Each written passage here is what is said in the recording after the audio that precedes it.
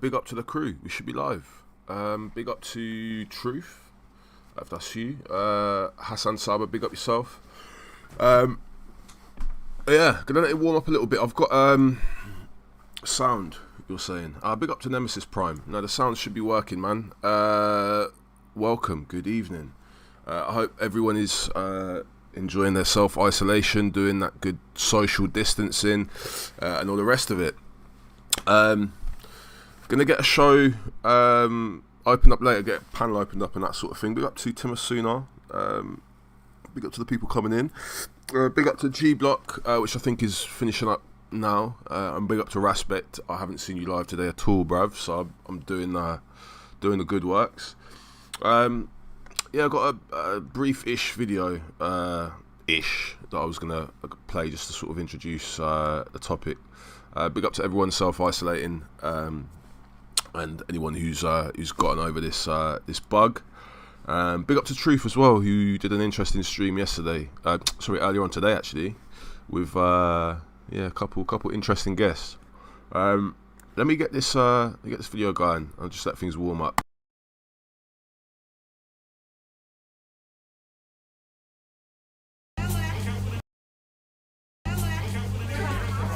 What happened in Wuhan and later in Italy were human catastrophes, but the countries have provided invaluable evidence of what to do and what not to do. Assisting people to breathe deemed a crucial lesson. The bit of the system which will come under pressure first will be those conditions that require people to have oxygen and particularly to have critical care beds. That means getting ventilators. The UK simply didn't have anywhere near enough. A month ago, we had 5,900 ventilators. The government told Newsnight last week that in a worst-case scenario, they would need up to 25,000. Hence, a massive drive to increase capacity. Last week, the government announced it had increased its ventilator capacity to 8,000. That not being enough, the Health Secretary put out an extraordinary call to manufacturers. We've got high-quality engineering in this country, and we want anybody who has the manufacturing capability to turn to manufacture ventilators. Airbus, Dyson, McLaren were just a few of the hundreds of companies that said that they could help. Time was of the essence, with a predicted peak of cases in the next few weeks. On Monday, when quizzed on the Today programme, the plan seemed to be going unexpectedly well. Have any new ones been made? Yes, we've made a serious progress on that. There's now over 12,000 that we've managed to get to. It was a line that was written up across the UK and further afield. But there's been some confusion. The government, in a briefing yesterday, said that there were 8,000 ventilators. We approached the Department of Health for clarity, and tonight they've told us that that is correct. The figure is 8,000 ventilators. It begs the question, when will these new ventilators be ready? We know that there is a huge effort going on to increase the number of ventilators. It would be really helpful for everybody on the front line to know exactly how quickly that is going to happen. You have been asking various... That brings us on to another claim made by Matthew Hancock last week. This on BBC Breakfast last Friday. It's unbelievable. In a matter of days, some of these top engineering companies have already turned their hand to this effort and already got their prototypes out. Certainly encouraging to hear something like that. But when will they then, once the prototype, when will you approve the prototype? How quickly can you do that? And how quickly can these ventilators be in the hospitals? In a matter of days. You might think that in a matter of days means a few days, but that doesn't appear to have happened either. Newsnight hasn't found any examples of these companies producing ventilators at any scale right now. For example, we approached perhaps the biggest consortium of companies, Ventilator Challenge UK, which has companies like McLaren, Ford and Airbus attempting to make ventilators at scale. But they told us that their target of making the first ventilator was the 30th of March, though that was looking tough. And that's only when it comes off the production line. It won't be NHS ready. Professor Andrew Farmery is an expert in ventilators and has even made a simple ventilator that he thinks could help, and he's worried. Well, Matthew Hancock has announced that we're very close to having the solution. That sounds comforting. If it's true, that's great. But we see no evidence that that is the case. And I can't really see how it could be the case, because I know the capacity of existing ventilator manufacturers to produce, and I know how impossible it would be for anybody to uptool another industry, Jaguar Land Rover, Dyson, JCB, Rolls-Royce. That's not going to happen. Tonight, an announcement from Dyson that they've been commissioned to make 10,000 new ventilators. Production will start in early April, but that won't fix the shortage now. The good news is that the NHS has procured extra ventilators, but by definition, some of those will take some time to come through. So big up to everyone who remembers where Dyson is currently headquartered and based. They're not a British company anymore. I think they've got operations all over the southeast of Asia, places like Singapore and the Near East, the Far East. So I'm not sure about how this is going to help us, but anyway. The reality is the capacity that we've probably got now is the capacity we're going to have over the next couple of weeks. And it's that next couple of weeks which could see a huge increase in hospital demand that will really test whether the UK has enough hospital equipment to cope. James Clayton then, the Department of Health, said tonight that it had significantly increased its ventilator capacity and that thousands more were expected to be available in the coming weeks. It added that more than 3,000 businesses had responded to the government's call for action, so the number of orders it placed would continue to increase.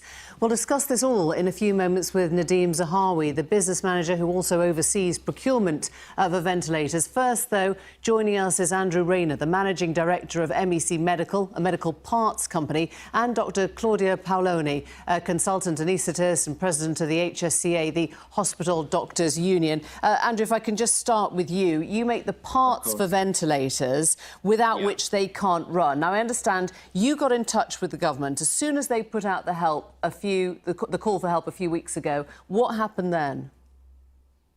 Nothing, quite honestly. Obviously, the Department of... So the DTI got in contact, said, we know you can make ventilator parts, can supply ventilators. Can you fill in the government website information, which I did, and just didn't hear anything. It's only been recently, since the consortiums have started to gear up to manufacture prototypes, that they've obviously got in contact with me now directly to, start to turn parts or make the accessories, prototype accessories that they're going to need for these ventilators. But I can tell you now, they're not days away, they're going to be weeks away. And the volume that our government require and the manufacturing that's going to have to go into these, there's no quick solution at all. The turning time for my parts alone is weeks. And it's just not, I can't see it being feasible. They should be putting their efforts into existing manufacturers of ventilators and trying to upscale their production. So what are you... Yeah, so for those who don't know what he's just said, basically don't go to companies that have no expertise in this field and expect them to instantly uptool their output of something that they've never made before. It'd be much better to go to companies like his that have been doing it and just get them to increase their efficiency, etc. But I'll let him carry on. Big up to Buddabing. I hope you're getting better, man. Big up to Queen J. Hit the like on the way in. Wipe your feet on the like button. Yeah, man. Big up respect for that one. Doing now. I mean, if you feel that valuable time has been lost, what are you actually doing now? Because you just had the Excel contract, right? Yeah. So I'm supplying a lot of equipment to the medical gas installation companies that are going to, lay all the pipe work and flexible hoses to outlet points, the actual outlet points themselves in the Excel. So we're working with the install maintenance companies at the moment to deliver that side of the project. So, and that, again, we're at full capacity as we are, but we're obviously prioritising that for the two companies that have been awarded that, and hopefully they'll get parts for that next week. But I supply to some major ventilator manufacturers who obviously must have NHS contracts, etc. And we've got thousands and thousands of accessory parts to make. I mean, my order book's gone tenfold increase in 2 weeks. And I obviously supply a lot of accessories to hospitals directly. They want to split oxygen outlets from 1 to 2. we literally can't make these quick enough, and there's only about 3 of our... Are you getting help? Are you getting help now with your workers to make them quicker, to bring more people in? Well, I brought more people in off our own back, and I've turned literally every penny that we have available in cash to more parts. But in terms of actual government help or contact, absolutely nothing. They've gone and ploughed loads of money into big consortiums to try and, make a cheap makeshift ventilator, which is fair enough, but really they should have gone and given funding to existing ventilator manufacturers and existing companies like us who could just upscale quicker. I guess the government could turn around and say, look, there are other companies. Dyson, we're hearing tonight, has received an order for 10,000 ventilators. Presumably they can turn those around more quickly. Well, maybe. But again, you've got a lot of... I don't know how bulletproof their supply chain is, but we're already seeing from our supply chain, we use a lot of subcontractors to finish parts, etc. We can't do everything in-house. And they've all shut down now. They're saying it's easier for us to shut down because the government have said, we're going to subsidise 80% of salaries. Why? Up to £2,500. Why? So they've just taken the view, it's easier just to shut than support, medical device manufacturers. So they're not key workers? I feel bad for this guy, man. Then they're not considered essential key workers? Well, not by our government, but of course they are, and we're trying to convince them to stay open. I've got one of my, subcontractors who's absolutely crucial to us. They've got 10 to 20 CNCs running parts for me now. They run 24/7, and the managing director of that company is just gone and purchased another CNC machine off his own back to cater for my parts. That investment was hundreds of thousands of pounds for that CNC machine, state-of-the-art sliding head. Yeah. I'm sure Dyson have got lots of them sitting in, various facilities they have. But we've already got parts drawn that I supply to other ventilator manufacturers. So, yeah. Andrew Rayner, really appreciate you filling us in on that one. Let me talk to Claudia Paoloni. The government's used this phrase for days now, Dr Paoloni, that they're ramping up testing of your members, of NHS staff, of frontline people. Are you getting what you need in terms of testing now? I think testing's quite a difficult situation. Big up to Malik East. That guy was... he's the managing director of a company called MEC, which provides... various bits and bobs that can be used for ventilators. And I would say that no, there are still delays in getting the tests and prioritising who is receiving the tests. But the testing in itself isn't just the solution, because there's test that is currently available, which is a test specifically to see if you are positive right now with the virus, actually doesn't help workers who are self-isolating at home, who need to know whether they are actually immune or not. And that test is quite a long time away from coming. It can tell them whether they're positive, but the negative is more difficult to interpret. Let me ask you about protective equipment. That's another thing that we've heard a lot about. We had somebody on our programme earlier saying that staff were using bin bags, Wicks goggles, school science classroom goggles, because they didn't have enough protective clothing. Are you experiencing those shortages? We're getting messages of medics that are having to improvise. There is PPE insufficiency across the country at the moment, and I'm very pleased that the government is making strong efforts to support that. But what we are concerned about is actually that the current level of personal protection equipment that is available and the guidance that goes with that actually needs reinforcing, it needs reviewing, because the evidence now is suggesting that there are many members of the public and workers who may well be asymptomatic and shedding virus into the environment. And that needs addressing with further protection equipment to be made available for more instances. And separate subspecialties are now actually rewriting the guidance to substantiate that. And this needs an urgent review. OK. Dr Paoloni, thank you both. Thank you very much indeed. A lot to put to... This is what you call a car crash interview, right? just check this out, people. Big up to the people who've just come in. Hit the like on the way in if you can. Going to open up the panel in a little while. Just covering this this BBC footage from yesterday. Our minister then, Nadeem Zahawi. Nice of you to come in, Nadeem. Let's start first of all with the figures, if we can, because I think they've caused a lot of confusion. They look very positive, the fall in the number of deaths overnight. Can we interpret that in any kind of pattern? Well, at this stage, I wouldn't interpret anything into the figures. I think the Prime Minister's right to say that the message is very clear. Stay at home, make sure we protect the NHS and save lives. Because so we need we're not dropping. The curve is not yet dropping. Bear down on that curve, as the Prime Minister rightly says. We have to keep going. That's the message. We have to continue on this task.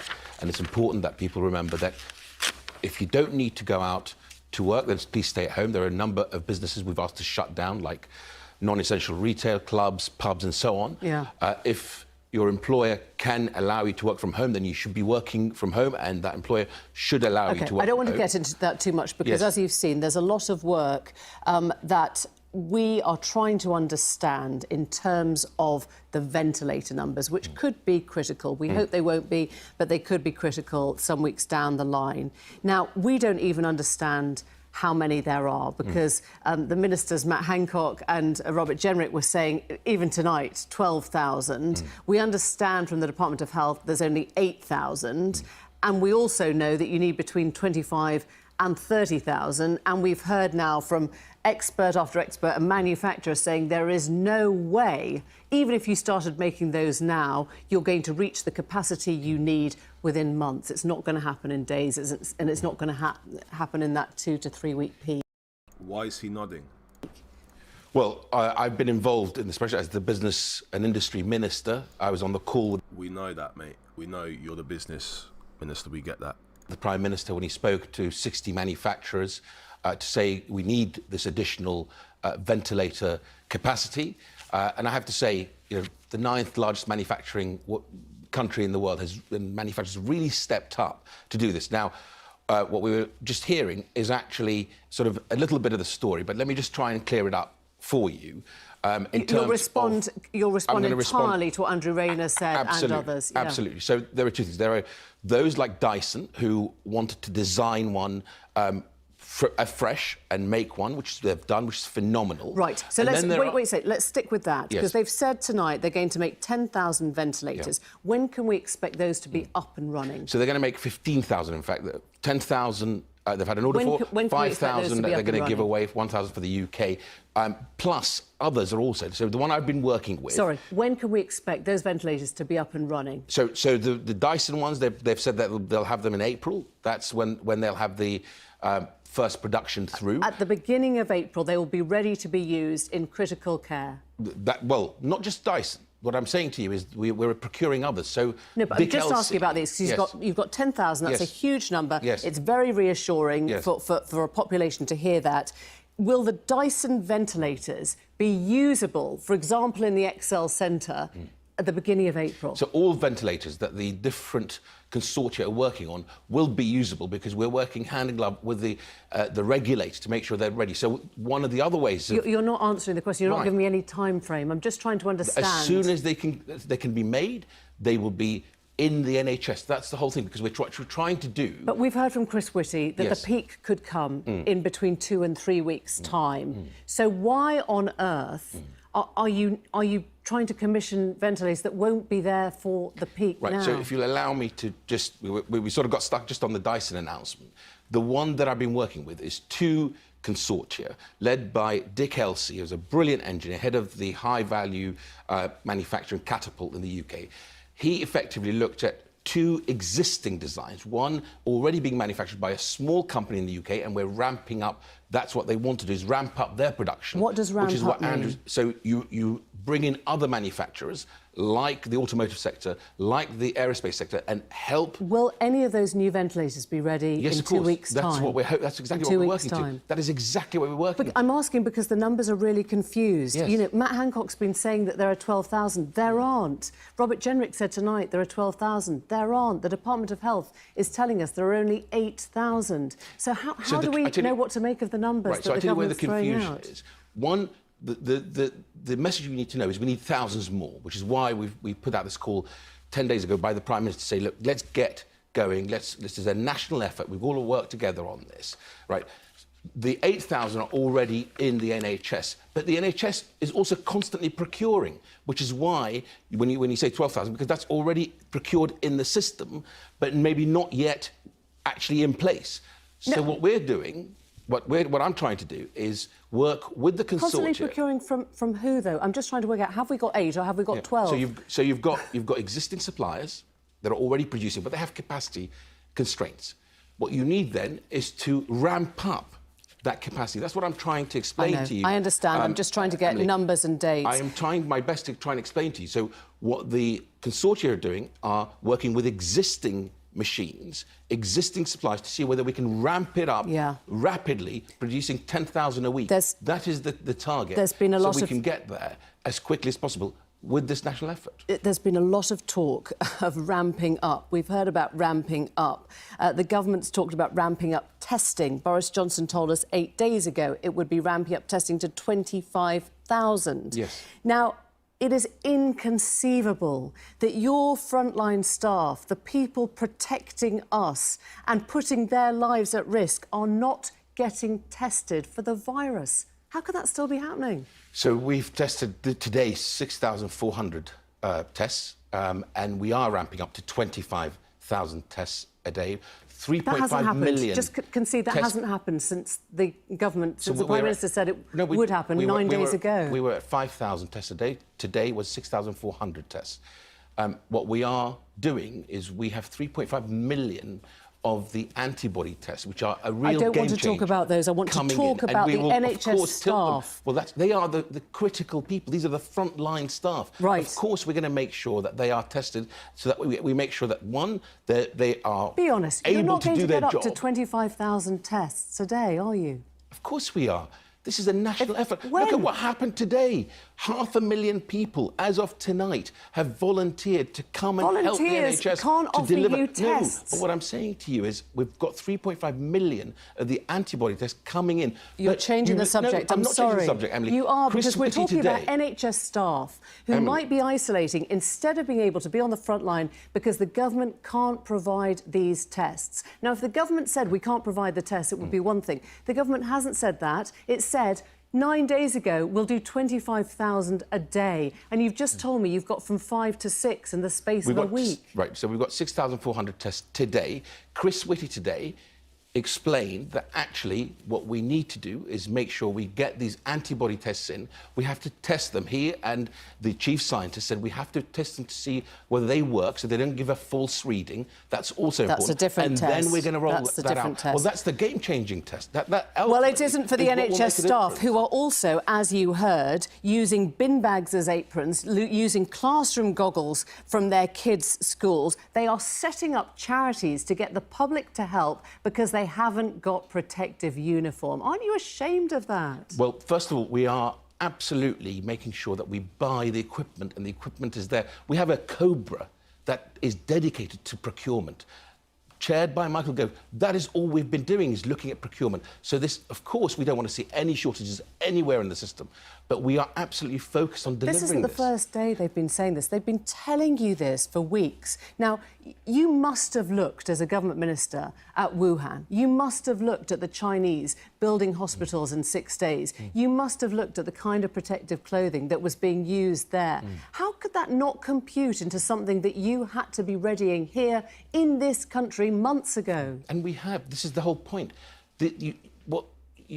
You speak as if we've done nothing. We have been planning and planning and planning. We have a COBRA dedicated to procurement. I just explained that. We have Simon Stevens, who's been planning and planning and planning so the NHS can deal with it. Today, you heard from Chris Whitty, the chief medical officer, saying that the NHS can actually... He said we need more testing. But we'll be able to cope with this. And we've heard from Imperial College, as you've just heard Nick Watt report. that they're saying we just might be able to cope with, but it requires Okay, a natural on that effort. question, It requires of all coping, of us to pull very together briefly, rather than snipe at us. No, it's not sniping. This is our job, to ask you, the government, to explain to people on the front line why they're not getting the stuff they need. The XL Centre is going ahead, becoming a hospital. We've seen that extraordinary turnaround now. I think the Times is reporting that there will also be a field hospital in Manchester and in Birmingham as well, at the Exhibition Centre. Is that right? Are those two being turned into hospitals? Well, I haven't seen those reports yet. Of course, I am in the Business and Industry Department. Matt Hancock will make those announcements, or the Prime Minister at the appropriate time. But the Excel Centre, as you know, is going ahead, 4,000 beds there.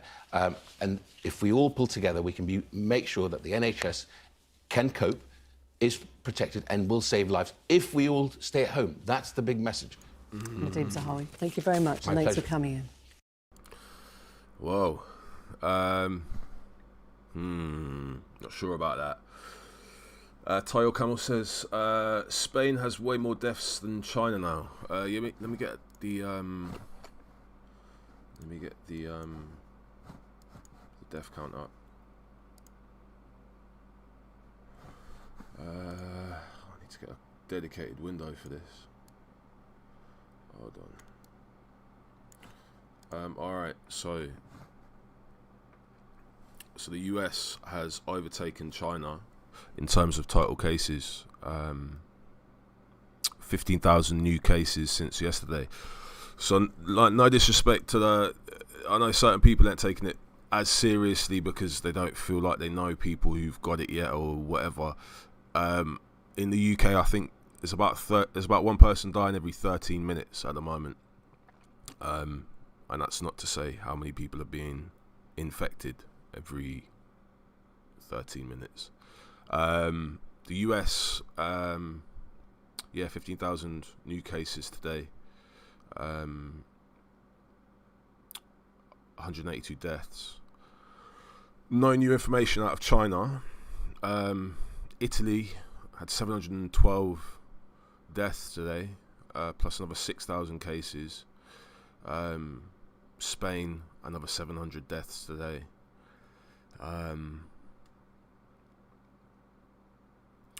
France, fucking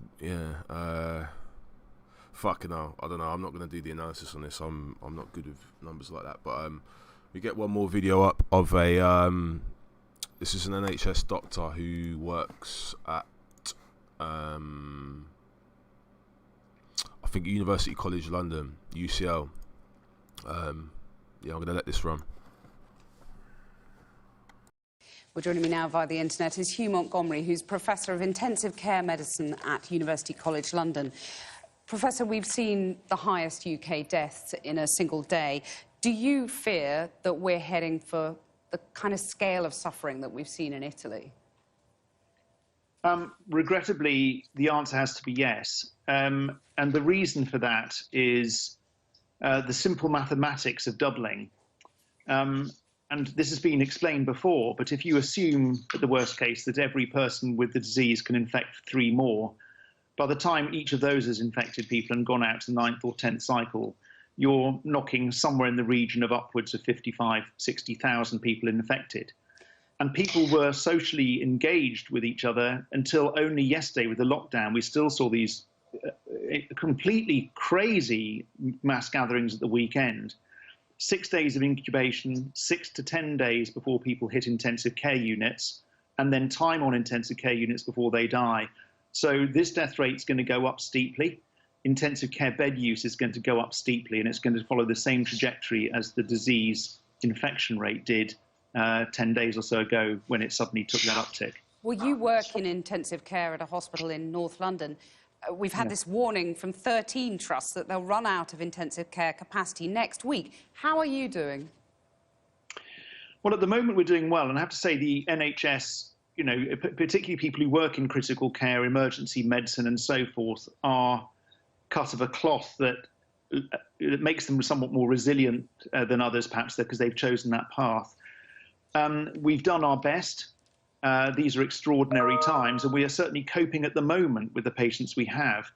But I have no doubt at all that we will be unable to cope. And that's not because people haven't tried or because government hasn't tried. It's just the mathematics of the speed of the rise. So I would expect we're seeing doublings of cases, which means we're now seeing doubling of ITU admissions. And if you can do your own maths, if you imagine there might be more than a couple of hundred people on ventilators now or in intensive care in Britain, I don't know the precise number this evening, but it will be somewhere upwards of 200-300, I guess. If you imagine that doubles in 2 days, and then that doubles again in 2 days, and that doubles again in 2 days, and it will keep doing that until these impacts of social isolation bite and start flattening this curve, flattening the rise. So we're in for a tsunami of cases in the next fortnight. And so at what point do you estimate that you will run out of capacity at your hospital, the Whittington? We've had a benign rise at the moment. Probably inappropriate for me to tell you quite where we are clinically. We're better than some in London. Maybe that's because people socially isolate more, I don't know. But either way, we're slightly better off. But at the moment, the doubling rate, we would be likely, like many other trusts actually in London, to be out of beds by the end of the weekend. I mean, that's very soon. That's extraordinary. What will you do then at that point? Well, we're all trying to do our best at the moment to come up with management plans that can perhaps help mitigate people coming to intensive care at all. So the first thing, which sounds harsh, but is not meant to be, is just the conversations with your frail and elderly family, or if that is you, about what is appropriate for you when you become critically unwell. And this is something we planned as a intensive care society nationally, is to have a conversation with people nationally this year about it. It's not just about coronavirus, but it does bring it into focus. That's not rationing. That's not the question of saying if you're old, we're not interested in you, not at all. But it's just to say, if life is coming to an end naturally anyway, maybe the way that your life ends shouldn't be on an intensive care unit. The second thing, though, is that we're trying to learn from our colleagues in Italy and China and elsewhere about the best ways to manage people without going onto ventilators. And there are some tricks of the trade that seem to be effective, and we have care pathways to try to do that too. But no, I mean, we've never been here before, and people are going to have to be inventive, and the work is going to be very, very hard.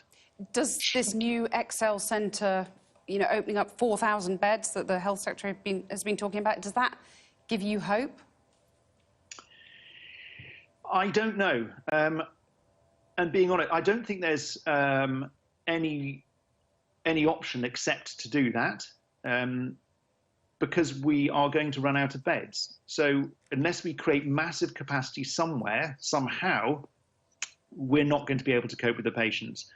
It makes sense to me to put those people in one place as much as one can, because perhaps cohorting patients allows more effective use of staff and more efficiency. But this is a matter of an enormous scale. I mean, a hospital requires staff, accommodation, food, beds, drugs, pharmacies, oxygen, ventilators. This is an industrial scale to achieve. I do know one or two of the people involved in the clinical leadership of that, and they are exceptional. So if it can be done, they will do it. I have no doubt. These are good people. And just finally, we've seen people lighting barbecues, you've got people going to construction sites. What do you say to them as someone who is working on the front line right now trying to save people's lives?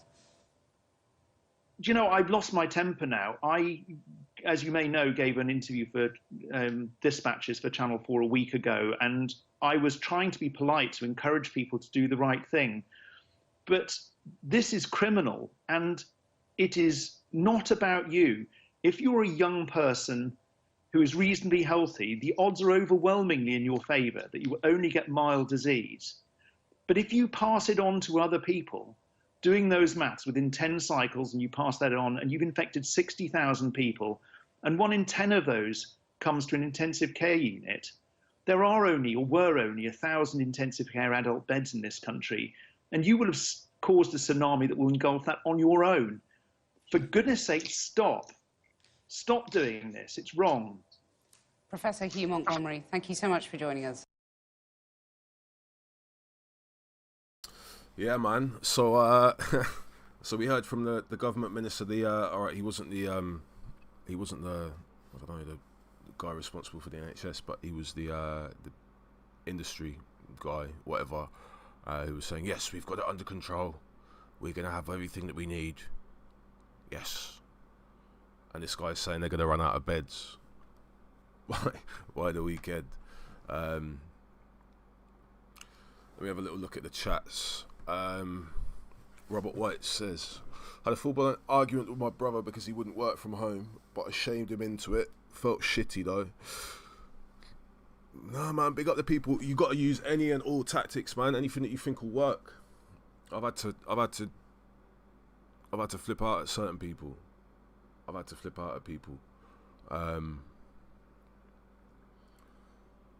Chemical trialing could not have helped. Or chem? Are you talking about chem trailing? I don't know about that. Yes, Ziriab Jamal, you're correct, man. US it's kind of come on top for them in this last 24 hours. Born Rich, I don't know if you're going to tune in at some point or if you're like lurking at the moment, but yeah, I think the reason people were getting onto you yesterday is because, yeah, your leader Donald Trump isn't taking the cue from the world leaders he should be taking a cue from. Like, he's not doing what should be done to limit this spread. So yeah, New York, you're saying, Jenn, how many was in New York today? 7,000, so like half of the cases. I think it was like 12,000 cases, 12 or something like that, in 12,000 new cases in the US, 6,000 plus in New York. 38,000 in New York. So boy, I don't know, man. Let me get a couple more videos up. If anyone's got any more videos that they'd like me to play in advance, because what I'm going to do, I'm going to just let the sort of topic warm up. I have some reference videos that we can all sort of discuss. I can't do it like on StreamYards. So if you're on the panel with me, you can't see what's going on at the same time. So I'm just going to run a bunch of videos now. So if any of you guys with spanners, any of the mods, if you've got any videos that you want me to play, let me know. I'm going to be going through until probably quite early, to be fair. I reckon this is going to be a 6-hour-ish stream. I'm probably going to like 5 or 6. So big up to the people who are struggling with sleep or on different time zones. Might have a guest coming in as well, if he responds to my message. Big up to the Shadow Justice Warrior. 40% of hospitalised US cases are aged 20 to 54. This is not only affecting old people. Yeah, it's true, Jenn, and this is the worst thing. They've been saying kids will be immune to this, kids will be immune to this, kids will be immune to this. There's kids are dying from this now as well. First couple of days I was like, yeah, I ain't got nothing to worry about. I'm in my 30s. Like, I'm not in this 65 and over risk category. Nah, man, I'm not invincible. Lots of people around my age are on ventilators, hooked up right now. Big up to the people who have been taking the precautions, doing the social distancing, all that sort of stuff. Yeah, I guess it's all you can do. Do you think that churches should be open or closed during this time? Closed, 100%, 100%. And I think the the pastors who actually care about their flocks will definitely be closing and doing like live streams or whatever. Big up to Samaroon. Let me get this video that let me just check it out for length. It was like 7 minutes. Yeah, man, cool. All right, we'll get this one running. This one's from CNN. It was like a war zone. So all of a sudden, there were so many patients. Everybody needed medications. Everybody needed treatment. We had 70 staff within a week that were out. These healthcare workers were among the first to battle a COVID-19 outbreak in America. Few in the United States have more experience with the deadly toll it took. How quickly do you see the demise of someone with COVID-19? Professor Dr. 24 hours. They work at Life Care Center of Kirkland, the nursing home where the first known U.S. cluster of COVID-19 deaths and infections occurred. For a month, they have been treating and continue to treat coronavirus-infected patients. Have any of you had symptoms of the novel coronavirus? No. Have any of you tested positive for COVID-19? For weeks, this was the location of the most deaths from the novel coronavirus in the United States. This is the first time their story of what happened inside has been told. If you Google signs and symptoms of coronavirus, it's runny nose, fever, and cough. I haven't seen a runny nose yet. What I see is much different than that. I saw what I describe as red eyes. I'd never heard of red eyes before. Why is that? Is that information just not gotten out to the public? It's something that I witnessed in all of them. They have like, you can describe it like allergy eyes. The white part of your eye is not red. It's more like they have red eyeshadow on the outside of their eyes. But we've had patients that just had the red eyes as the only symptom that we saw and go to the hospital and pass away in the hospital. As of now, the CDC does not list red eyes as a symptom of COVID-19. Chelsea Ernest is a registered nurse and the nursing director at another Life Care Center facility in Washington State, and that is what she saw. When an urgent call for help came from the Kirkland facility, she volunteered. She arrived one day after the staff learned a patient tested positive for coronavirus. Why did you answer the call? You didn't have to be there. This was voluntary. Well, I'm a nurse, and they're not my patients, but hold on, I'm sorry. It's okay, take a breath. Ernest and her fellow staff members saw the death toll rise like a rocket. The terrifyingly fast deterioration of the patients always seemed to happen on the night shift, her shift. That's how I describe it. Is you're going off to war, and you're in a battlefield where supplies are limited. The help is slow to get to you, and there's lots of casualties. And you can't see the enemy. And you can't see the enemy. Suddenly, a third of the staff had symptoms and was out sick. Before they all knew it, the virus was sweeping through the entire building. It was the oldest patients who were dying fast. The average age was 80 years old. Nancy Butner is the vice president of Life Care Centers of America, Northwest Division. Just the patient, losing them. Because we live with them for so long.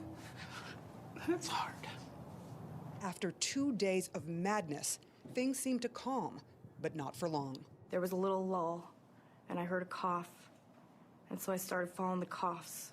According to the CDC and Life Care Center, at the height of infections, 129 people linked to this nursing home tested positive. 3/4 of the patients, about a third of the staff, and 14 visitors. 29 people associated with this facility have died due to coronavirus. In the weeks that followed, the CDC came out with a report on the facility. It found in part the facility's limitations in effective infection control and prevention, and staff members working in multiple facilities contributed to the spread of the virus both inside the facility and out.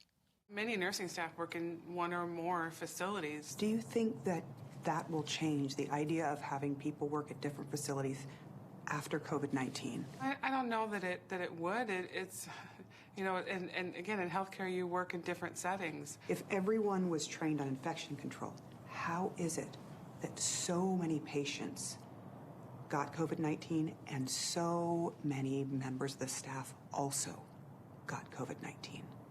There's usually 2 patients to a room, and some of the rooms are bigger and they have 3 patients. And you have caregiving staff that are very close to their residents. We hug them, we kiss them, we love them. And I couldn't have been perfect on my PPE process.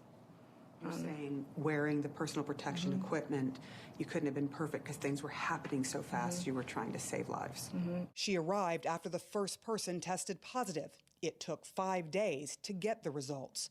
Frightened families were outside, furious. Who is they so we can follow up with it? They couldn't get information on their loved ones for days. We just could not answer the phone quick enough. We had a significant drop in staff. We had significant care needs that were a priority over, unfortunately, talking to families on the phone. In those first few days, the Life Care Center said they made a cry for help to government agencies from county to federal to state. Did you get what you need when you needed it? No.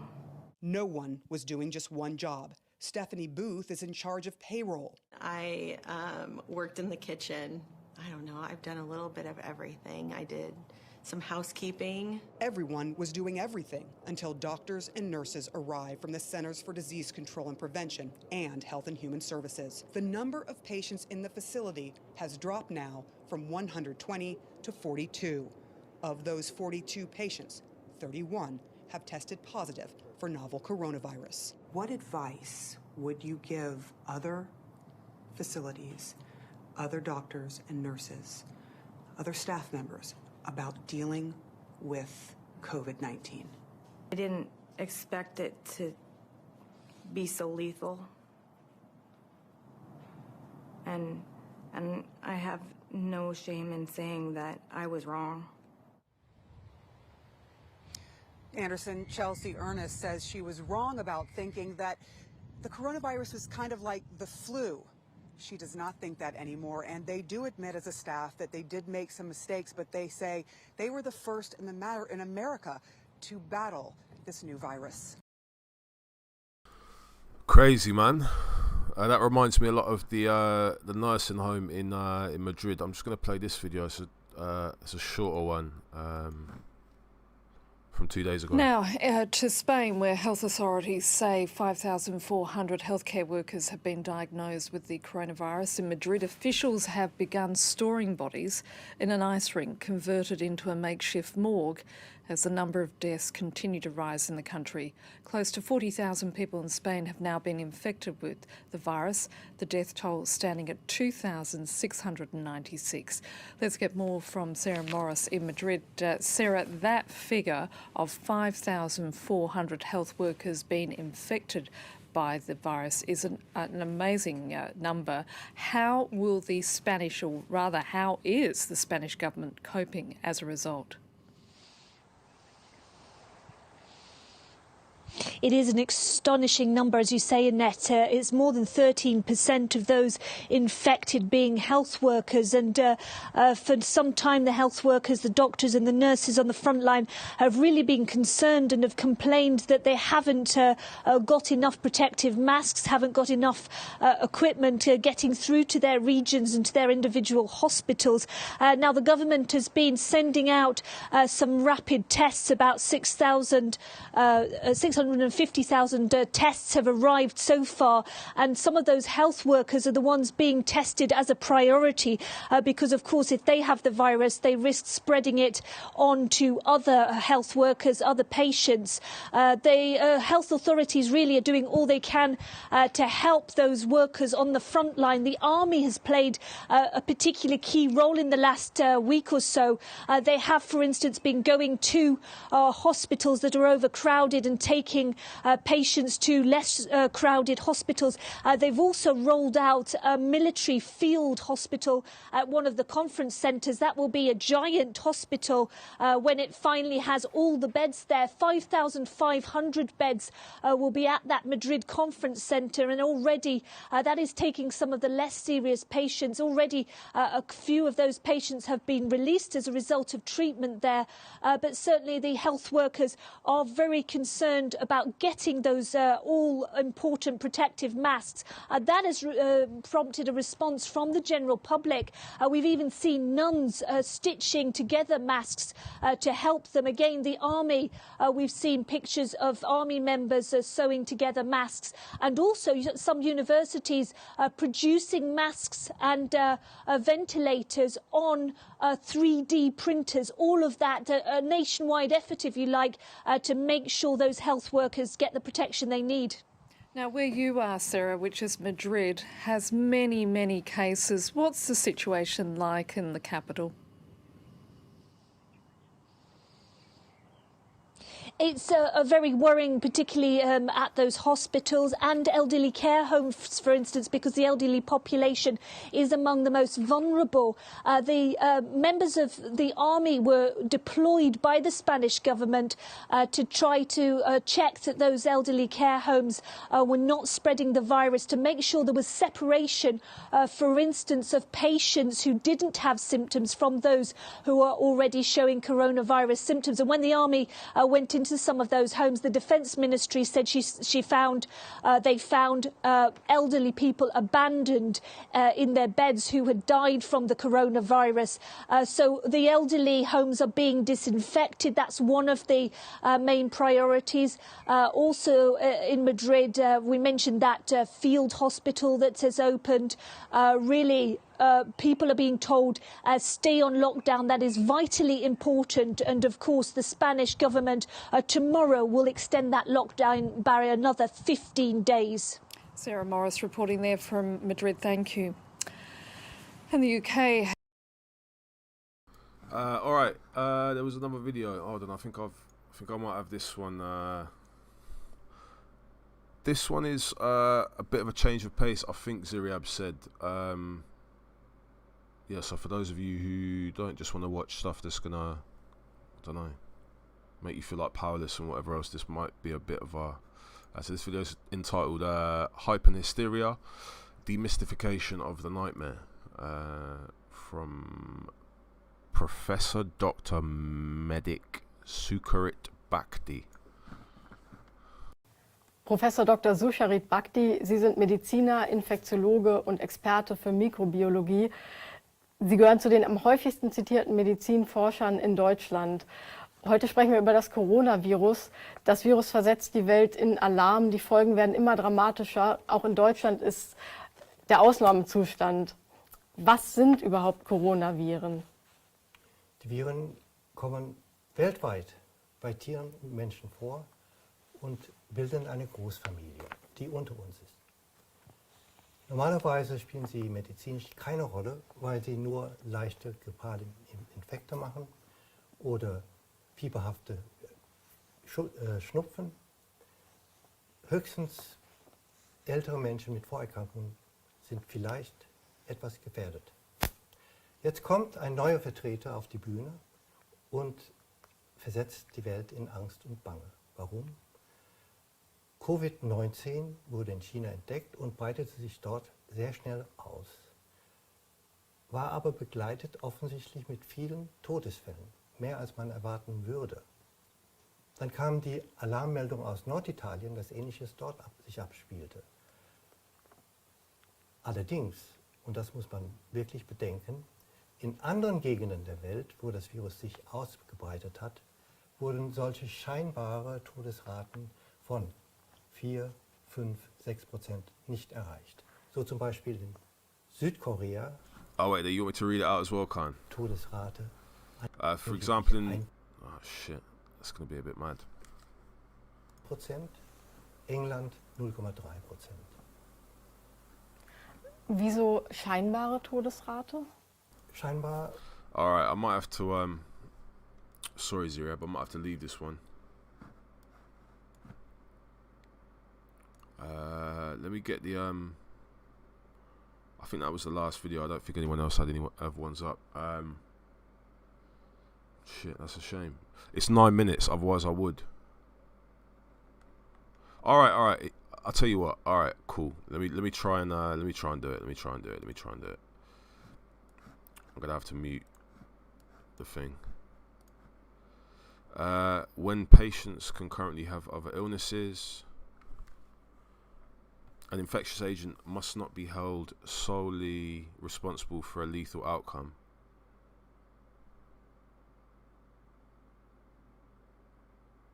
This happens for COVID-19, but such a conclusion is false and gives rise to the danger that other important factors are overlooked. Different mortality rates may well be due to different local situations.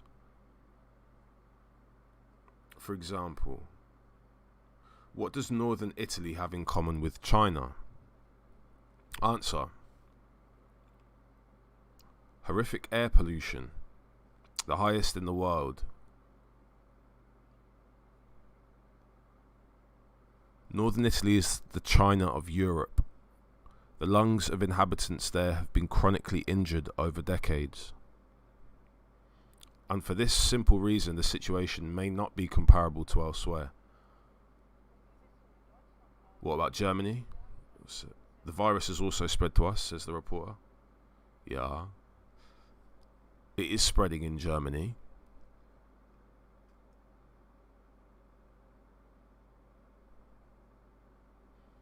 One most important consequence being that we now have sufficient data to gauge the true danger of the virus in our country,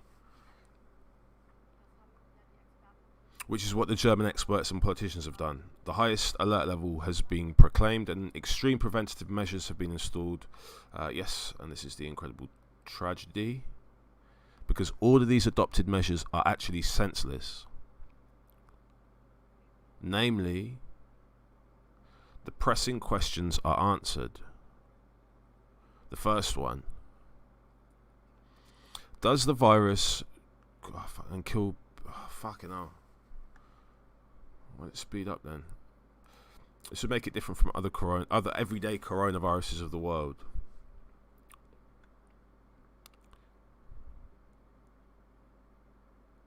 The answer is clearly no.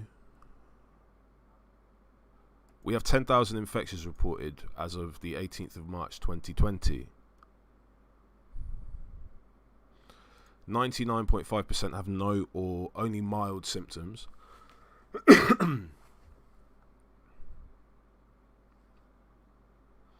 Here we already see that it is false and dangerous to talk about of 10,000 patients. They are not seriously ill. Infection is not identical or synonymous with disease. Of 10,000 infected people, only 50 to 60 were severely ill and 30 died. To the present day, in 30 days, so we have an apparent mortality rate of 1 COVID-19 positive case per day. Up to now, the looming worst case scenario that must be prevented according to the authorities, then we would have 1 million cases and maybe 3,000 total deaths in 100 days. This would mean 30 deaths a day. The aim is to prevent this worst case scenario. All current emergency measures aim to slow down virus spread to save lives, says the reporter.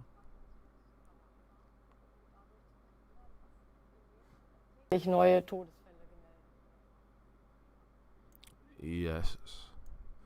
But we are already looking at the worst case scenario with 30 deaths a day. 30 deaths a day may sound like very much. Keep in mind that every day 2,200 over 65-year-olds depart from us here in Germany.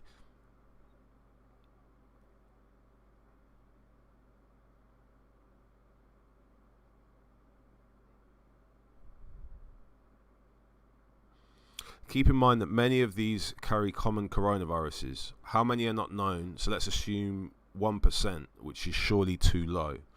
That would translate to 22 a day.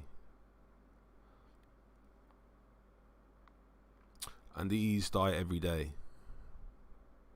The only difference is that we do not talk about corona deaths, because we know that these viruses are normally not the major cause of death. So what we are doing in the moment is to prevent that these 22 are replaced by 30 COVID-19 positive patients.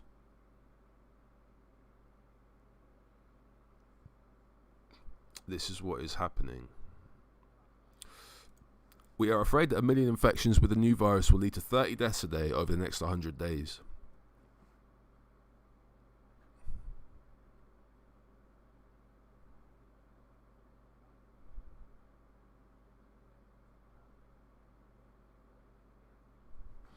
But we do not realise that 20 or 30 or 40 or 100 patients positive for normal coronaviruses are already dying every day.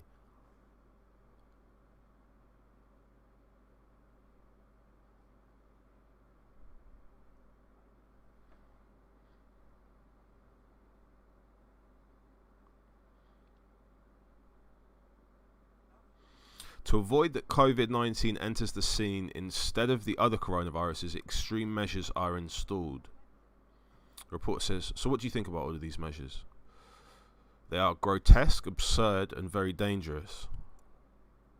Our elderly citizens have every right to make efforts not to belong to the 2,200 that daily embark on their last journey.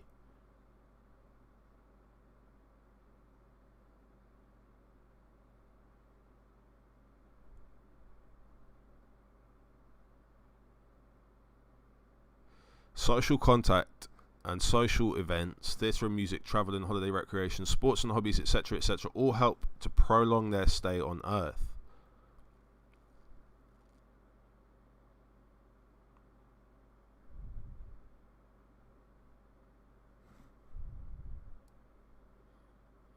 The life expectancy of millions is being shortened.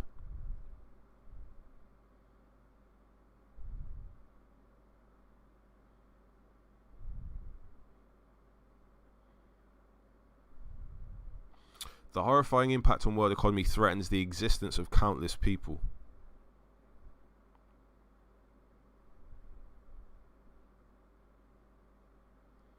The consequences on medical care are profound. Already services to patients who are in need are reduced, operations cancelled, practices empty, hospital personnel dwindling.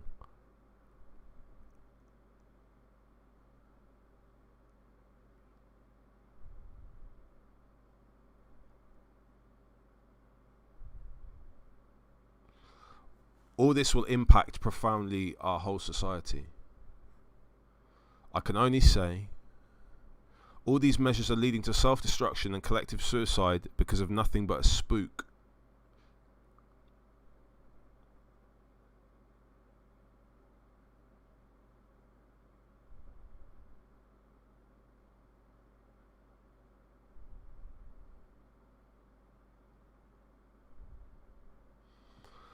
Oh, big up Kaan, man. Or big up to Ziriab for the video. And big up to Kaan for poking me to read that out. Felt like my nephew. Can I have another? Can you read me another book, Uncle Dan? Can you read me another book? Yeah, no worries. Well, there you go. That's my reading voice for everyone. The sensible one says, let's all move to New Zealand and sit it out in those billionaire-owned doomsday bunkers. TOITN, I would like to see Bill Gates and family get vaccines from a random person in the public using the same exact vaccines they want the rest of the world to take. I bet Billy would object. Emily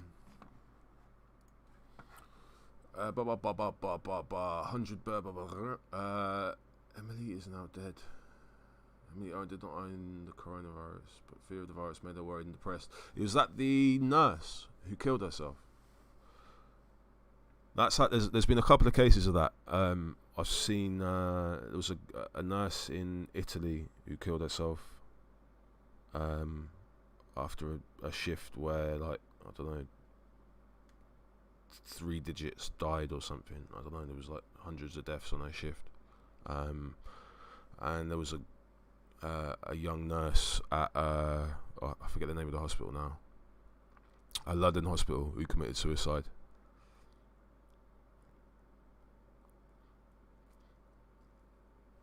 When the rich started selling all their properties 3 years ago, it got me thinking.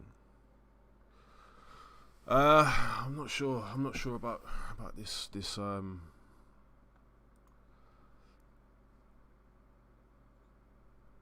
not sure about there's an argument to be made that there is an unnecessary panic being built up. Yeah, and I was gonna get your post up. So this is actually from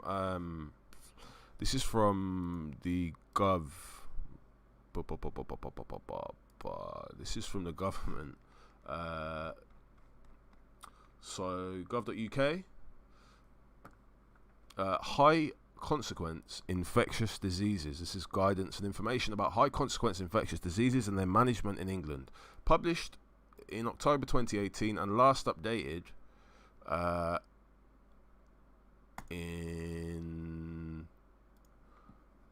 Right, okay, so basically they added the Wuhan novel coronavirus to this guidance in January, and in March on the 21st they added an explanation of the removal of COVID-19 from the list of HCIDs in the UK.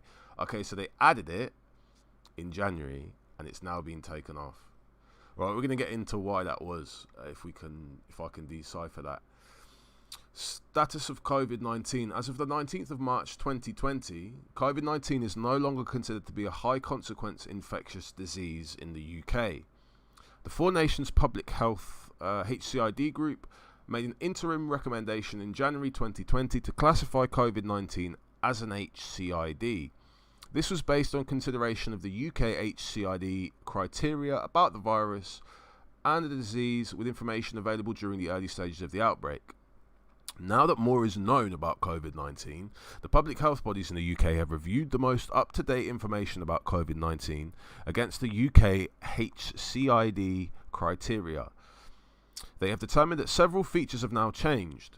In particular, more information is available about mortality rates, low overall, and there is now greater clinical awareness and a specific and sensitive laboratory test, the availability of which continues to increase. The Advisory Committee on Dangerous Pathogens, the ACDP, is also of the opinion that COVID-19 should no longer be classified as an HCID. The need to have a national coordinated response remains, but this is being met by the government's COVID-19 response. Cases of COVID-19 are no longer managed by HCID treatment centres only. All healthcare workers managing possible and confirmed cases should follow the updated National Infection and Prevention IPC guidance for COVID-19, which supersedes all previous IPC guidance for COVID-19. This guidance includes instructions about different personal protective equipment, PPE, ensembles that are appropriate for different clinical scenarios. Okay. So they're probably going to tell people who are currently wearing like bin bags and children's goggles not to wear bin bags and children's goggles and to await the dispatch of some improved PPE.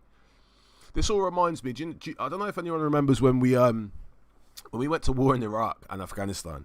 Does anyone remember the equipment issues that revealed themselves not long after we got over there? So I think I don't know which mark of the SA-80, which is the standard issue assault rifle for the British services.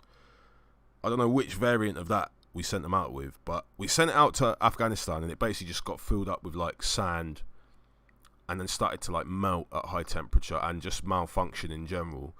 The boots that we sent the troops out in started to melt because they weren't desert boots. They were like Northern European woodland, and the camouflage was all wrong. They were wearing like British, Northern European like fucking woodland camo when they were supposed to have this like this more sort of ventilated desert camo with boots that were actually fit for purpose.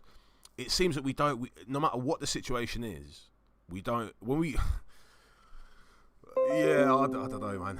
Definition of an HCID in the UK: a high consequence infectious disease is defined according to the following criteria: acute infectious disease, typically a high case fatality rate, may not have effective prophylaxis or treatment, often difficult to recognise and detect rapidly, ability to spread in the community and within healthcare settings, requires an enhanced individual population and system response to ensure its managed effect. What? Why is... Okay. HCIDs are further divided into contact and airborne groups. Contact HCIDs are usually spread by direct contact with an infected patient or infected fluids, tissues and other materials, or by indirect contact with contaminated materials and fomites. Airborne HCIDs are spread by respiratory droplets or aerosol transmission, in addition to contact routes of transmission. List of HCIDs: Argentine hemorrhagic fever, Junin virus, the Bolivian hemorrhagic fever, Machupo virus, Crimean Congo hemorrhagic fever, Ebola virus disease, Lassa fever, Lujo virus, Marburg virus, severe fever with thrombocytopenia syndrome, the Andes infection, aka the hantavirus, which is airborne, avian influenza, H7N9 and H5N1, avian flu H5N6 and H7N7, Middle East respiratory syndrome, monkeypox. That's a cool name, to be honest. Nipah virus infection, pneumonic plague, severe acute respiratory syndrome, SARS with a star. No cases reported since 2004, but SARS remains a notifiable disease under the international health regulations, hence its inclusion here. Human to human transmission has not... Alright, so this is in the case of... wait, what? Where's the second? Okay, this is another footnote. Human to human transmission has not been described to date for avian influenza A. Human to human transmission has been described for avian influenza A H5N1, although this was not apparent until more than 30 human cases have been reported. Blah blah blah. The list of HCIDs in the UK. HCIDs, including viral hemorrhagic fevers, are rare in the UK. When cases do occur, they tend to be sporadic and are typically associated with recent travel to an area where the infection is known to be endemic, or where an outbreak is occurring. None of the HCIDs listed above are endemic in the UK and the February 20. Infection prevention and control in healthcare settings. Okay. I don't understand why. I mean, I don't know. This is bureaucracy for you, to be honest. I'm gonna have a look at the government. Okay, so this is a much more concise. We know this shit. I think. I don't know. All right, I'm gonna get see if I can get a panel open. Yeah, if anyone's still about, if you haven't all fallen asleep by now, unless anyone's got a final video or two that they want me to play before I get the panel open.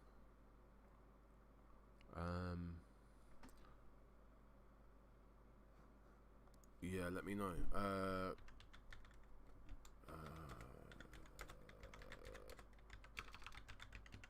In fact, I think maybe if I can find that one. There was one video I wanted to play, but I don't know if I'm going to be able to find it again now.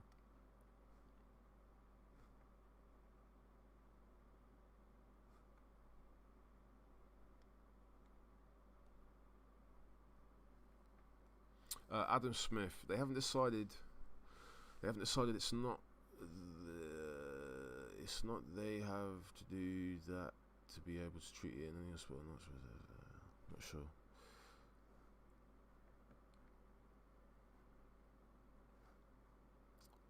What was the name of the video?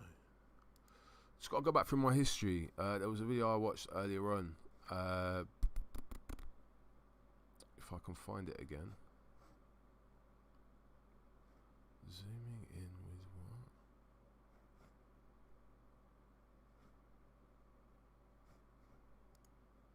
what? No, that's a bit too long.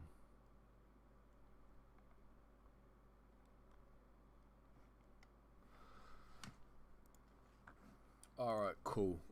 I'm gonna get this, if you lot are already in the hangout, just just answer the call. 2 seconds.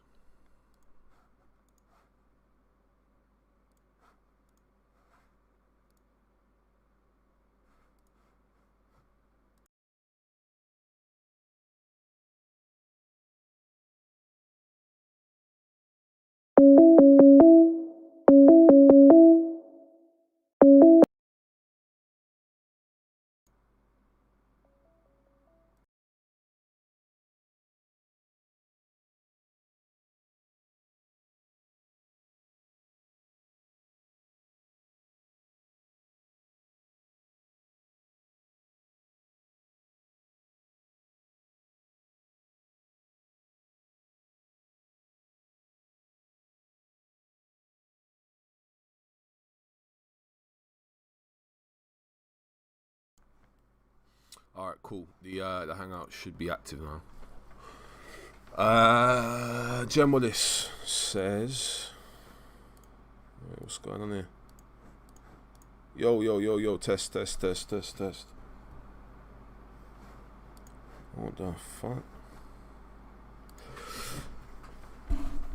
It's real and it's coming hard, but I don't think as hard as it's been in Italy and Spain. You say that, but have you seen what Italy and Spain did to shut down their economies, Adam? They shut things down quickly, man. They took no chances with that. So, I don't know what London's looking like for you lot. Yeah, America's on track.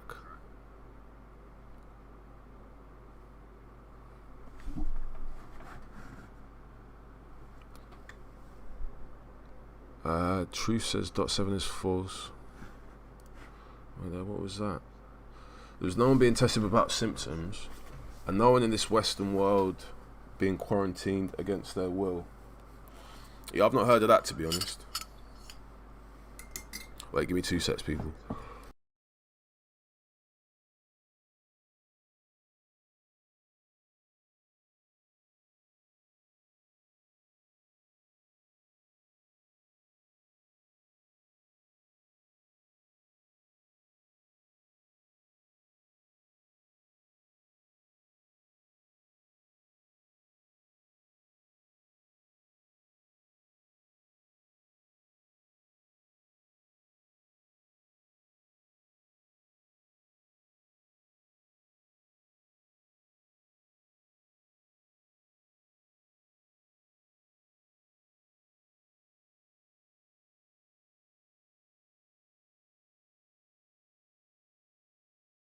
Alright, cool. Adam Smith, Italians hug and kiss everyone. We talk to anyone we get looked at like we're Edward Scissorhands. Yeah, maybe. You might be right, man. There is slightly different social norms and whatever else that mean this thing looks different in different parts of the world, but A says, I'm good. I'm on 365 lockdown with agoraphobia. Yeah, it's alright for some. Yeah, I think it's the extroverts who are struggling to deal with this at present, but Truth. Big up yourself, man. Yo, why can't I hear you? The fuck is going on here?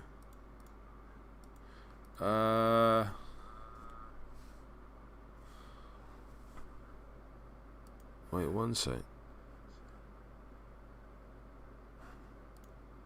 Yo, why can't I hear you, man? Right, 2 secs. Yo. Truth. Nah, man, this thing's not working. Give me 2 sets. Alright, we've got some technicals. I don't know what's going on here. I've been streaming for like 8 months now. This has never happened before.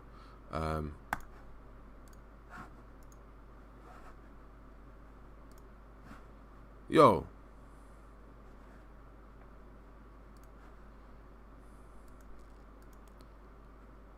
Yo. Okay, that's working again now.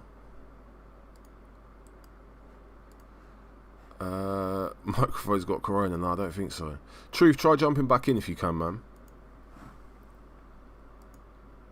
I don't know what happened to that then. Advanced audio properties. I could on my phone, but not on the Hangout. Jump back in, man.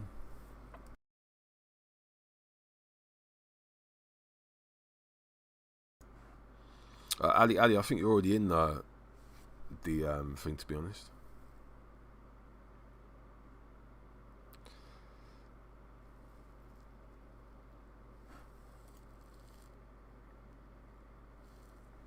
That's proper weird. I don't think anyone could hear you, Truth.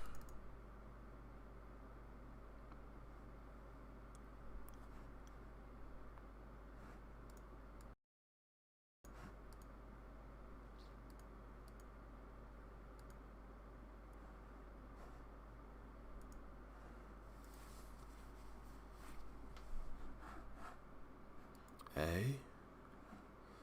Alright, hold tight, Truth.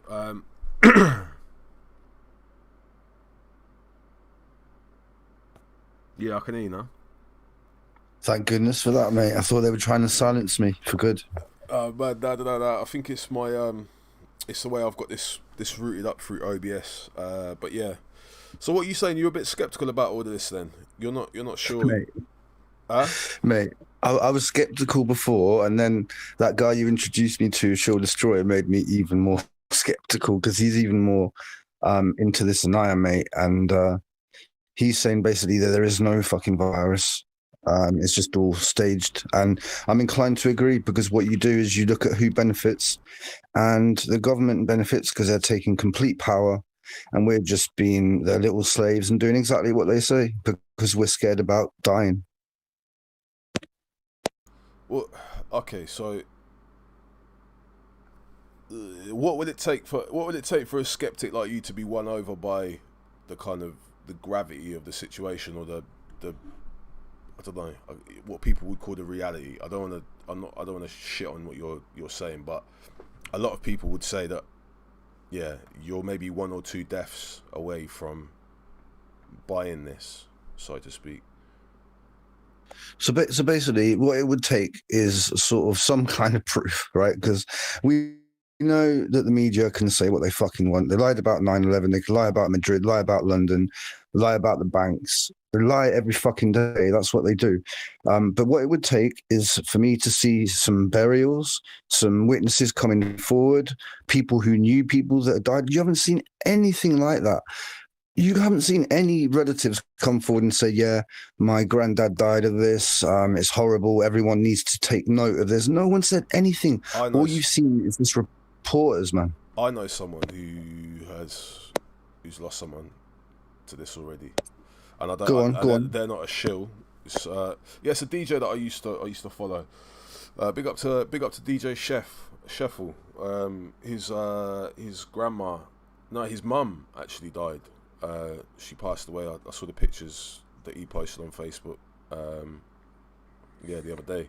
That was like the first within my like social group that I've clocked. So yeah, it depends on your social circles, but this is real, man. I've seen a couple.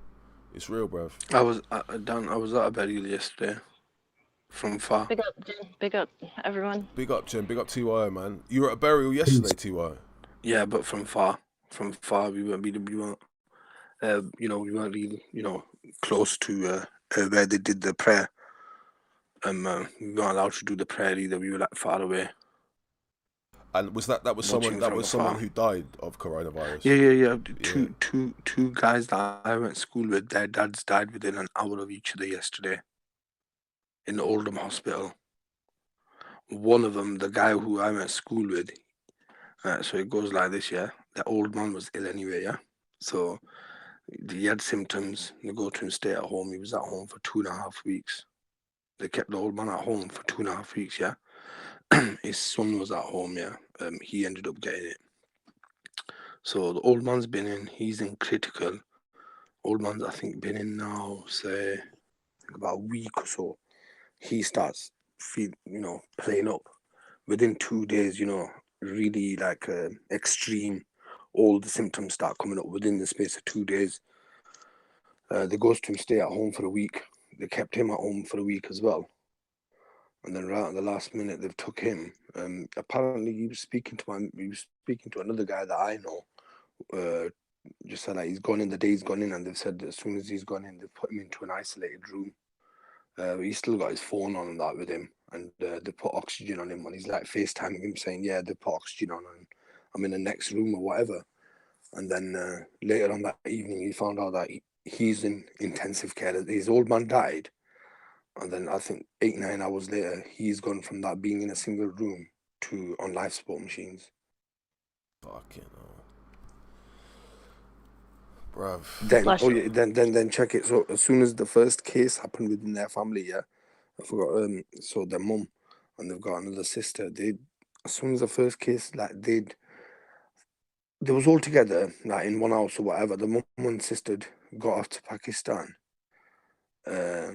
Or something like that. I think the day they recognized, the day they went Pakistan, he met doctors, the father, and these lot, the mother and daughter, were in the air. And as soon as they confirmed that this guy's possibly got COVID-19, they'd already rang Pakistan authorities up, and Pakistan authorities literally took them off the plane, and as soon as they landed there and put them into quarantine straight away. The daughter and the wife of the deceased, of the old man. So the whole family ended up getting it. TYO, Dan, Big up, Jenn. man. Big up yourself. Yeah, sorry. Yeah, the whole family ended up getting it. You know what I'm saying? Big Buddha. Truth, my neighbor works at the hospital in Hartford, and she's seen cases firsthand. She got sent home sick and now is quarantined in her house, which is right next door to me. She doesn't know if she's have it or not, but there's definitely people dying. There's definitely people that have it. Like, to deny this, it just sounds ridiculous at this point. It's like denying the Holocaust. Like, honestly, it's just another conspiracy theory, like flat Earth, that people are jumping on because it's like the cool thing to do. It's actually retarded. It's nothing to do with being cool. It's questioning the government because, like I said, they've lied about JFK, 9/11, Madrid, London, but we're all going to just believe the newest thing. Respect to anyone who's died from it. Rest in peace. But do you not think that these people could have maybe died of something else, but they're being used as a pawn and said it's corona? Do you not think that's possible? Overkill. No. How can it not be possible? Can you hear me? Hello. Yo. Yeah. I've actually got the virus, yeah. And I've got a lot of people that work in the NHS, and I've been speaking to them since the day before yesterday. And I can assure you there's a virus going around. And for you not to believe that, you're either trolling or attempting to. I can't hear you, mate. You're cutting up. What? Someone's got background noise. I think it's TYO. I'm telling you. Just gotta mute up, that's all. I can't understand why you think this virus is some sort of conspiracy theory. Like, people are dying and you've got the audacity to say it's a conspiracy. No. I said, can you not question it? Are you not allowed to question it? If we can question 9/11 in Madrid and London, we're not allowed to question it. You can question it, but question it at home, innit? What question? No, we have to use our free speech to question everything, mate. Question everything. But stay at home still. I'm at home, brother. But it's good that this guy's got it because then he can tell us what it's all about, and you know what I mean. You like the question? Say again, brother. What would you like to question? So when you went to the doctor or whatever, did you say I've got this, I've got that? You know, what sort of procedures did they make you go through? I had to call the NHS, and they told me I can't get tested. I'm supposed to self-isolate, but judging by my symptoms, I have the COVID virus. But then why are they allowed to test Tom Hanks and Idris Elba and all these They pay people? for their own test. They pay for their own test. They Bob. pay. Got money. They paid. Exactly. So that's not really very fair, is it, man? America's health system is wildly different than yours. So what are you should be saying? available for This everyone, man. is track from the actual thing that he's trying to say here, right? So overkill. Yo, you've gone from talking to me to talking about Idris Elba and all the rest of it. Yeah. Stay on job, conversation, mate. It moves and flows. I still I defend my right to question what I'm being told by the mainstream media. You have the right to counter what I'm saying. I don't see it as a problem, mate. I'm being quite civil. I'm not calling you a liar. You know what I mean? The issue is overkill. The issue is, you know, when you come out and you say these sorts of things, conspiracy, this, that, and the other, there are certain individuals that may listen to you and think, you know what, he's right. And those are the same people that will go on the fucking street, walk around, not self-isolate, not do the whole social distancing or anything like that. And they'll listen to you and think, you know what, it's the government conspiracy. They're trying to hold us down and all the rest of it. And they're the ones that spread the virus even more. And my friends and my family that are working in the NHS risk their shit for people like you and people that listen to people like you. That's why I get very fucking irate about. That's fair enough, mate. You're more than welcome to have that opinion. My opinion is that people die from cigarettes and alcohol. In the last 2 months in this world, 1 million people have died, but I don't see people moaning about that and trying to get alcohol and cigarettes that are made illegal. Because they know the causes. They know the causes, and they're able they still to. allow They people to know do it. what's So if they going still on. allow people to die from it, then they don't give a fuck about you or me. Simple and plain. Of End of course story. not.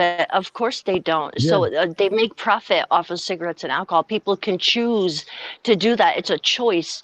This virus isn't a choice. Like, it's not a choice. And they'll make money off this as well. Happening. I They'll mean, make money off this as well. maybe, Yeah? well, who knows, maybe, but right now, the entire, like, at least my country is losing tons of money because of this right now. Exactly, There's exactly. millions of people without a job. People, Exactly. I'm lucky to be able to work right now, and people, it's yeah. Jen, are you in the US or are you in Canada? Yeah, no, I'm in the United States, man. I'm right above New York City, man. What's going on with this? These checks that you're all supposed to be getting? Oh, we're all waiting on them. We're just waiting. Just waiting on them. But they've just passed a $2.2 trillion budget, haven't they? Yeah, but you know what's person crazy is that they're giving the states $4 billion apiece. So New York is already in a $14 billion deficit because of this. So $4 billion isn't shit for the states that are getting hit hard. So who's gonna die more? People from the virus or people from starving to death because they got no jobs in the future? That's what you got to ask yourself. Who knows? We don't know. I can't tell the future. Well, they know the future because they planned for it. They've fucking been planning for this for hundreds of years, mate. Truth, they did not plan for this. We are the most unprepared place. We're not prepared for this. The world is not to lock down planned the whole for of this. California within days. Come on now. Yeah, because California 70 was million smart. people. California What did was they make smart. of the mayor of New York's plea and the fact that he said, my mother's not dispensable, your mother's not dispensable, our elders are not dispensable? Have you seen that speech that he gave where he sat in the unit where they just take delivery of a load of equipment? So they equivalent to getting 400 ventilators when he's ordered 30,000 in New York. Have you seen that video? I've been listening to him just about every day. I wasn't able to listen to anything today, I've been following him. Because we're right above New York. So New York, Connecticut, and New Jersey have banded together to try to put the same policies in place because our federal government is giving us no direction because they're not prepared. They have no idea what to do. They don't know what to do. We don't have the supplies. We don't have the beds. We're not fucking prepared for this. So like to say they've prepared for 100 years, they did a piss poor job preparing, if in my opinion. Yeah, you know what? No, no. If Right they about can now, put 70 million people on lockdown without any sort of right about questioning, now, they're it's doing a good job. Lombardy, New York, and the whole of Spain. These are the places that are really being decimated right now by this thing. The local hospitals, they overrun isn't even the word. You can't even use the word overrun. There's been Carnival cruise ship has decided to donate their ships to turn into makeshift medical facilities. Just have rooms, they can hold a lot of people. They like people can have their own room, but they don't have the ventilators. So like ICU beds are basically a bed with a ventilator. They can make beds, but they don't have the ventilators. Yeah. There's been a big, huge. The reality is America's been, and certain parts of the West as well, certain other nations as well. Yeah, they've been exposed big time by this virus. This virus has exposed America, especially America. A nation that big, especially it shows the fact that over a sustained period of time, you've allowed your healthcare, industry to just like basically just go into the shits. Let big pharma make as much money as they like. And literally, really and truly, the people are getting no healthcare, and all these guys are doing just bleeding the pot dry without giving anything in return. I mean, 40% of your population are obese. You guys, what immune system are them 40% gonna have? Seriously? No, Not 40%, man. It's 60% obese. Yeah, sorry, my bad. I've just quoted something that's probably a couple of years older than the reality. See, that's how quickly it's gone to 60. Probably it's really, really bad. And at the end of the day, there was something that who said it now? I don't know which famous guy it was. And they said that, look, the World Health Authority is saying X, Y, and Z. And he said, you what? World Health Authority? You want me to take them fuckers serious? He goes, listen, the day the World Health Authority start pushing big pharmacies to educate the people and educate the masses as to how to boost their immunity, that's when I'll take them seriously. I agree, 100%. When they start teaching people how to boost their immunity, but they are agents of death and they live off misery. They want you to have weak immune systems. It ain't that the World Health Organization don't put out the information or do the reports. No, big pharma, I mean, big pharma. Like big pharma. That in this country, there's a gap between what the scientists know and what the normal people know. The normal people read about scientific studies on the back of the metro while they're on the bus. Do you know what I mean? Like that is the reason why no one knows anything scientific, because it's the how the information's relayed to the general population. But the information is out there. If you go and look up on internet, World Health Organization, you will see that they've studied everything and they've put out the reports. It's just that no one pays attention to it. No one will read the World Health Organization report on smoking and think, oh, I think I'll stop smoking. Do you know what I mean? True. Like, Yeah, these good point. Are just gluttons. They're just about satisfaction. They're about consumerism. They just have just been educated in that way by society. That even if the information is staring them in the face, they're not going to look at it either, because it's like, oh, you're putting me off my fag. I'm halfway through a fag. I don't want to hear about cancer. Do you know what I mean? This is the mentality that you're dealing with. Yeah, no, that's true. But what you got to remember, what's going on right now? There's no way I'm buying that this is not going to leave the masses emotionally and psychologically disorientated and scarred when they come out of this. The problem society, with I don't believe society. I don't think people are going to. I don't think when people come out, and you're going to be spreading it. Yeah. I don't think when people come out, I don't think things are going to be the same as they were before. I agree. Even if it's minor things like appreciating their freedom, believe these people are like cattle. People are going to appreciate their freedom. They're too busy eating to look up and see what's going on. Yeah. Their heads down, just with this consumerism. They're not looking up to see what's going on and see what's going on in the world and have compassion for other people. No one cares. So, what do you think this is going to be? This is going to be short-lived, then, their Kaan? Own satisfaction. it's hedonistic, isn't it? It's like, you know, we're judging each other on what clothes we wear rather than what comes out our mouths. Like, look at all these, like, don't get me wrong, I love all the panels and the live panels and all that. When you look at the level of intelligence, Does it's a anyone know fucking how joke. many of these Nightingale projects that they're setting up and down the country? No. Dan, are you there, brother? No, what's the Nightingale project? I think Buddy's jumped off, man. I don't know what that is, mate. Explain what that is. So the military have moved in and they're setting up these like makeshift, like see like the Excel Center. Yeah. They've got the Excel Center and the military have come in and they're going to set up 4,000 beds. They're getting it's called the Nightingale project. That's what it is. They're going to be setting them up all over the UK. These are to deal with the coronavirus patients. So the patients are going to directly go there. Apparently, there's something in the region of 10 to 13 being built. Either existing buildings are going to be used, or they're going to makeshift themselves in some big fields or whatever. But that's what's going to happen. It's going to have to be, isn't it? In the only Oldham strategy Hospital, they can have. our hospital today, right outside, basically outside the entrance of the hospital, outside accident and emergency, and the reception is something in the region of, I'd say,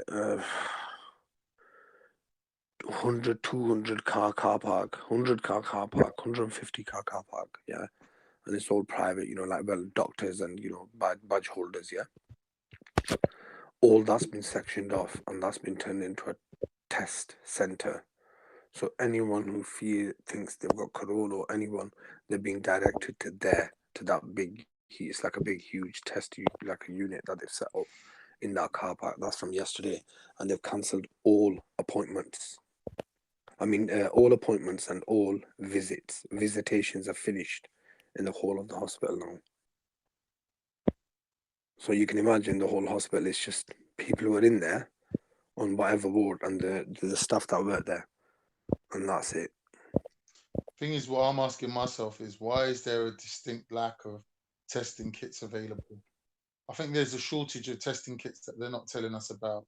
The reason for it is that they're probably getting them from the same place that America and Italy and Germany are getting them from, and England probably is at the bottom of the list. I think it might be that once you take one testing kit, if the chances of it, if you take another one, I think you have to take two straight away, one after the other, for it to be crystal clear, or the chances of it coming out with the wrong or getting it wrong are slightly a bit too high in their testing stages. But I know one thing's for sure. An MP in the UK has found out that she's got immunity to it, and she was sat in the House of Parliament and they were saying it that, yeah, she's had herself tested and she's got immunity to it, so she's okay. And she was sat there like normal. Yeah, but they started production on the test late.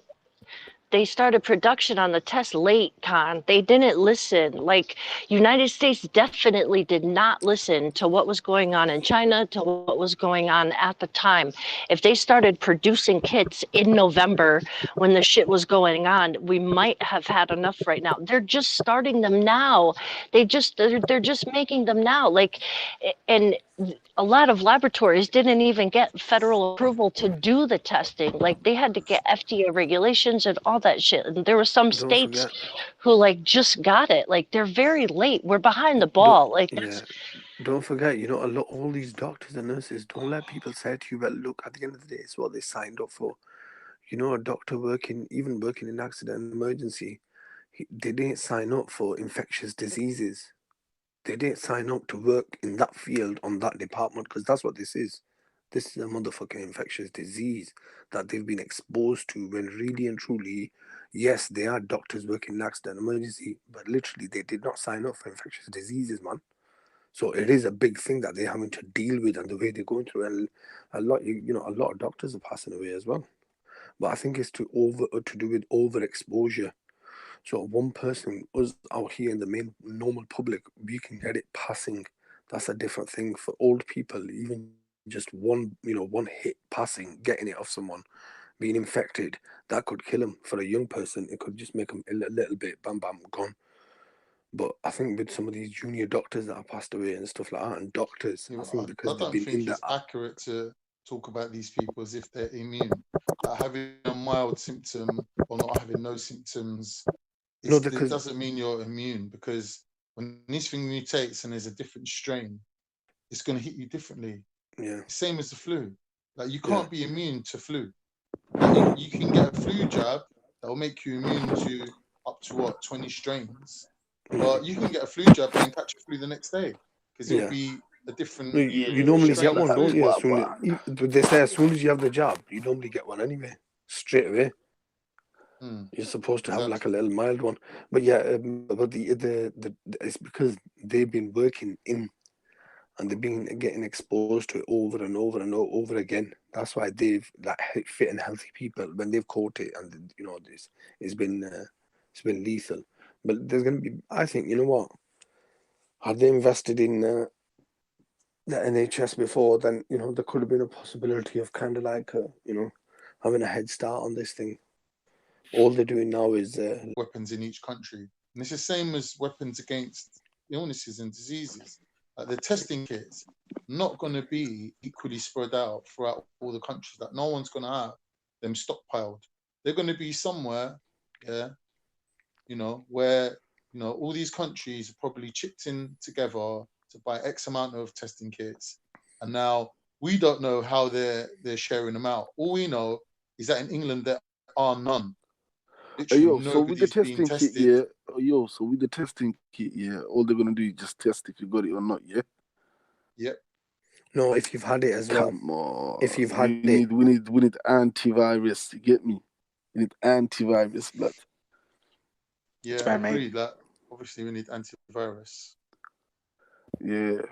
Yeah, but But the thing is, if you're going to create a vaccine, would it be cost effective just to vaccinate people against one strain? No. Exactly. So they need X amount of people to get ill. They need X amount of people to pass the illness on. They need to find out how many mutations there are, and if the mutations makes it, like, you know, possibility of a killer strain that's worse than what it is now.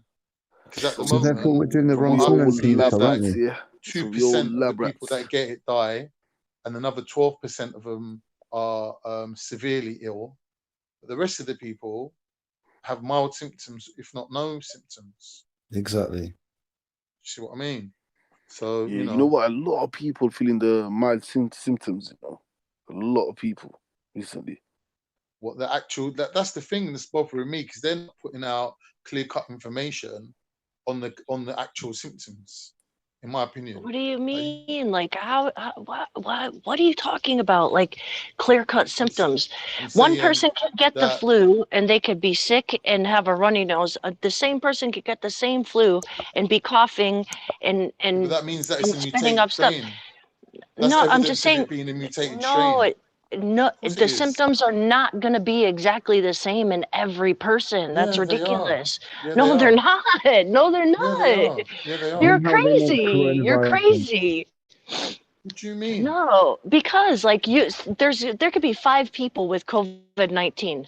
They're probably all going to be coughing. One person might have a runny nose. One person might be vomiting.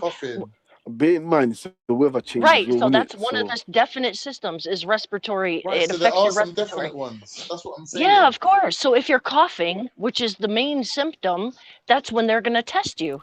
If you just have all these like headache, vomiting, this and that, blah, blah, they're not going to test you. Yeah. They said high temperature, diarrhea even. Not a lot of people know about the diarrhea is what I'm trying to say. That's not that's true. right, but not a lot it of might people are not. aware of diarrhea being a symptom of COVID-19. Yeah, that's right, but not everyone not everyone will have diarrhea. Not everyone will have a runny nose, but everyone will be coughing. Yeah, I think so like, how is that not a clear-cut reverse engineering my argument. I'm saying they need to put out clear-cut information on what this disease. So how comes half the people don't know about the gastrointestinal issues that arise with this virus?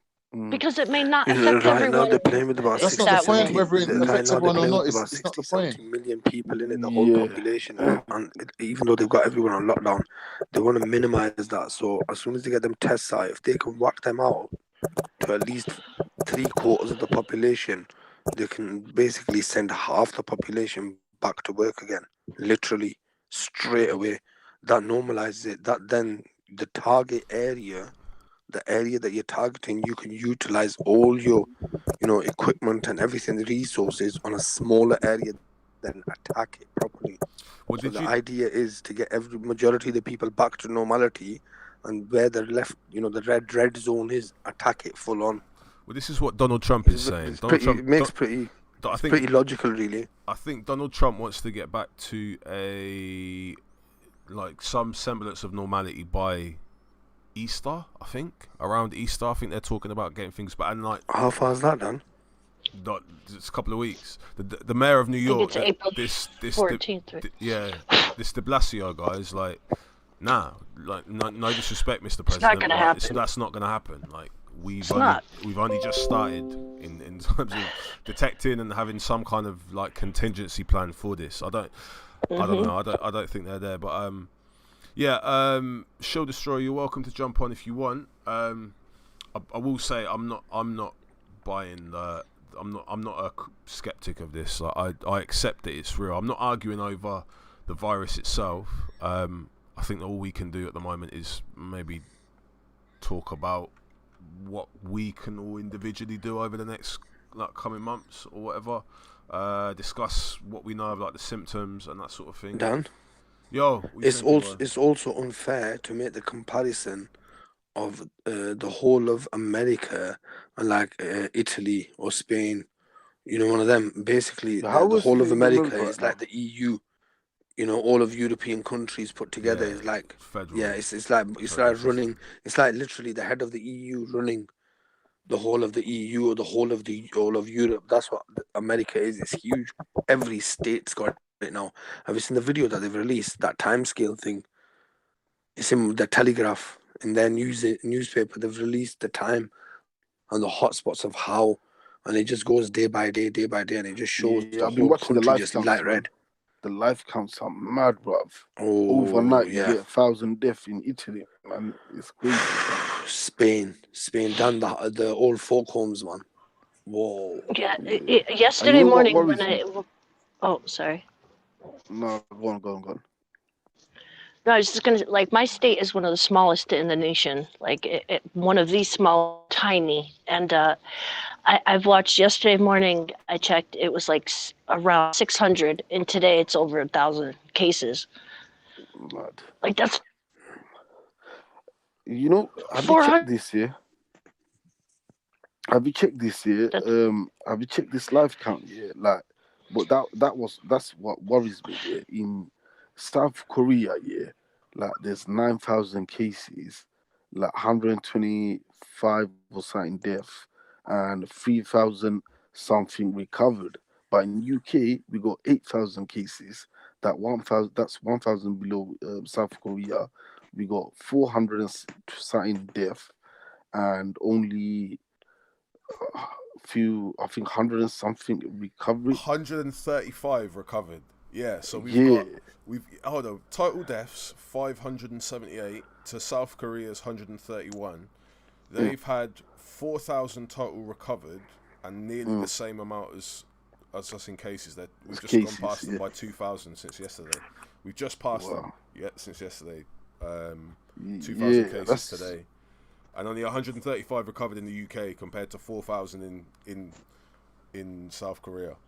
Exactly. What we need to look at is what South Korea is doing that we're not. You get me? So you know what they did? They were testing thousands of people per week months ago. That's what they were doing. I'm saying. December, January, they were testing America and South thousands Korea of people. Diagnosed the first person on the same day. Both of them. South Korea and America on the same day. But they took but you know what America did? Where did you get that information? America didn't fucking believe you. Yeah.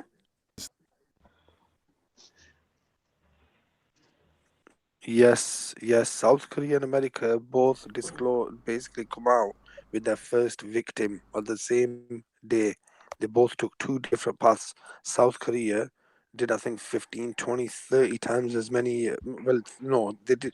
I think, what did America do? 5, 7,000 in the first day or something. These lot done something like 70, 80,000, and then carried on from there, building on it more and more. They literally tested their way out of the whole problem. So now you get to my point, what I'm trying to make about the testing kits. It's pivotal to this whole thing. And it all comes down to money. Or it's either money or the fact that, you know, this global way of dealing with things ain't really working.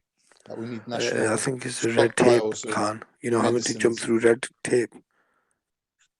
Listen, It's you the red just tape that put, you slowed them just give down. Whereas like one, like give one places testing like kit. India, they're making Listen, indigenous test kits and stuff like that and just rolling them out. You just give one or few testing kits here to one borough, and there's a lot. I'm sure there's a lot of active people that will go out and do it for voluntarily. You get me? So Yeah, I'm sorry. it's not a big deal. You get me? Like, give me a testing Yeah. kit. I'll go around myself and test people. You get me?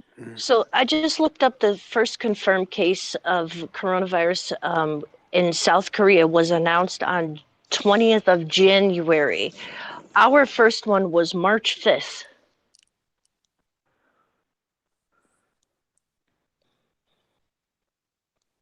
That's what I'm reading. Let me double check I'm gonna that. I'm gonna put something in the back chat. Give me 2 minutes. I'll go and find that video now. Yeah, give me 2 secs. Yeah, I might have quoted something wrong, but I'll show you the connection between both of them. 1 second.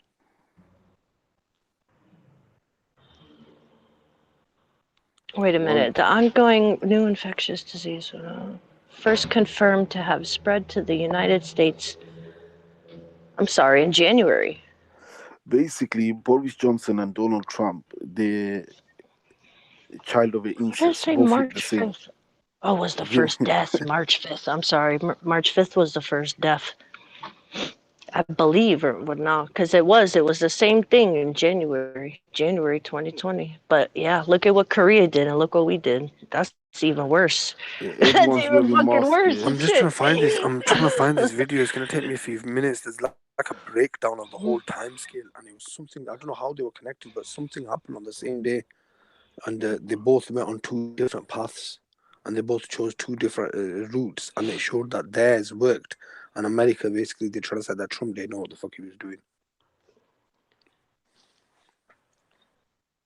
Yeah, it's about par for the course, isn't it? It sounds about right for me. And look, I'm not some big anti-Trump guy. I just don't think we've got very good world leaders in place at the moment. I think 100.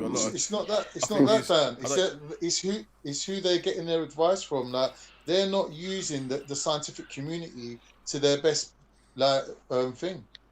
They're not utilizing scientists. The world leaders are just pagans, man. No, but the bro, world some leaders are countries like pagans, Korea man. are dealing with things completely different than America.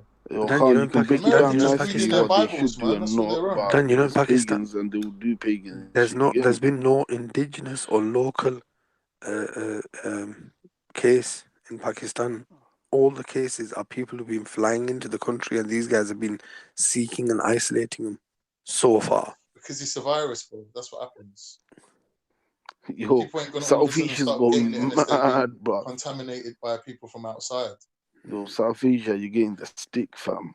You get me? No, but to think, look at India. India's only next door.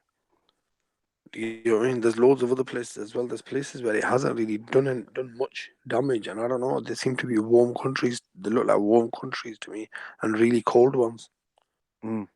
Defo. Yeah, It's the and ones there's that are just something in the perfectly air, situated bro. in the You know middle. what? It's Not something too hot, in not the too air, cold. bro. Yo, listen, it's something in the air, bro. I'm telling you, fam. Get me? Yeah, but what makes you say that? This thing Why is is it in the air? It's airborne, man. I mean, it can exist in the air on like. No, but he's making that like it can travel in the air. Well, Yeah, For It can 3 exist. hours. when it can It hover, said I it think you're on can about for hovering 3 down. hours. 3 hours in It the air, hovers. yeah, on dust or whatever, could be blowing around before it finally settles. Yeah, you know On me fucking straight away dust when someone from says airborne, I'm thinking like, you know, like blowing around and whatnot, and that's scary. Yeah, airborne means that right. literally as That well. would be Still, like the so you technical definition of it. Yeah. Yeah. They still consider it droplet transmission because it could even come out of like microscopic freaking saliva when people just talk normally. Like, yeah, through talking like literally. that's nuts. You know Abu Qatada. He got infected as well, innit? And he's just Oh recovering shit. today, Oh basically. wow. Yeah, he was sent home. He was proper I feel like like there was someone else on these hangouts. Was it Dark Magician? I feel like was sick and someone on G Block. It's probably people that coming into contact with the population that is public. I swear it was Dark Magician was saying the other day he had it, like, or he was so fucking sick and he was just getting out of it. Yeah. Well, fingers crossed on that. Hopefully he's all right. Hopefully Buddha's all right, and Abu Qatada. Bro, Buddha's not sounding well, man. Yeah, my Buddha's gonna be fine, man. I hope he's gonna be all right, bro. Yeah. Why is it getting worse? Thing is, they got these Sound antiviral worse today. medications that kind of like take the edge off it. I don't see them handing them out either. So the antivirals that they have available at the moment that work, they're not bringing them out. The testing kits, they're using them like very sparingly. You see the thing, this whole thing with the test kits. I mean, yes, it does allow you to identify the number of infected as quickly as possible, but then you also have, I'm sure that also places pressure on the health system. If once you know there's people who've got it, are they then going to go and seek treatment, or are you going to have something in place where, because from what I'm hearing, people are just getting told But I can see a prevention. I can see a prevention through the testing kit as well, because it's not just the pressure doesn't just go on the NHS here. Once you got the testing kit and run it, like people can self-isolate and not mix with other people and get more people infected in it. So obviously, you know this thing here, like, you know, with Abu Qatada, he didn't even know like he was infected in it. Like a week later, boom, everything came at once in Was it. he self-isolated before he got it, or did he get it? No, that's what I'm saying. Look, listen. He for 1 week, nothing, everything was normal in it. In one day was boom. He Well, he was at home for 1 week before he got ill. Huh? Was he locked in Yeah, his house he was home. Yeah, he got was ill? home before he got ill. Yeah, he was home because he went home still. He was self-isolating still, but that's due to just a little bit coughing because he was working in NHS as well, wasn't it? So he was coughing and then he decided to go home. And it was just a minor cough that you won't be able to tell. Yeah, you know those normal ones, isn't it? Like you can't even tell, like, if you got not like a proper cold, like a chesty, productive when you're coughing up phlegm and that. No, I'm not sure actually, but yeah, it was, you know, the way he explained it was just like normal cough, and he didn't even notice, and one of his colleagues noticed, and yeah, they gave him a week off. So next thing you know, after a week, suddenly everything kicked in together. Like he was out of breath, just like going downstairs to his kitchen. You get me? So yeah, it's a bit. So imagine for this whole week, if he hasn't noticed himself, and if someone else didn't notice for that whole week, yeah, you could be out there doing beer, mixing with people and that. So yeah, that's how you can another person can contract it without realizing. You get me? That's why it's spreading beer fast as well. That's the thing. Yeah, Jenn, that video in the back chat. January the 20th, 2020, both countries confirmed they had their first case of coronavirus. 274,000 people by March. No, everything's in that video, Dan. If you can pull it up, the whole graph, it compares the both. the trajectory, how they climb, how they put, how many tests they do, everything. It's like a little video. It's in the back chat now. The thing is, with our NHS, they're so stretched at the minute. When someone comes in with symptoms, they have to treat them. They can't prioritize coronavirus victims over other victims. They're saying, you're ill, you're fucked, we need to treat you. And that's what they're doing. And they ain't got the ability to take it that one step further and start doing the testing because they ain't funded correctly. They ain't got the manpower. They ain't got the testing. No, but they've got the time. They've got the time, haven't they? They've got the time on their hands. That's the thing. They're not into the pandemic, the pandemic phase. When they hit the pandemic phase, then you're talking like 1,000 plus people dying every day. That said that in Cornwall, they can only cope with 1% of their population getting corona. In London, it goes up to something like 4%. Yeah. So 4% of London can be ill, and the NHS can function. But anything over 4%, then they're fucked. Yeah, this is serious, man. Truth. That's why they're building them Nightingales. Truth is saying he's not going to be taking the test. Truth. Was it the O2 Arena? It might not turning into a massive morgue. It might not be you needing to take the test until you're hospitalised, man. It could be that. It could be one of your kids gets hospitalised, and then I don't know. That's the end of it, man. I think you've got to take it seriously. I'm not buying. I mean, the deepest I'll get into this. The deepest I'll get into this conspiracy thing. When you see these doctors getting depression and they're like suffering, it's because they ain't got that strong leadership. They ain't got that plan. Saying let's deal with this systematically. The not knowing part. That's what's upsetting them. The fear that it's going to spiral out of control. That's what's depressing them. Because these people, don't forget, they're professionals. They're used to dealing with illness. But everything they do is systematic. They're like, boom, boom, boom, deal with everything as it happens. They're professional people. But with this, it's the not knowing. It's that gloomy kind of outlook that's getting them. And that's because there's no strong leadership. Yeah, no, it's not even leadership. There's no set plan.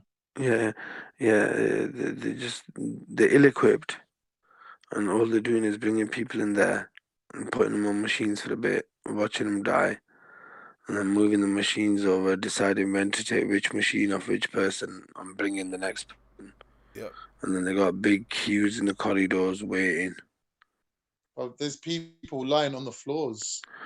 Did you hear about that 28-year-old nurse in King's College? Killed herself. Yeah. Yeah, man. OD'd, man. At the age of 28. Come on, man. Can you imagine? Just finished her shift. Yeah, man. No need for that. But here's the thing, though, bro. From the governmental point of view, what percentage of people in China died? It was like 3%, 2.3% of people that got coronavirus died. 15% of them were elderly, over 80s. So from a government point of view, even if they do nothing and everyone gets ill and whoever dies, nothing's really going to happen. It's all going to go back to normal eventually. Right, here in the UK? Yeah. From a government point of view, your funeral is already paid for. You already paid for your burial. You ain't paid for no testing kit. That's an extra. How long do you reckon this is going to last? I think it doesn't matter how long it takes, innit? It could take 1 year, it could take 2 years, it could take 3 years. I reckon civil society has got maybe 7 or 8 months of like ongoing, things are stable, everyone's cool. If the numbers start to get out of control, if the pressure starts to sort of, if the NHS starts to get pressured and people start to see their family members dying, and their friends who work as doctors or nurses dying, and the government things are going to kick off. Things will kick off. Things will definitely kick off. And I think the army has already got some sort of contingency planning in place. They're saying on the surface that they're not out there for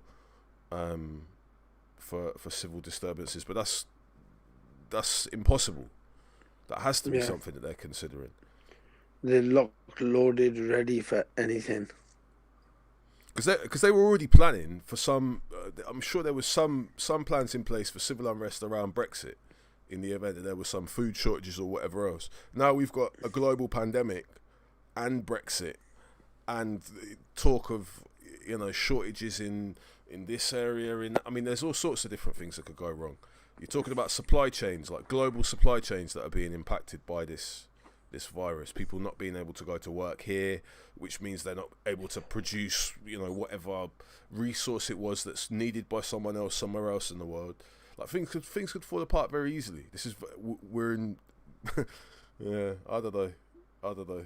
And I feel worse for the Americans. I might be wrong, but it seems to me that countries that are more reliant on this global supply chain are the ones that couldn't close off their borders. Like Turkey and Pakistan, they could close off their borders in 2 seconds flat. They're self-sufficient. Yeah. They don't care about global supplies. Do you know what I mean? But England will never do that until the last minute. You know them little kids in like Pakistan and whatnot.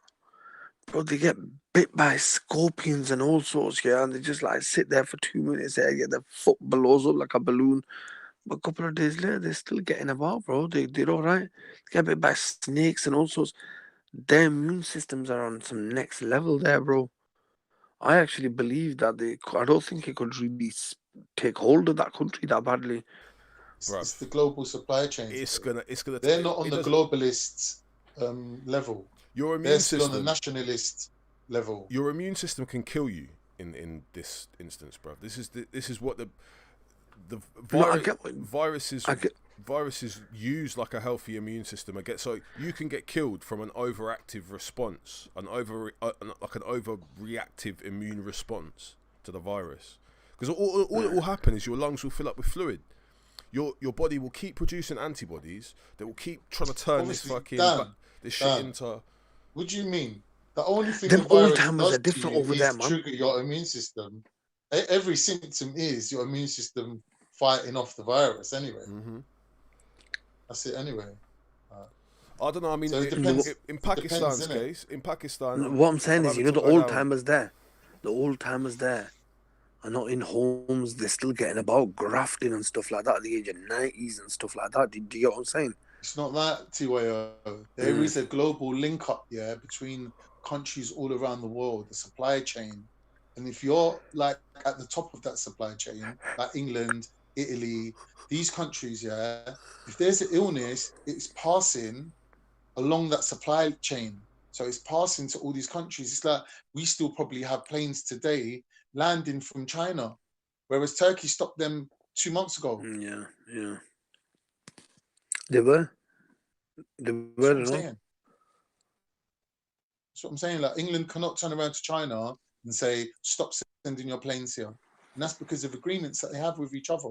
This whole global thing that they have, this, to them, it's more important to maintain these global links, these global supply chains, than it is to worry about X amount of their population I'm dying. not calling that. I'm just going to leave one thought on the table, I'm really, really worried about the coming times. I'm worried about crazy scientists. Crazy scientists? Yeah, crazy scientists now. This is going to be it's going to be a thing now. Germ warfare. And, some of these, these crazy, No, what you really need to be worrying about is extreme. how long do you have to be at home let me just finish what I'm saying. I'll tell you what. Before you definitely ain't got it. That's what you really need to know. I'll tell you what I mean in it. Let me just tell you, look, a lot of people who are against organized religions, should we say that, religion getting pushed on people's throat and they want to invade and they want to conquer. The Christians wanted to rule over this. And why are you getting philosophical? You need to worry about your household. I know. Let me just finish.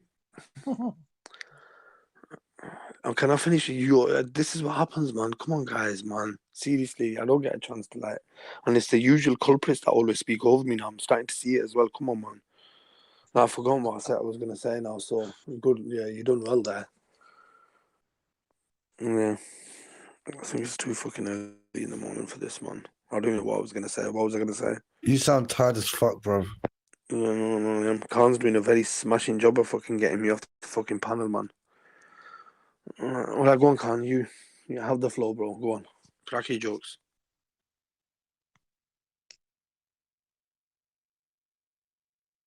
No. You tell us about the scientists.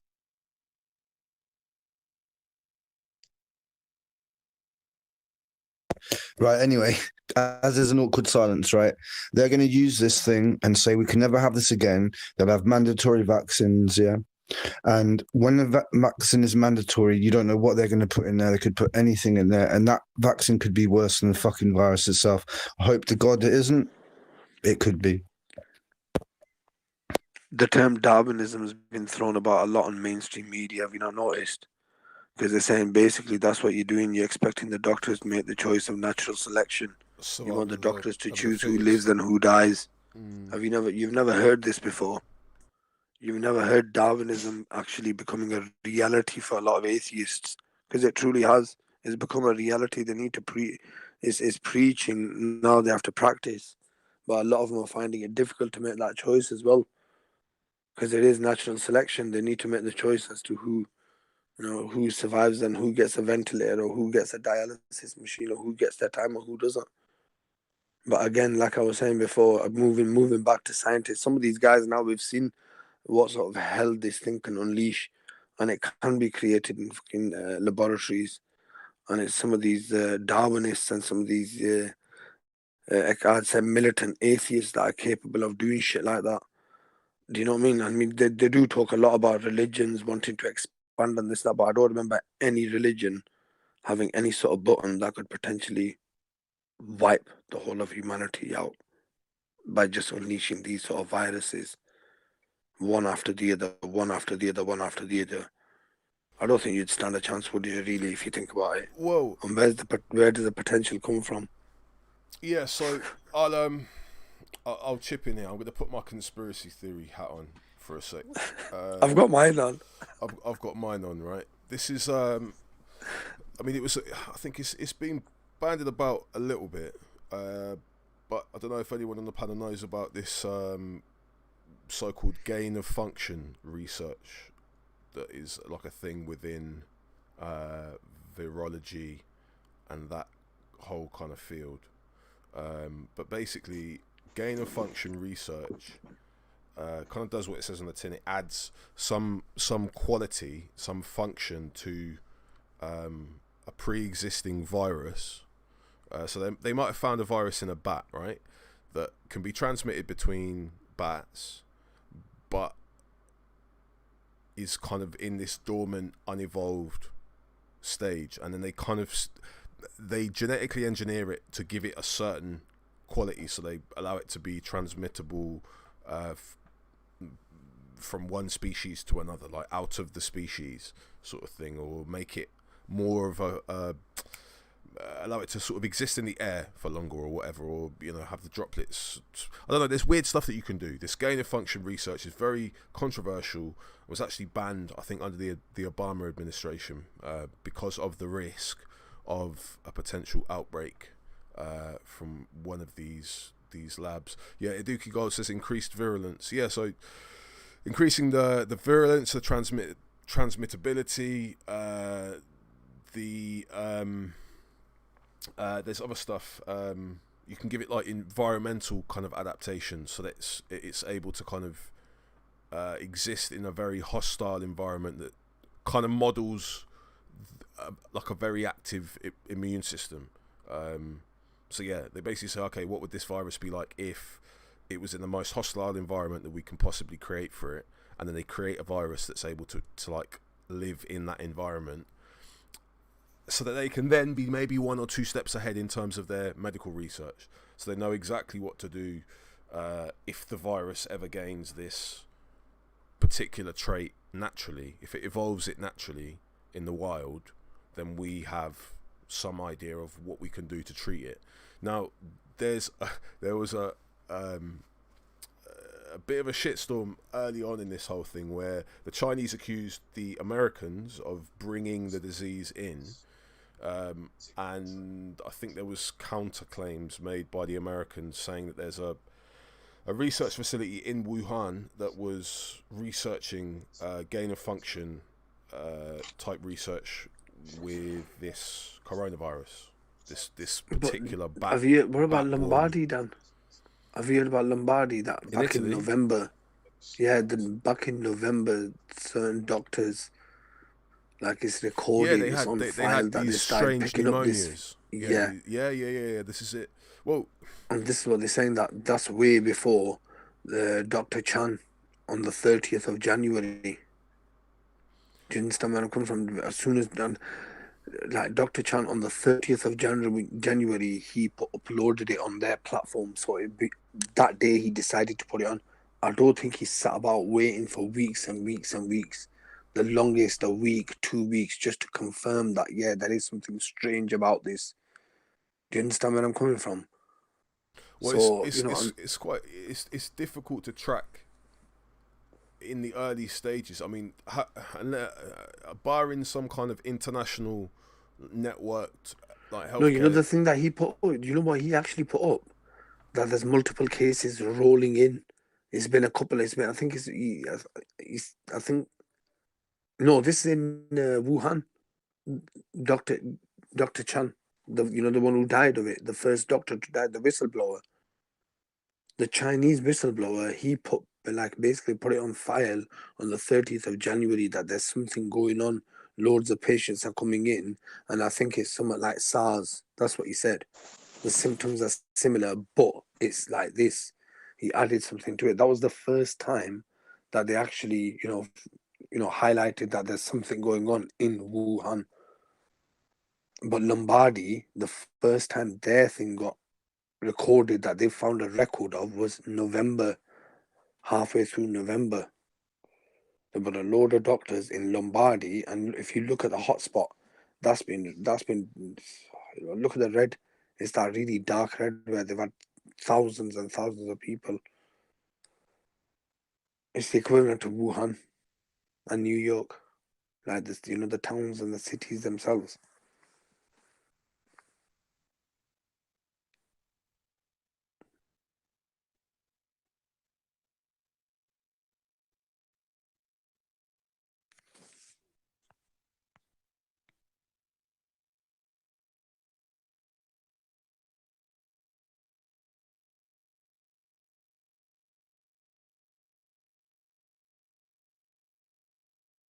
I'm here, mate.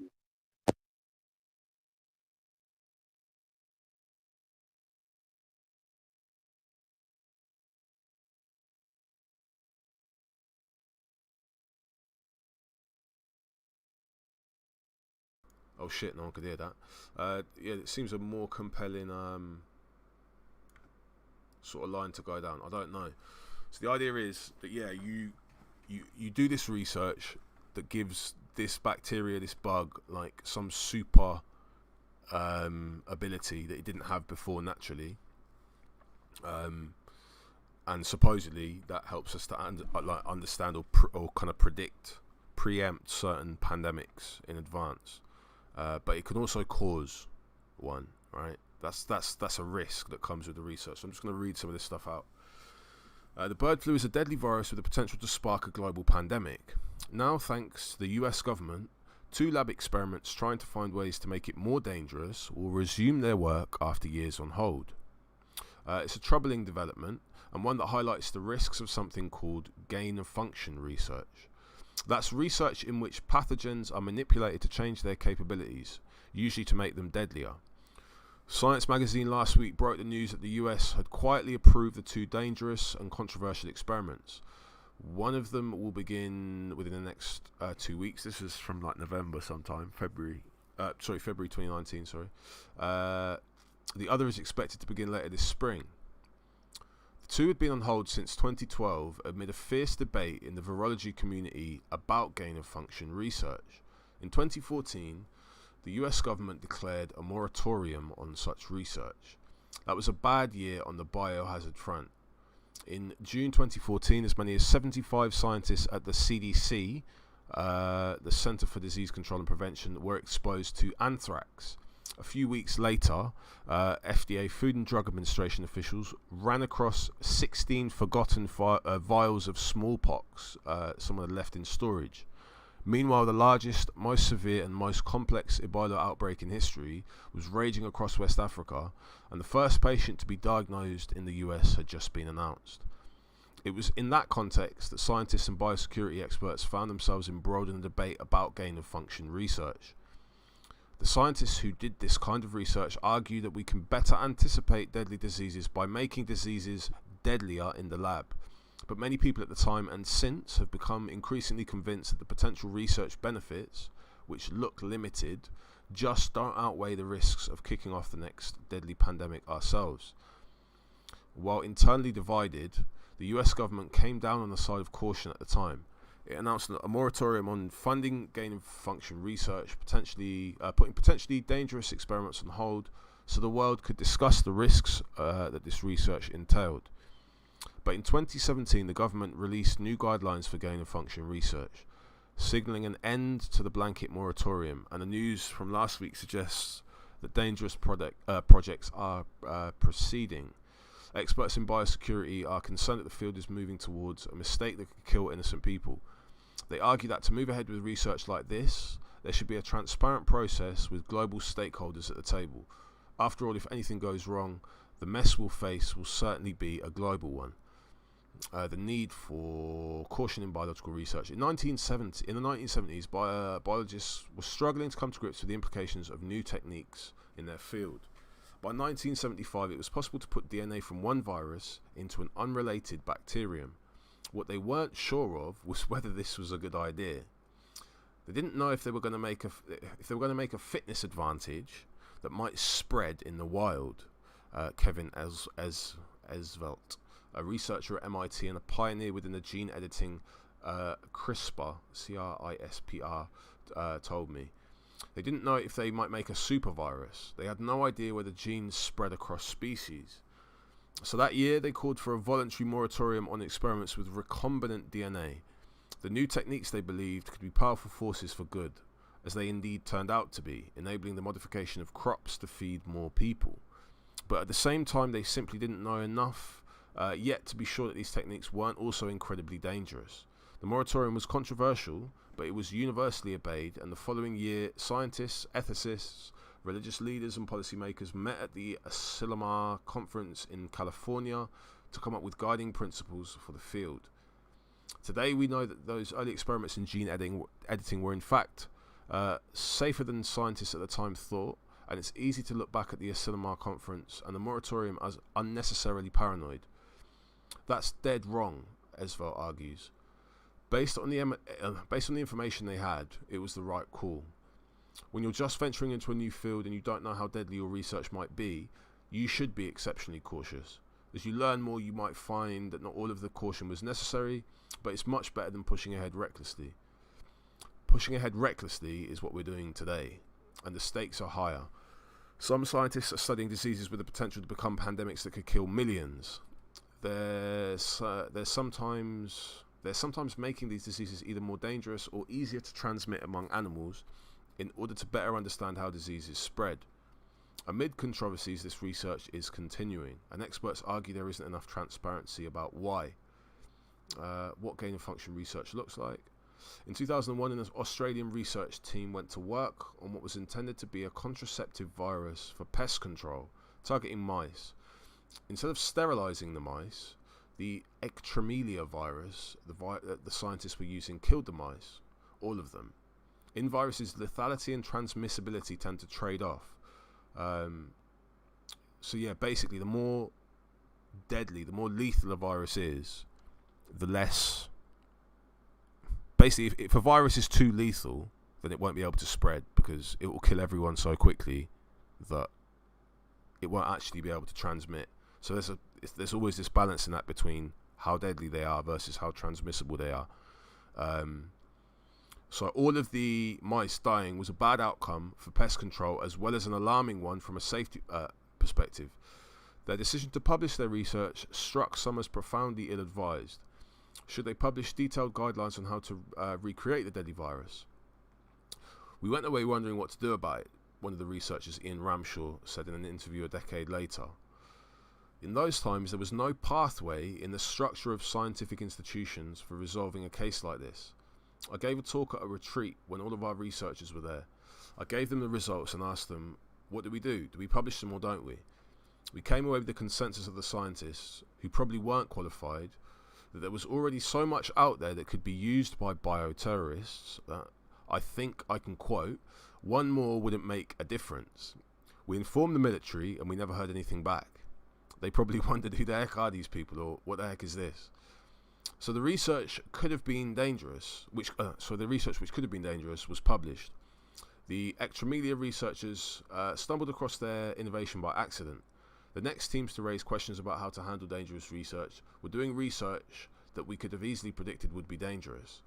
They were working with an influenza strain, H5N1. The deadliest influenza strain in history was the 1918 pandemic, which was estimated to have killed 50 million people. H5N1 has killed more than half of the people that it infects, and while it likely become less lethal when modified to become more transmissible, it's very, very dangerous. In 2011, two different groups of researchers announced plans to publish research in which they'd modified H5N1 in ferrets, not in humans, to make it more transmissible through the air. Other scientists objected.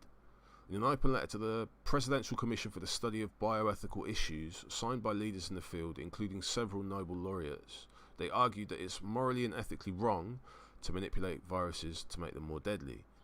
The research teams studying H5N1 argued that their better understanding of the virus would allow for improved strategies to keep us safe. In 2014, work like this was put on hold after a moratorium from the US government. But now those same two research labs, the lab of Yoshihiro Kawaoka of the University of Wisconsin in Madison and the University of Tokyo, and the lab of Ron Fouchier in Erasmus University Medical Center in the Netherlands, have gotten the green light to continue their research. So what good does gain-of-function research do? Advocates of this kind of gain-of-function research, not all gain-of-function research uses pandemic pathogens, point to a few things that they will hope it will enable us to do. In general, they argue that it will enhance surveillance and monitoring for a new potential pandemic. As part of our efforts to thwart pandemics before they start or before they get severe, we take samples of the viruses currently circulating.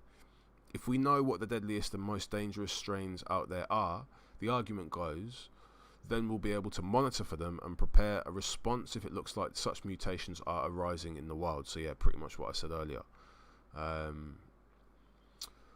It goes on. I'm not going to read this whole... I'm already halfway there, but I think in the chat you understand pretty much what this article is saying. So what do you think about gain-of-function research? Do you think it's something that we should be doing? That's to Truth, if you're there on the panel still, and anyone in the chat who's should definitely look into it, mate. Should definitely look into it.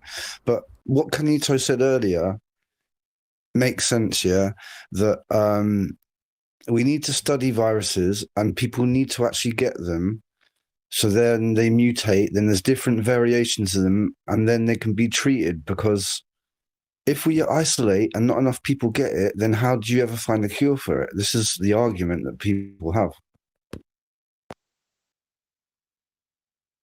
All right, I stuck the article out in the side chat. It's from Vox. It's not like some tinfoil conspiracy. It's just like it's normal, standard journalism / research, whatever you want to call it. But Carnito says it's definitely not ethical. This is an interesting part, just at the end of the article. Sorry. There are also the indirect risks. Esvelt fears that the life-saving work of virologists will be endangered, perhaps permanently, if a dangerous mistake claims innocent lives. What are the costs to science, to trust in science, if we screw up on this? If a laboratory-made virus gets out and kills a lot of people, he told me. He asks his fellow researchers, do you think we have problems with anti-vaxxers now? If vaccine research, however well-intentioned, results in dangerous diseases escaping the lab, things could get a great deal worse. So yeah, I mean, this is it. If perhaps it could be the case that this is a lab-made virus that has somehow escaped, right? It's possible. If the entire world were to be made aware of that now, I think it would damage people's faith in science. And yeah, a lot of I don't know. So there's an argument that I can kind of half invest in that goes, this was something that the Chinese government was aware of. They knew it was their fault, and they kind of kept a lid on it just to prevent the mass panic that would have probably caused a lot more death and a lot more chaos.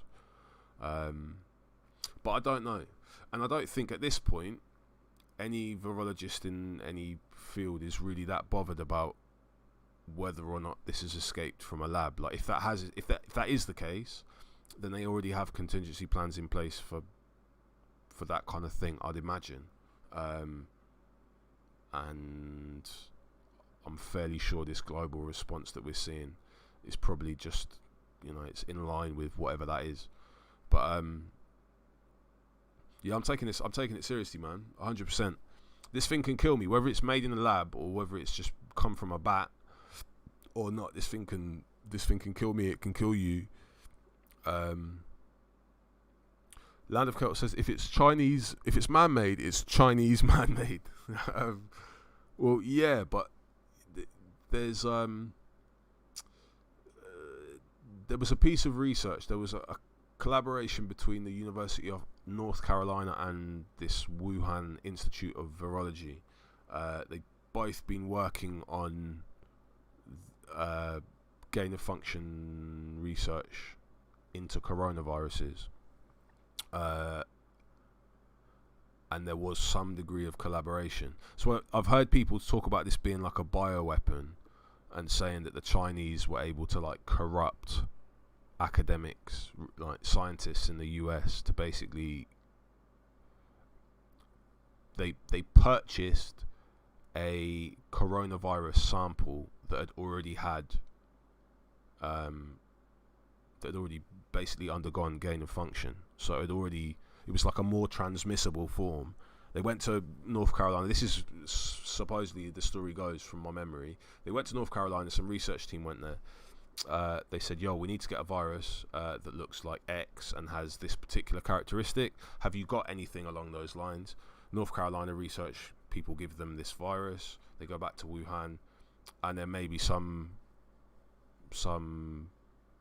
piece of negligence. I don't know. I don't know. It's possible. A lot of these labs rely on like a pressure based system, so that the pressure inside the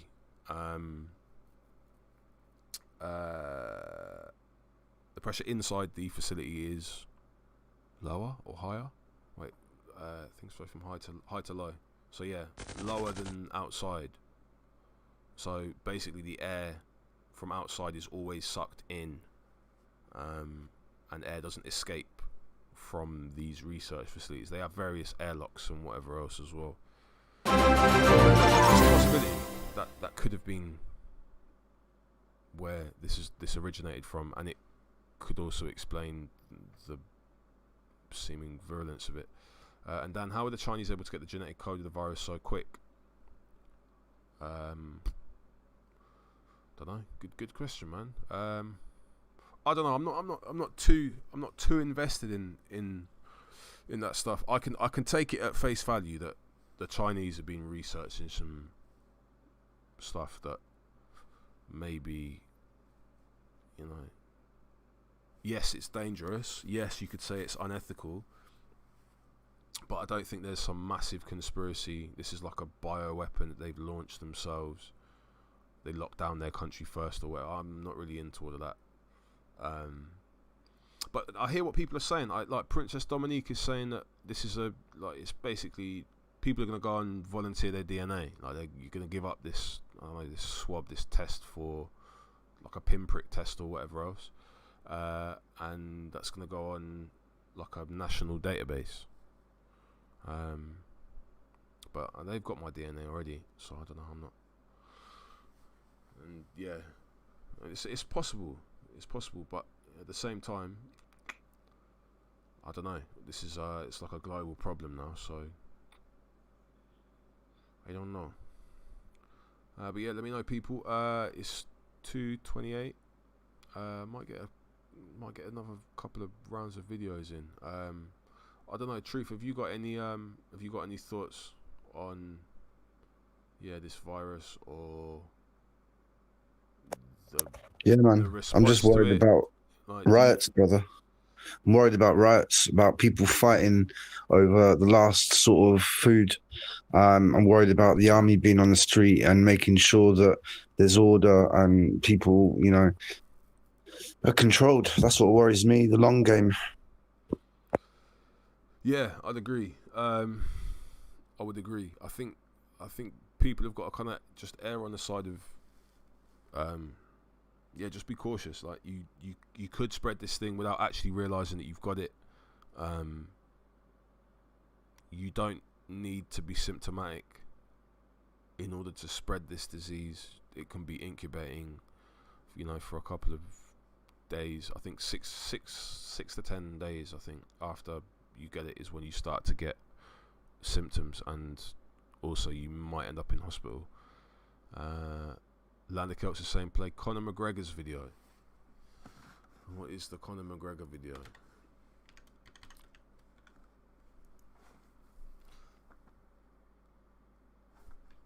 Conor McGregor. Nothing's coming up, man. Oh yes. Alright, 2 minutes. Alright, let me get this on. Hello everyone, hello Ireland.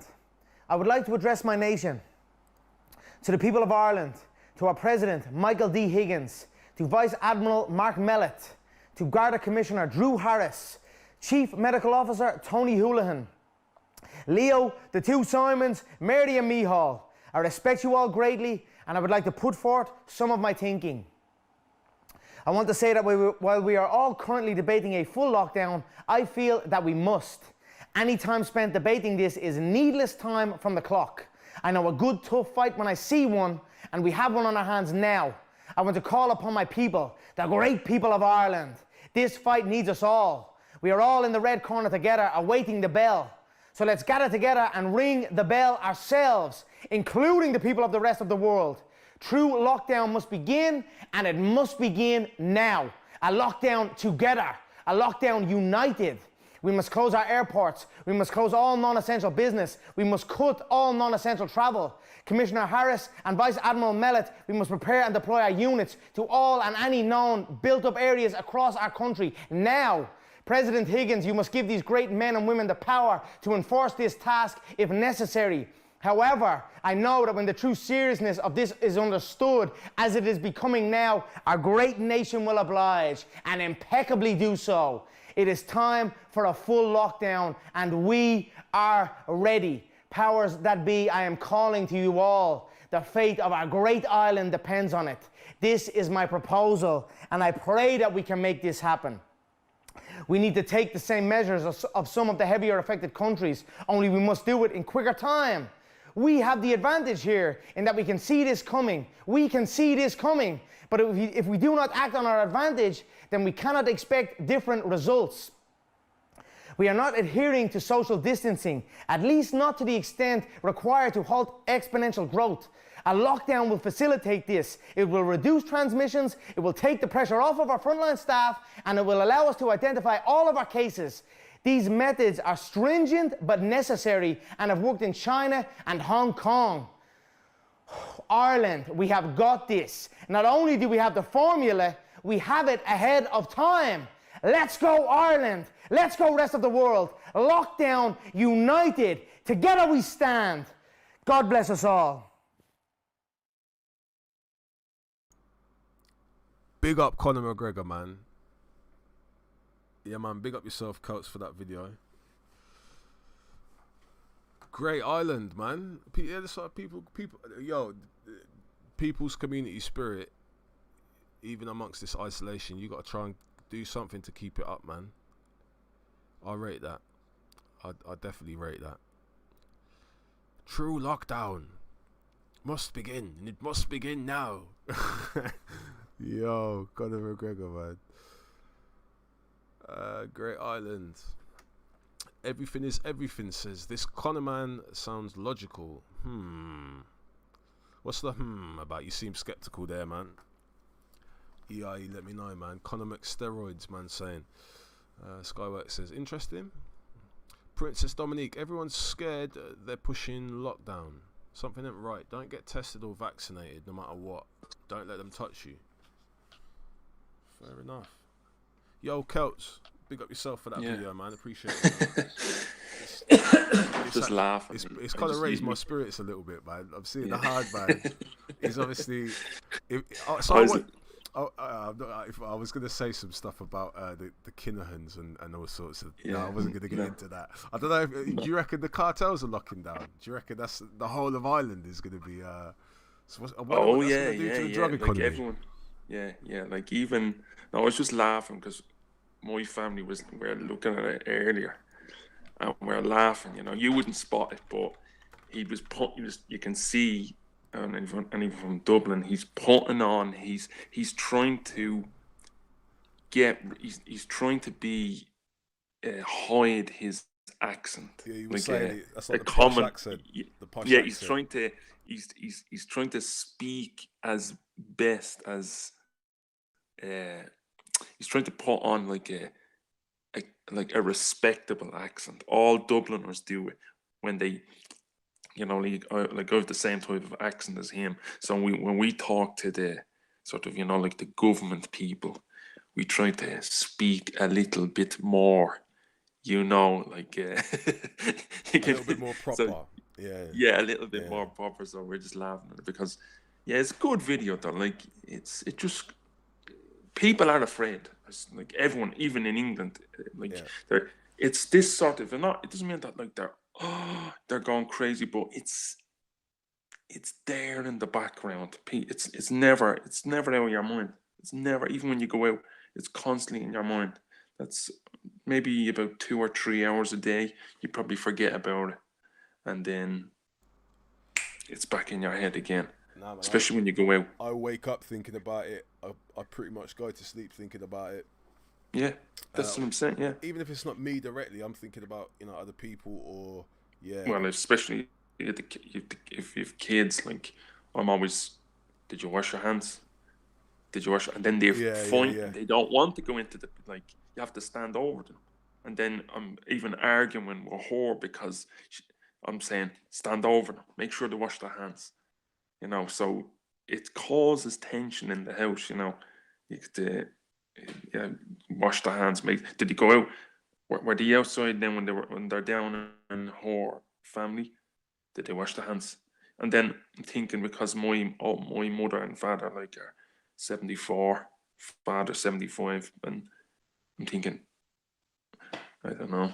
And then I do be at my own family, you know, to say it is a lot of pressure. It's put a lot, especially on the older people. You know, you can only do what you can. But if I know a lot of people are probably thinking, "Oh, lay off," you know. But when you look at those videos in Italy, that's what makes you like Italy and now Spain. Yeah, Italy and Spain, man.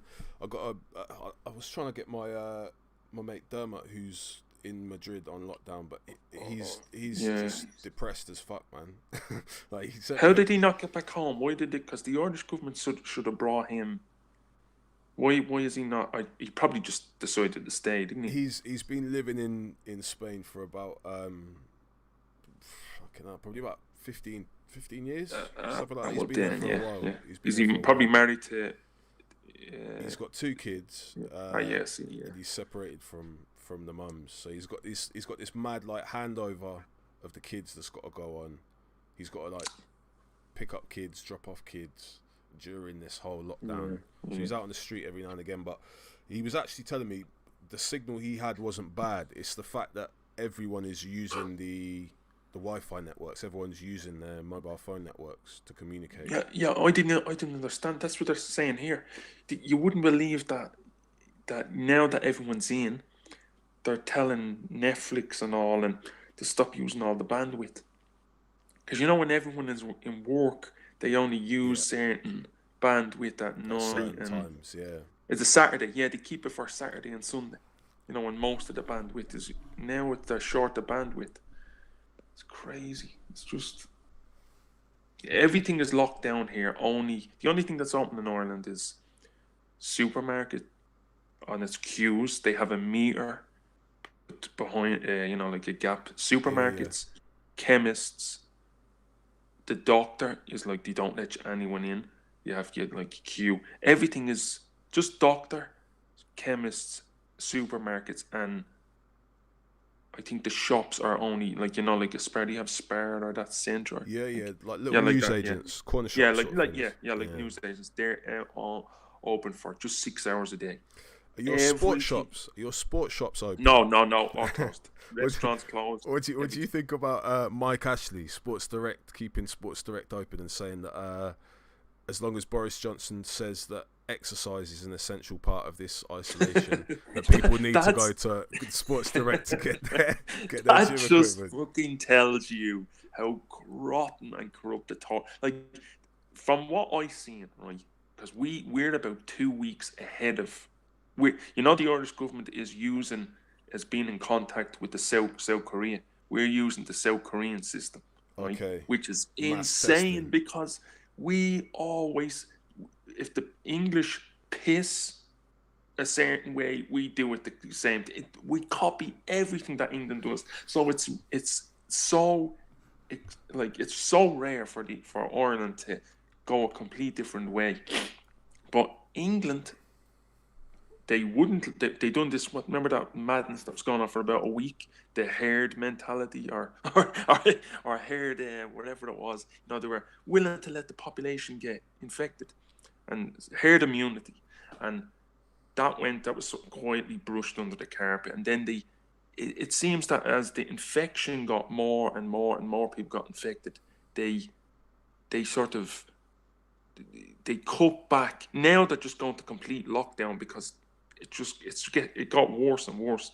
But what we're playing over here on the Irish news was the underground, man. You seen the underground pictures? Well, yeah. So what have they done? They've reduced the number of trains that are running. Oh my God, it's not shut. Like you mean to tell me the underground is not shut? No, because they're still providing this key worker infrastructure, right? So. Instead of increasing, it would make more sense to increase the number of tubes that are running, so there's less people per carriage, right? You have a more frequent system that then means there's not as much crowding. But the tubes are like it's a sardine. It's sardine. That's business, it. man. Like there's no such look in London. Just during the times I was there. It's impossible. If you run the trains in London, they're going to be packed. They should be stopped. All the trains should be stopped. It's just if they do it for just 3 weeks. Buses, well, maybe the buses, I don't know. But then with the size of London, if you stop the trains, the buses will be packed. I don't know. England, it's just like America. America now is like. I predict that America is going to be like China, Italy, France, and Britain all rolled into one. It's just out of control there. I don't know. I'm trying to get some footage up of the tubes today. I don't know if they might be. Maybe there's been an effect. Like you see these people that was in that train, like the fucking sardine can. They obviously knew that if I get into this train. There's a 50-50 chance I'm going to get. And yet they seem to... some people out there, they just do not get it. Or either... I think they don't care. Reactionary is saying something about a bailout. This is going to be like $1 trillion bailout. Yeah, they passed it. In America. Reactionary, if you're free, jump on, man. I'll get the link passed up. If you're not, you might already be in the group, but it's the Italians were like Britain and the Americans until it just went. Now they're like the Italians are not just taking 1 meter space social distancing; they're doing like 3 meters, 4 meters, because they're scared as hell in Italy. Same with Spain, because it got so bad. I think that's what Britain's going to end up like. Britain, just the people are. You see, it's up to the government because a lot of people just do what the government say. And if the British government has to like just say, that's it, we're shutting down, we're only keeping. Like Ireland is, I would say, it's a 95% lockdown. It's like a skeleton staff in Ireland. It's like just the bare essentials are open, like the bare essentials, just to keep the country running. England, is the restaurant still open in England? No. The restaurants are shut. Bars are shut as of last Saturday, I think it was. So at the moment, I think it's newsagents, petrol stations, off licenses, of course. Off licenses are allowed to stay open. Oh my supermarkets. God. No, that's smart, isn't it? Like they let the off licenses stay open. And what do you think they're gonna do when they're drunk? Do they honestly think when they're drunk they're gonna do social distancing? Well, yeah, I guess the theory is people are gonna be it's like buy your own, innit? Bro, bring your own home. Yeah, you're gonna be bringing Fucking, it's a bleeding Laurel and Hardy show over there. You know, there's gonna be hell to pay when this is over. The Tories are gonna. There will be a price to pay. All the governments they're just,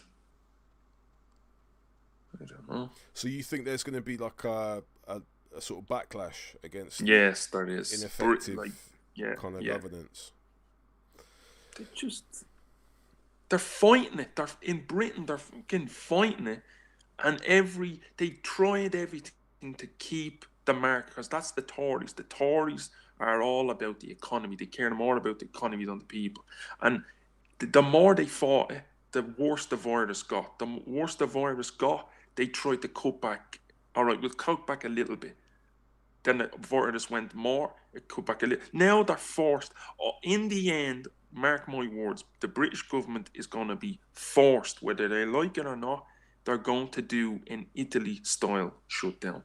It's going to happen because the virus is just going to keep rising. It's going to keep rising. This video I've got at the moment, they've got an interview with a guy, Giorgio Gordi, who's the mayor of Bergamo.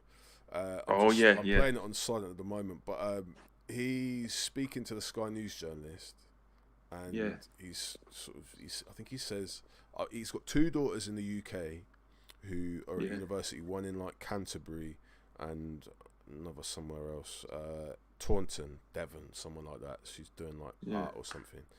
And as soon as he saw what the UK was, well, I guess what they weren't doing, their inaction, he was like, nah. He's like, you lot come back to Italy. Like you're safer here. Like at least it's fucking safer in Italy than it isn't. Yeah. Fucking hell, man. What's it in England? It's something like 45,000 cases, isn't it? Let's have a look now. The UK, 11,000 cases. 11,000. We have 1,400 and something. So you have 10 times the amount of cases that Ireland has. And we've had 4 deaths. The USA though, man. Oh my God, I know, I know. It's 60 something.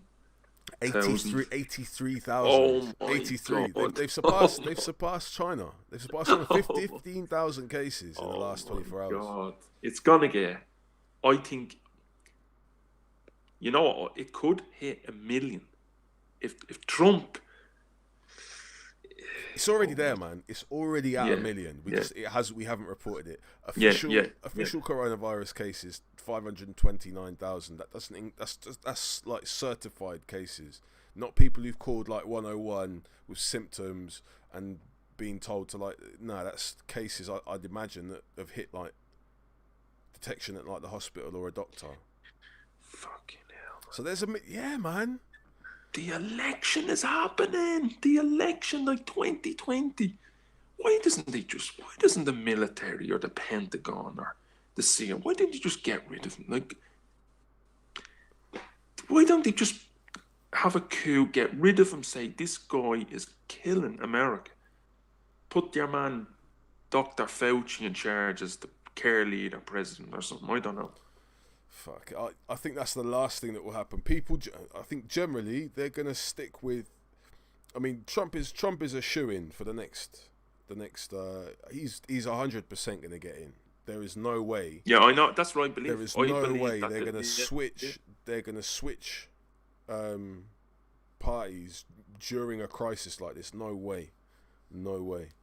It's not gonna happen. Trump's in for another. Yeah, that's a given. Yeah. No, that's what I said. I said that unless the economy, the only thing that's keeping Trump in power is the economy. Once the economy goes, what do they need him for?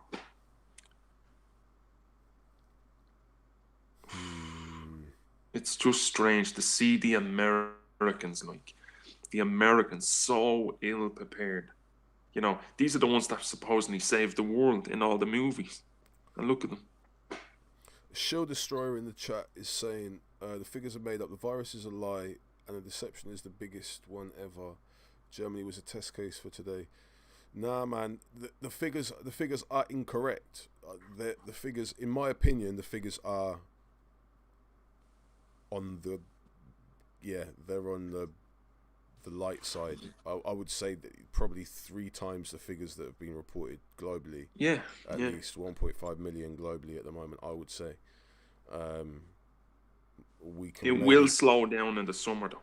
We can keep track of the deaths, but even then, I mean, there's probably some people who maybe died in December or early January in some countries that hadn't, officially. Yeah, they didn't know what it was. Acknowledged. So I mean, there might be some backlog deaths that could be added in here. But welcome to Reactionary. Big up yourself, man.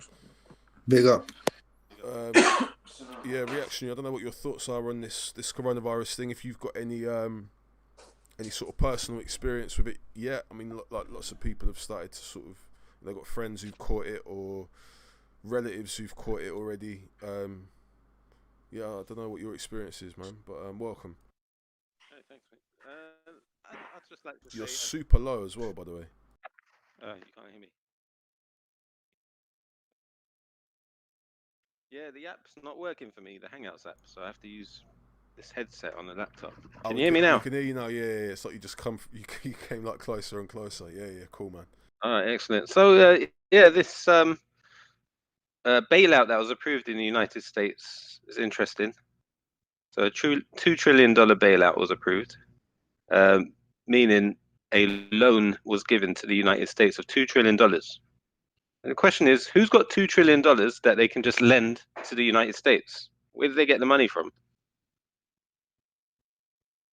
Where does this money come from then? This is just going to be what? Rolled out by the... Exactly. If the United States doesn't have money, who else has got money that they can lend to the United States? So what it is they borrow money from what's called the Federal Reserve. The Federal Reserve, yeah. So then how can the Federal Reserve have more money than the whole of the United States? Who is the Federal Reserve? So what it is, basically they just create money out of thin air. They lend it to the United States, and say you have to pay us back, right? So ultimately, Donald Trump is borrowing money from the American people to lend to the American people. Yeah. But when they pay the money back, it goes to the Federal Reserve with interest. It's crazy. Now, not only that, the economy is a bit like the weather. A lot of the time you have calm weather but sometimes you have storms. We've had an unprecedented, if that's the way to pronounce it, an unprecedented level of performance in the economy since the bailout of 2007, 2008. It hasn't stopped going up, right? Which is impossible. That's because it's been artificially supported with what they call quantitative easing. Hello? Yeah, quantitative easing. So they've been pumping money, just printing money out of nowhere. Eventually it has to crash. Yeah. There was a crash about to happen maybe 2 years ago or 1 year ago. And it happened in Asia. And the United States cut off the internet to the markets. They cut it off. It's the first time they've ever done it because they didn't want it to affect the United States. So they managed to delay it at that point. One sec, Addy, if you don't mind. God has given you a beautiful voice. Okay. MashaAllah. Thank you. All right. So the next thing is, the economy now is about to tank, right? Because Donald Trump keeps talking about how great the economy is. Yeah. But it's about to crash because it's all built on, it's a bubble, it's a huge lie. Even that guy who went to prison for doing a pyramid scheme, I've forgotten his name. Bernie Madoff. Yes, even he said the whole economy is a pyramid scheme. It's all a lie. And if he says it, if he says it, it means something. Yeah. It's a big lie, right? Now it's about to come tumbling down. Now, do you think without the virus, right, let's put it this way, if the economy was to come crashing down, which it has, what would the response be? The last time we had a crash, Gordon Brown went to the United States, spoke in front of a bunch of rich people like Rockefeller and so on, and said, capitalism has failed, but we have no alternative. This is what he said. Capitalism has failed. We have no alternative. So that's when they came out with the response, which was quantitative easing, which is the violation of the cardinal principle in economics, not to print money because you just create inflation. Now, if that's the case, that we're about to have a crash, what would the public response be for a bailout if there was no virus? Another bailout of the banks and so on. What would be the public response? People would be outraged. There'd be uproar. I mean, I think the NHS was about to strike. I think that might even, there was even talk of that amid this whole virus thing. I think there's still big concerns about I don't know, just the sort of the fabric, the basic sort of, I don't know. It seems like we've still got these problems. And I mean, there would be people out on the street demonstrating in large numbers, which is the opposite of what's going to happen now. People have all been told to. There's going to be. And, we would have. Go on, Lance. Lannikel, sorry. No, I was just going to say this is going to do tremendous. If you're talking, let's say if you watch like even without what you were talking about, this would do brutal damage to the world economy anyway, even if you weren't like what you were talking about. So you're saying that it's they're looking for, this is the scapegoat, the virus is the scapegoat. Yes. Yeah. Convenient excuse. Well, yeah, definitely. Yeah. And it helps secure Donald Trump's place. That's why he's never really been particularly bothered by it, right? Yeah. And now that the thing is approved, you know what's happened to the markets? They've all gone up again. The markets have rallied since the approval of the bailout, number one. Number two, everyone's saying, yeah, we expect to be back on track in a couple of months.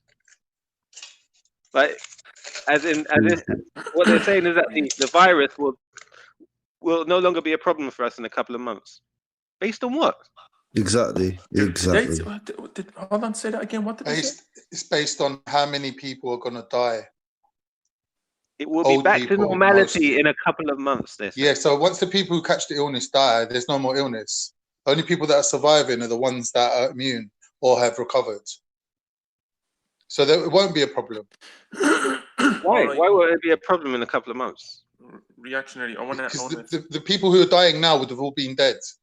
Yeah. So that virus will die out then. It doesn't just jump from person to anymore. Okay, I'm gonna play devil's advocate. Unless it mutates, yeah. Reactionary. I'm gonna play devil's advocate. Okay, right. Here's my little conspiracy. Now you know I'm against all this, but I'm gonna play devil's advocate now. All right.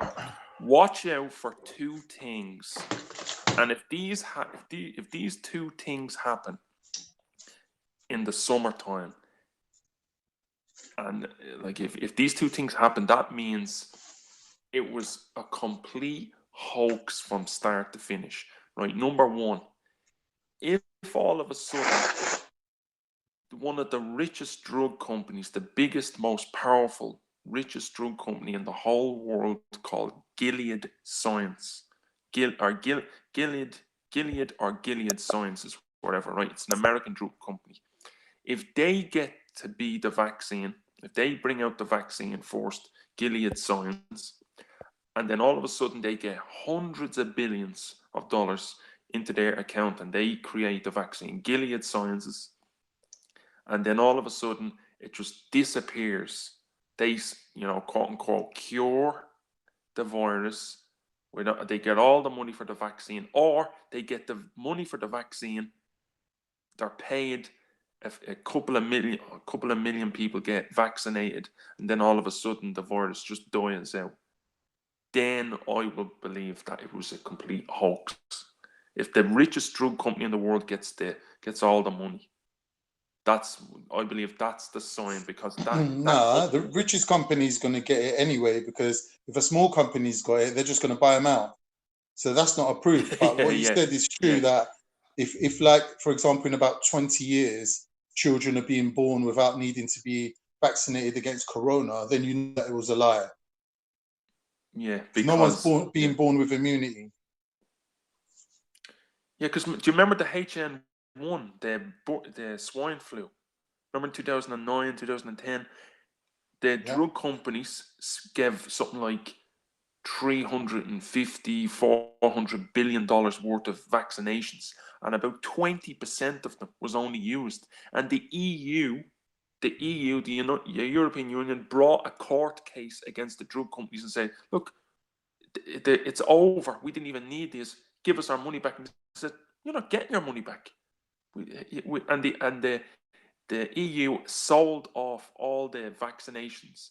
They were selling them off, and they kept it secret. The European Union knew that the vaccinations were useless, and the virus was going to die. So they told the drug company to keep it quiet and then sell. And the EU sold off all the vaccinations for like a dirt price. Like they let it go for half price to all the poorer countries, and they kept it quiet. So when the EU couldn't get their money back from the drug companies, they told the drug companies to keep their mouth shut, and then they sold it off to the poorer countries and took a loss and got about half their money back. That happened in the swine flu. So yeah, that don't surprise me at all. Yeah, I wouldn't put it past them now. If it suddenly just dies out in the summer, but about 2 months before, like watch out for within the next 6 to 8 weeks.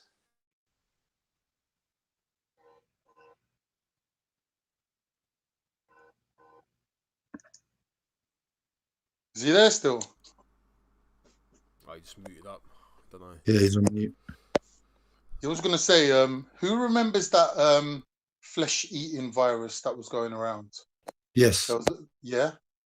So what happened with that is it died out, but people randomly can still get it. Like my neighbour's dad recently, well, a couple of years now, he's just about surviving. He caught it. Now, obviously, because like he caught it at a time where it was died out and he was the only one who randomly got it, they could really focus on him and give him proper treatment and help him in that. This is possibly what's going to happen with the corona. They're saying they can't deal with it because so many people are getting it at the same time. But once they've dealt with the majority of the people, either by burying them or treating them or whatever happens, once the whole like bell-shaped curve is like we're at the other end of it, this thing, if it is what they're saying, will still be floating around and it will still be killing people randomly. So what I'm worrying about is the people that are the most vulnerable, who've been told to go on isolation from the beginning, like, you know, old people, people with diabetes, whatever it is that makes them more vulnerable. They're the people that got put on lockdown first. Yeah.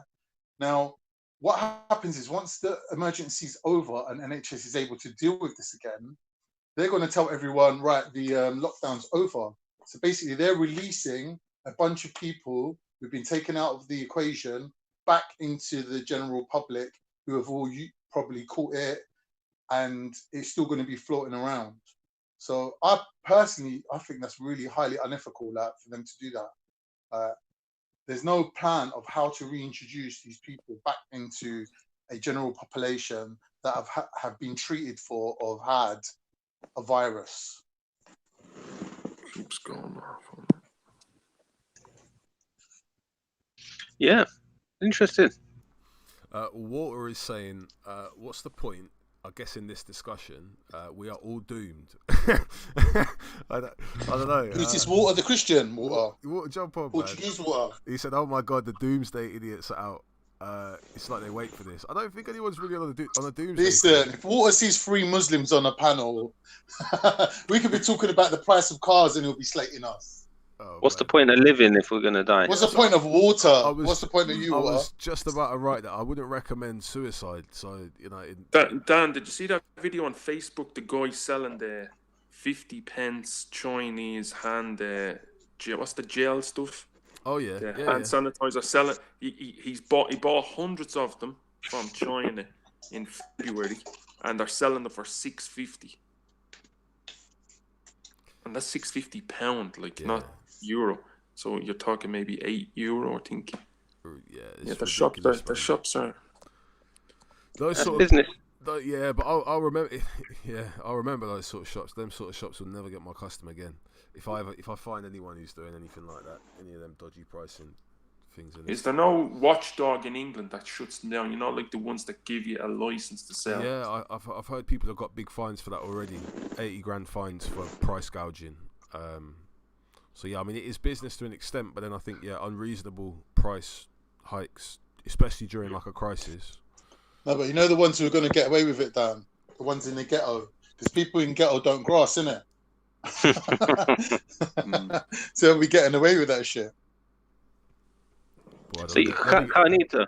Either that or they'll be getting looted. One of the two. They'll be getting looted first. Or is that reactionary? Yeah. You can call me Kaan. It's all right. You can call me Kaan. Kaan, you don't believe that it was a biological weapon then? Like Dan said, to me it's irrelevant, like how we got here. I'm just being very practical and very functional, and dealing with it on a military-minded level. Like I'm not really. I don't give a shit where it come from at the minute. I'm not like that's not my first concern. It's like Dan said about his mate who has to pick up his kids. Like I just had to tell my kid that I'm not going to be able to pick him up. Like, luckily, I got one of them living with me, but the other one just told him, man. I was like, look, it might be 2 weeks. Like you ain't going to see us, because he was here and I was planning to keep him, but his mum was like, it's Mother's Day. Can I take them out for the day? And then she kept them for the night, and I was like, do you know what? My mum's living with me. She's over 70. Like, I'm not gonna bring him back. You know, for another 2 you weeks. saw how packed the underground tubes are, right? Now, if there really is a virus going around, shouldn't everybody be sick by now? There should be no key workers still at work. They all take public transport. No, not There's a possibility that there is a possibility, if you look at it mathematically, that probability that not one person on that train even had it. Yeah.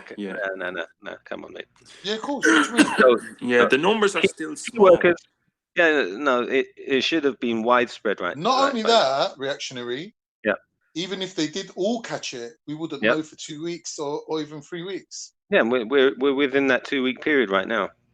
Yeah. That everybody should have been affected by now. Like, it's not something you can control, especially in an urban, overpopulated city like London. Out of the all the people that got it in China, only 2.3% of them died. Yeah. So the problem with this virus, it's not like Ebola where it's killing you on the spot. It's the opposite of that. It's taking 2 weeks for any signs to even show up. So it's saying like 4 or 5 people can infect hundreds of people. Yes, that's my point. I mean? Everyone should have been infected by now. But whether or not they were infected, like there's only certain people that are susceptible to the extreme nature of it. Like to get the full on pneumonia, you have to be like over 80. Yeah, but everybody by now should have got a cough, or some sort of symptom. Yeah, but how do you know if it's corona or if it's a normal cough? Well, here's the thing. No, yeah, okay, you tell me. Bingo. We just stay on lockdown for 2 weeks, and if you survive, you survive, innit? No, look, I shut down the whole economy. Yeah, go on, Celts. It's a virus, but to me, the most I can go is I do believe the drug companies hype up. Look, that's not a conspiracy. They do it all the time. The drug companies hype up viruses, and they make a really bad virus into like a life or death virus, or they make a virus that's not that bad into a really bad virus. We know So Celts, you're saying that the numbers are being made to look more extreme than what they are. Yeah, and there's I'm not. Nah. I believe. Hold on. No, I believe that the virus is really bad. I believe that the numbers of deaths are real. I believe. I don't question any of that. I believe that. Let me say one thing. In China, there's evidence coming out from China of mass graves. Yeah, no, I where believe they've buried people and not even accounted for them. No, I believe that. I don't question the virus. I believe the virus Link me to that. It's very dangerous. I don't believe in any of the nutcase conspiracy theories. The only conspiracy theories I believe is the drug companies they want you to even go. It's a dangerous virus. It kills people. I'm not taking any. I'm taking all the precautions I can. But the drug companies do want us to be even more afraid because down the road there's going to be a vaccine. Yeah. And they want to cash in like never before. That's all I'm saying. I'm not questioning anything about the virus. I believe it's dangerous. I'm not questioning it's just but 1 minute. Viruses aren't implemented because the population demands them. The government makes a decision, innit? Yeah.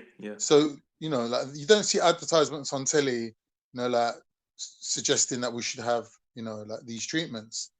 So, like when you're saying they're encouraging it, how are they encouraging it? It's my question. Do you know that this? Look, remember the one in 2003, the SARS one, COVID-19 or whatever. It's the same thing. This virus is.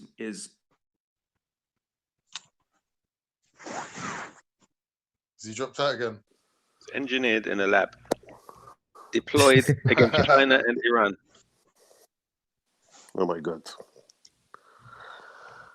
Wait, Reactionary, you think this was? You know that people have viruses every day, and some of them don't even do anything to you, and some of them have different effects on different people. Like for instance, somebody could have a virus where, let's say, they get the throat is swollen. Like you go to your doctor, say, "Doc, my throat's swollen. What happened?" "Oh, you caught a virus. Go back home." Another person will go home. "Hey, Doc, something's wrong with my ear. How come my ear is? You got a virus. Go home." Viruses are everywhere. Just some of them seem to, decide to go crazy every so often. So this is just nature, my friends.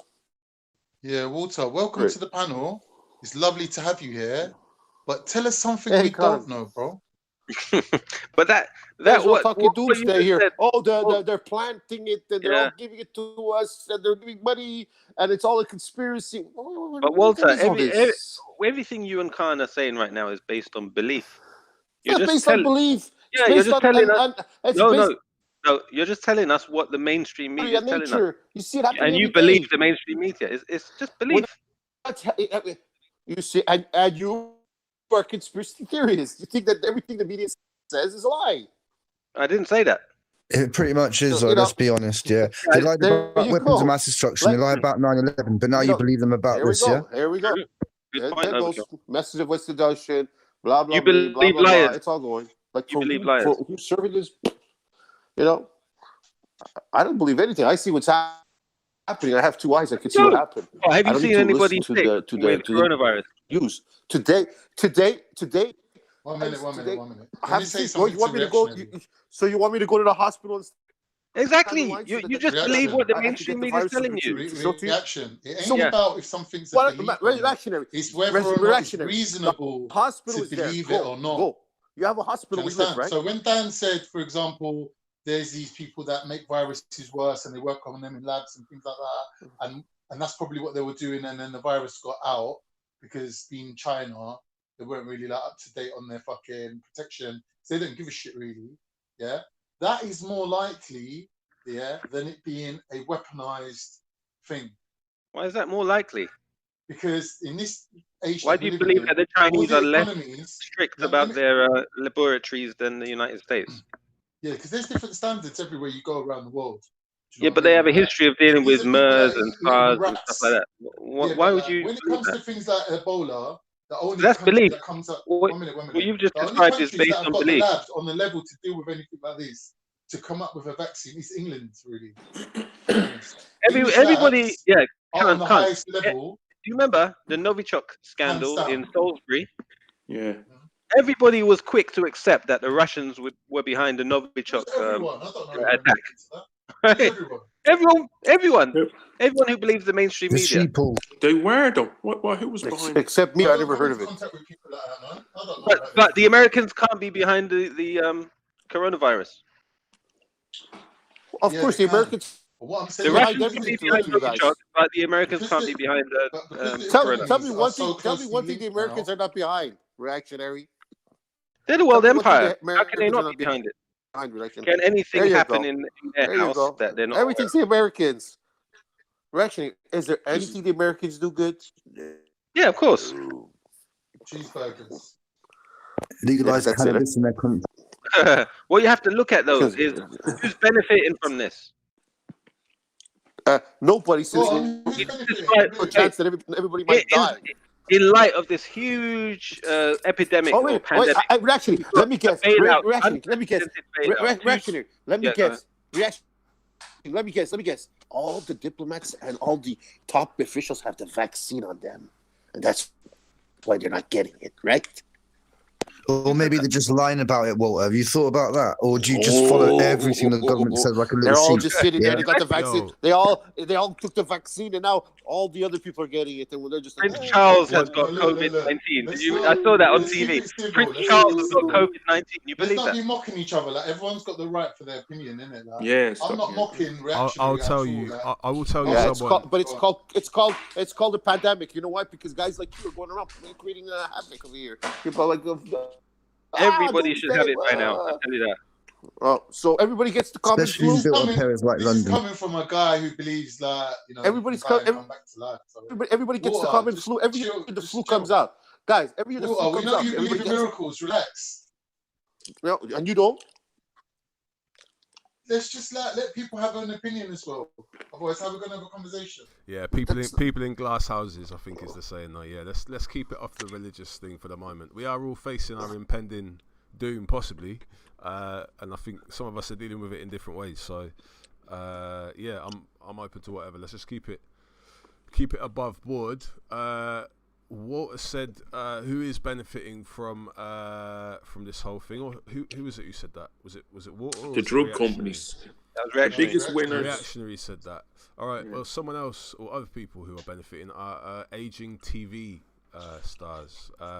Just reading from the Daily Mail, BBC News chief warns viewers things will look and sound very different during coronavirus as corporation rolls out TV veterans Mr. Motivator and Angela Rippon for show to lift people's spirits. There's a spelling mistake on the Daily Mail. So yeah, you're going to be seeing some old faces you might not have seen for a little while on the screen.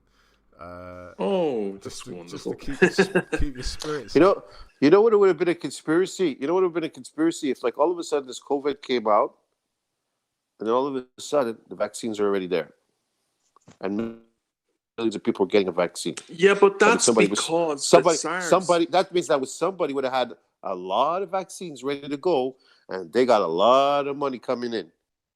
You think they don't already have the vaccine before they release the biological weapon? It's like knowing the stock market. You know, like when somebody's on insider trading, you know, so that'd be like an insider trading on vaccine. It will be like the vaccine, the stuff comes out, and then all of a sudden, people are dying of it. Let me switch off my brain and believe whatever the media tells me. Yeah, okay. All right, reactionary. See, this is. But reactionary. Is there any media you trust? Anyone? Just give me one. No, not 100%. I take what I hear and I try to reason it out with the other facts that I've been told. Reactionary. And I try to come up with some reasoned position on it. Do you believe in doctors talking on YouTube? Are they the media too? Doctor what? When they do their podcasts, all these doctors that are doing the podcast. Are they the ones that get paid by pharmaceutical companies to give out medicine, like sweets? Yeah. You don't understand. One at a time. I'm talking about right now. I'm talking about right now. There are doctors who are going on YouTube, talking about what they're experiencing. People are talking about what they're going through every minute. You don't have to go to the media. Media can't lie as easy anymore because everybody's on YouTube. They were saying that they were throwing babies out of incubators during the fucking war against whatever country it was, and that was a fucking lie. So if they can lie about babies getting thrown out of incubators, they can lie about anything, my friend. But don't you know which I'm talking about where you're living in, what year you're living in, and the year that you're living in, it's everybody. Like what's going on in China probably would have went a lot longer if that guy didn't go on YouTube and start talking. That doctor. No, it's because they're using the medicine that's banned by America from Cuba that has amazing results. That's why their death count has gone down. You just do the research, you'll find out. We don't even know if their death count went down because we're not there. And they're all been in lockdown in China. So we don't. Right, so you don't believe China, but you believe I don't believe UK China. and USA media. I don't believe China because they're not open. I prefer a country that is open, not a country that's closed. You don't believe China because you're not allowed to spread Christianity there. Tell the truth. That's why you don't like China. Christianity. What do we back on Christianity again for you? No, Christianity just means that if you're dying, you're okay. No, it's not like you're going to. Christianity doesn't have 7 heavens. To be fair, anyone who's religious could have a bias against China for that reason. You've got the Uyghurs in camps who are probably specifically water. Well, yeah, but I mean, what do anyone could have an issue with China. I know a lot of people who are from China. It's wrong, Dan. I'm just saying you should be aware. What I go against China for? All right, so let's look at let's take what Reactionary is saying at face value, right? We know that there is fairly dangerous research into viruses that allows us to kind of predict their spread and possibly work on vaccines ahead of time. Yeah. If it turns out in the next couple of months that China has been able to limit its spread, I don't know. I mean, that's pretty much war, right? I would say that's. Yeah, but Dan, that could mean that you're going to be dealing with a military response to that. If yeah, but Dan, I'm going to play devil's advocate. That could mean that the Chinese were able to stop its spread because it was their virus and they had it with their special vaccine. Well, they could have re-engineered it. They could have. See, the thing is, I know these this kind of virus research, especially the gain of function research, can have like a dual use. So it can have some kind of military potential, but it depends on a number of things, like the transmissibility or the mortality and the transmissibility needs to be kind of bad. I mean, basically, you get viral blowback, right? If you put out a biological agent into the environment and you spread it, in a globalized environment, in a globalized context, I get what you're saying, Dan. It's like they've engineered the perfect storm. It's like bro, it's like when people used to say that Suge Knight had Tupac shot. Yeah, Tupac was in the car next to. How Suge did Knight. we get from viruses to because Suge Knight? this is what I'm saying. Like this whole blowback theory. It's like if China did it, that is basically like saying they would they're opening themselves up to a similar level of risk. Like you get the guy in the car sitting next to you shot. You're like, it's what they're gonna do. Release a virus to where? Like. I know, yeah. It's just like the Americans. And plus, they exactly know what the virus is going to do. But this is the thing. These guys are like masterminds. I think it's actually possible. know how a virus is going to react. I think Wow. I think it's possible that there could have been an outbreak at one of these research facilities. I think that's Yeah, perfectly and plausible. China I want to add something to that. Can I add something? All right, so let's look at the possibility of the bioweapon. The two countries that were affected by it were America's two main competitors, China and Iran. When I say competitors, they're main enemies in the current environment. China and Iran. They were the most significantly affected. I guess Italy somehow got caught in the wind. But what we have then is statements from people who attend security meetings with Donald Trump. Spain. But they developed a bit later. The main countries who you can see it was quite mature in already, supposedly, is China and Iran. Yeah. Those are the two main competitors for the U.S. empire at the moment. Yet the U.S. And the U.S. is number one on the list. We don't have the count from Russia. U.S. But yeah, U.S. hates their own people. Let me continue So on this. So, Reactionary, that did occur to me as well. What we have is statements from people who attend the security meetings with Donald Trump saying that this is the first president we've gone to these security meetings with where when we present threats and responses to threats, we normally give a reasonable response, and we give different responses ranging from reasonable to ludicrous. This is the first president we've had who will actually consistently ludicrous. Yes. Yeah, so don't you think in one of their responses to China and Iran, it would have been, why don't we deploy a biological weapon? Guys, and he said, go ahead, guys, do it. Guys, the coronavirus, even if it's a worst case scenario, is 2%. You're looking at even if the American 360 million people, they probably get what? A million. Okay, even if let's say worst case scenario, 2 million died. There's still 368 million people. Okay, they're not letting it out. They're not letting it out. It's not a virus. I agree with you. They've engineered the perfect storm, and if anything, what they're demonstrating probably is something that we've missed. Engineered. You're telling me that? Are you telling me that nature? What they're demonstrating, we see it every day in nature. Their delivery method. They're saying we're hitting you with a virus that kills 2% of your population. Yeah, okay. But really, we could have hit you with a virus one year we see that all the fishes die. We see 1 year we see all the fishes die. Everybody's like, what happened? All the fishes died. They caught a virus. Another year, all the deers are dying. Just saying, this is nature. Just saying what? How can fish catch virus? I don't know, but I know that sometimes things happen in nature that we don't understand.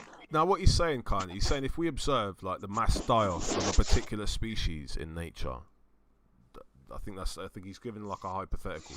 But what I'm going with then is that reactionary. It's happened that certain animals. Everybody's wondering why all of a sudden at the beach this happened, or why all of a sudden these animals they're all dying for some reason. Or another time, it's like it's happened in nature, in life, that these things happen. Sometimes there's a virus that hits or attacks a certain creature sometimes, or something just happens. And sometimes it happens to us, humans. Luckily, we get just a regular Now, put a pin in that. Put a pin in that, because there's not much further we can go with that model. Yeah. So but I mean, it's always just. And now let's look at the other model. Let's just start models of bioengineering now. Let's just go with the. Yeah. We're considering different possibilities. We love that. That's what we're doing. Yeah, we're considering different possibilities and looking at the around people. You don't know what you're saying, but when you guys are talking about this, you guys are talking about what Dan just said. You're talking about. Here's the you guys comment. You guys comment. Like you're smart. Everyone else is lunatic. It's like you guys are talking about Doom's war, fighting between countries. Then at this point, that means America. So what should we do? Close the panel and go to bed. Yeah. Should we just believe CNN? We'll have the last word. Let's all go to bed. We're in a reality right now. Why do we have to create a panic? Like, I'm pretty sure if you're talking like this, we're not the one creating the panic. The government is, mate. Yeah. There you go. You see. Okay, I'm out then. I just give my 2 cents. Walter. You just give, but you don't take, Walter. Walter. What is that picture of on your profile? What is that? What is that? To dumb theories. Is that a chalice? Is that the cup of Christ? Of course. What do you think? That's his mechanism. Take a sip and go to bed, motherfucker. Well, yeah, for sure. Like I said, I was listening over here. I was like, oh my God, this doomsday stuff is happening. Dan asked me to come on. whatever, about 5 minutes. I'll leave. No, you're welcome. You never read the Book of Revelation, Walter. You're Book of welcome, Revelation. Walter. You never read that, mate. You never read about Mark of the Beast, Walter.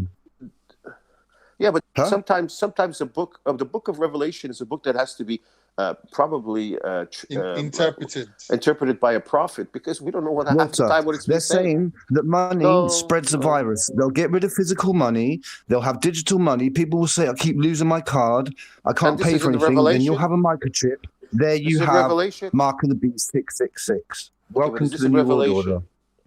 But is this Revelation? The mark, the pin, the this and that part of Revelation? I don't think Walter's religion is CNN. Whatever they tell, and BBC. Just believe whatever they tell you. I don't believe anything. Moltissimi di voi hanno fatto dei cartelloni.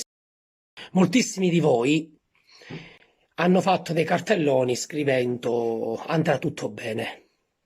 Moltissimi lo scrivono su Facebook, nei messaggi.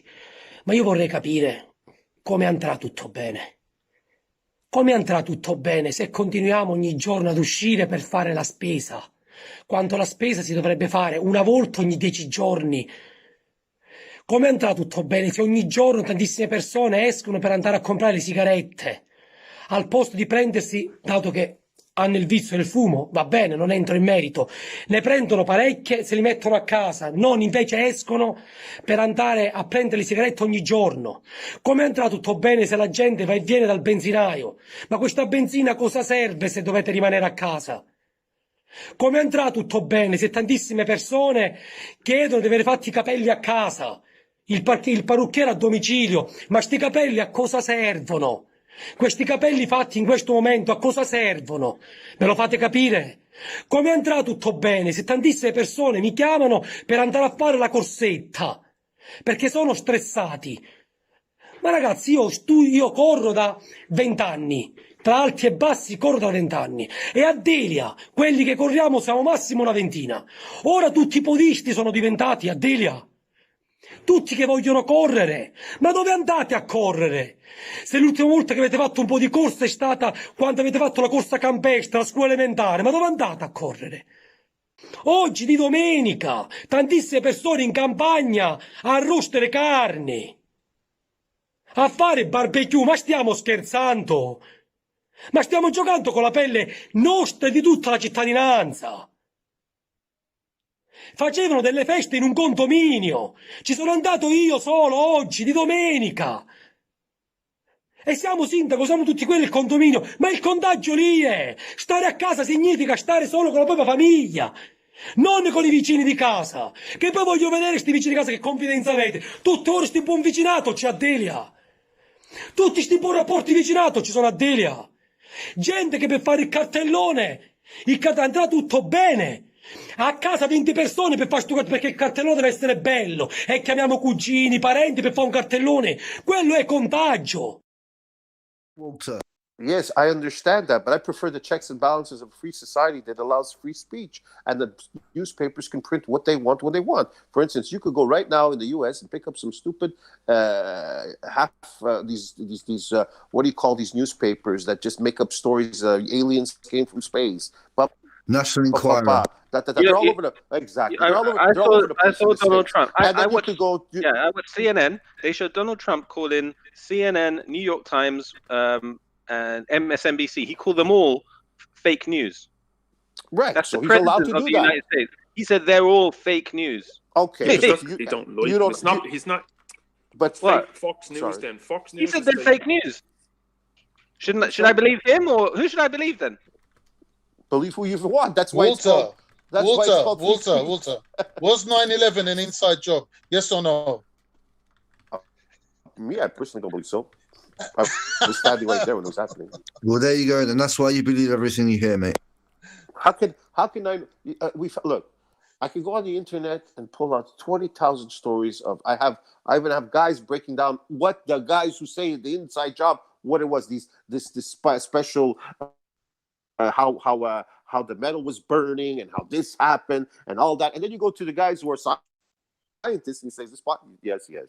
All right, Walter. So what you're saying? You're saying, Walter, seeing is believing. Yeah, you're saying seeing is believing. No, name me one person, Walter. who saw Jesus get crucified? One person. No, the people that were in his time who saw him. Name one person. Just one person's name. Give me the name. John, Mary.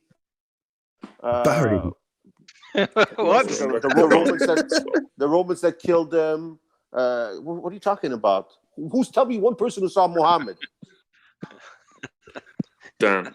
I don't get it. We're not going. We're going off on a tangent now, guys. We're going off on a different. Anyway, Walter, there's no way they let the Pentagon get attacked by a plane, my friend. No way. The world's most defended airspace, and they let a plane crash into it. Come on, mate. But who would expect that? Even that, I think we're getting into something. Going down a different road. Who would expect that? That you guys are going somewhere else now.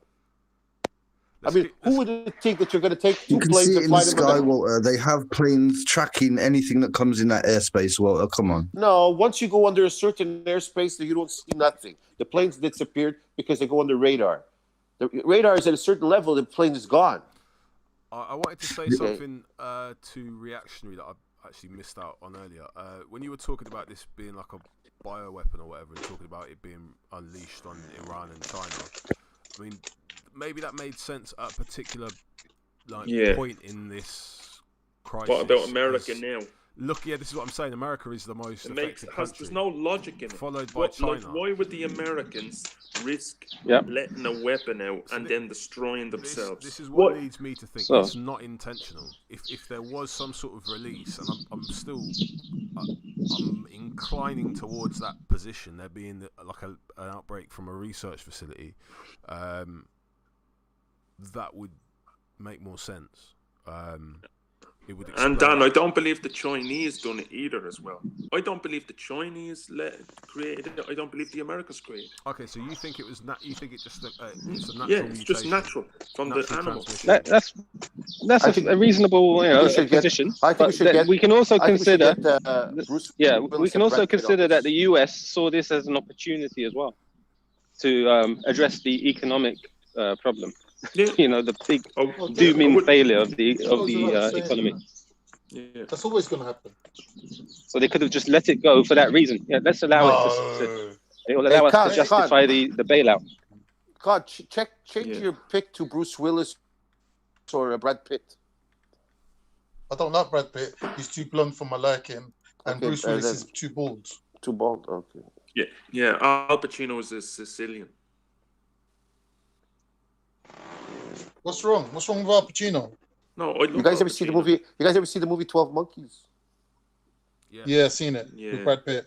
I mean, Bruce Willis. You know what it was about, right? How the world ended. Yeah, it's a boring film, to be honest. I didn't like it. But how conspiracies. I don't go for that doom and gloom stuff. I like happy films, like The Sound of Music. I like Grease. Go Grease, let me know. Quarter mile. Grease, let me. All that. We're going from conspiracy theories down to fucking sound music. But those were top movies of their time. But Kaan is pulling on some good movies there. Like number one movies. You know when Grease come out in the cinemas in the UK, I was in the cinema watching it. I was about 4 years old. Can you believe that? And I still remember it like yesterday. You only saw it after you saw it after again. Come on, not the film, the experience of going to the cinema. I remember it like yesterday. Sure. Yeah. Christopher Plummer. He died only a while ago there, didn't he? Who's Christopher Plummer? From the Sound of Music. Sound of Music. Jesus Christ. The guy with the he's father not in the of Sound 12 of kids. Music. Yes, he is. Jesus Christ, he's actually in a really good film. I don't know if you've seen the film. Called, by the way, if anybody wants to watch some sort of comedy show, which is actually not Jesus in it. No. What's the word? It's not degrading or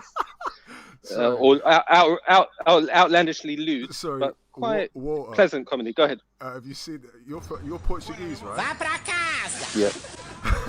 There's a video playing now on the screen of how Portugal handles lockdown lawbreakers. They're just driving past. What did he say?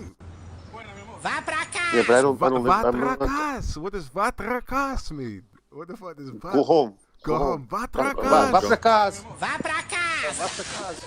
Joga bonito. Bora, a partir de agora vai ser desse jeito. Bora, bandido velho, troca pneu But that's depois. I'm Tá na hora de procurar Portuguese, casa, vai de so cachaceiro my parents are vagabundo. Portuguese.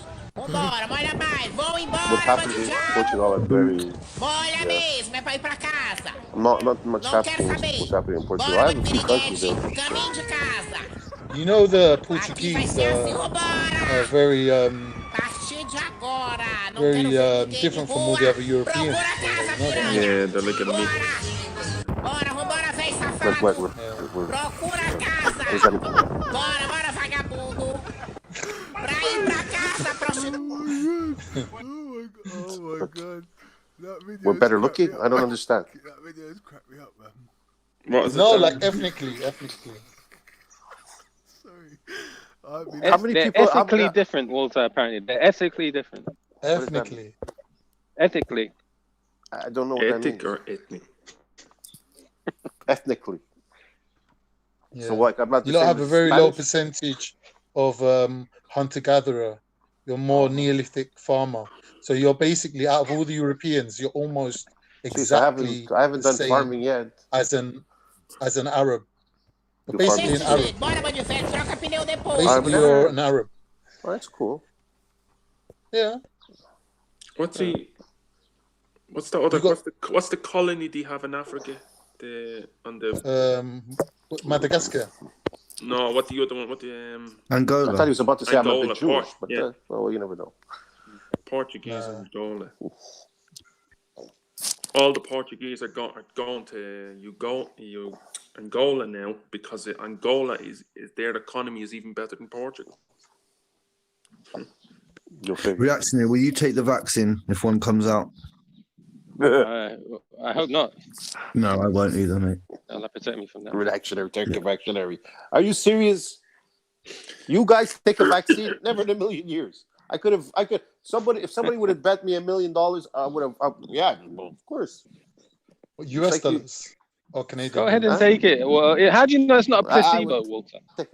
It's so easy. It's so easy to understand, you guys. Of course, that's a placebo. Americans made it up. I trust my immune system, you know, the thing that was made intricately and designed perfectly. I trust my immune system, mate, rather than some fucking poison. Well, thank God for vaccine, because I think the measles have disappeared because of them. And lots of children have you know. And also lots of little girls who have these vaccines also die from them as well, my friend, don't they? But you don't hear about that on the news that often, do you, mate? Die from the little girls die from. No, I don't. And being in a free country, why wouldn't they oppose that? Why would they allow cigarettes and alcohol that kill people daily? But you think they love us as human beings? Yeah, we're called euthanasia for a reason. Yeah. I live in Canada. You live in England, a country called the U.S., France.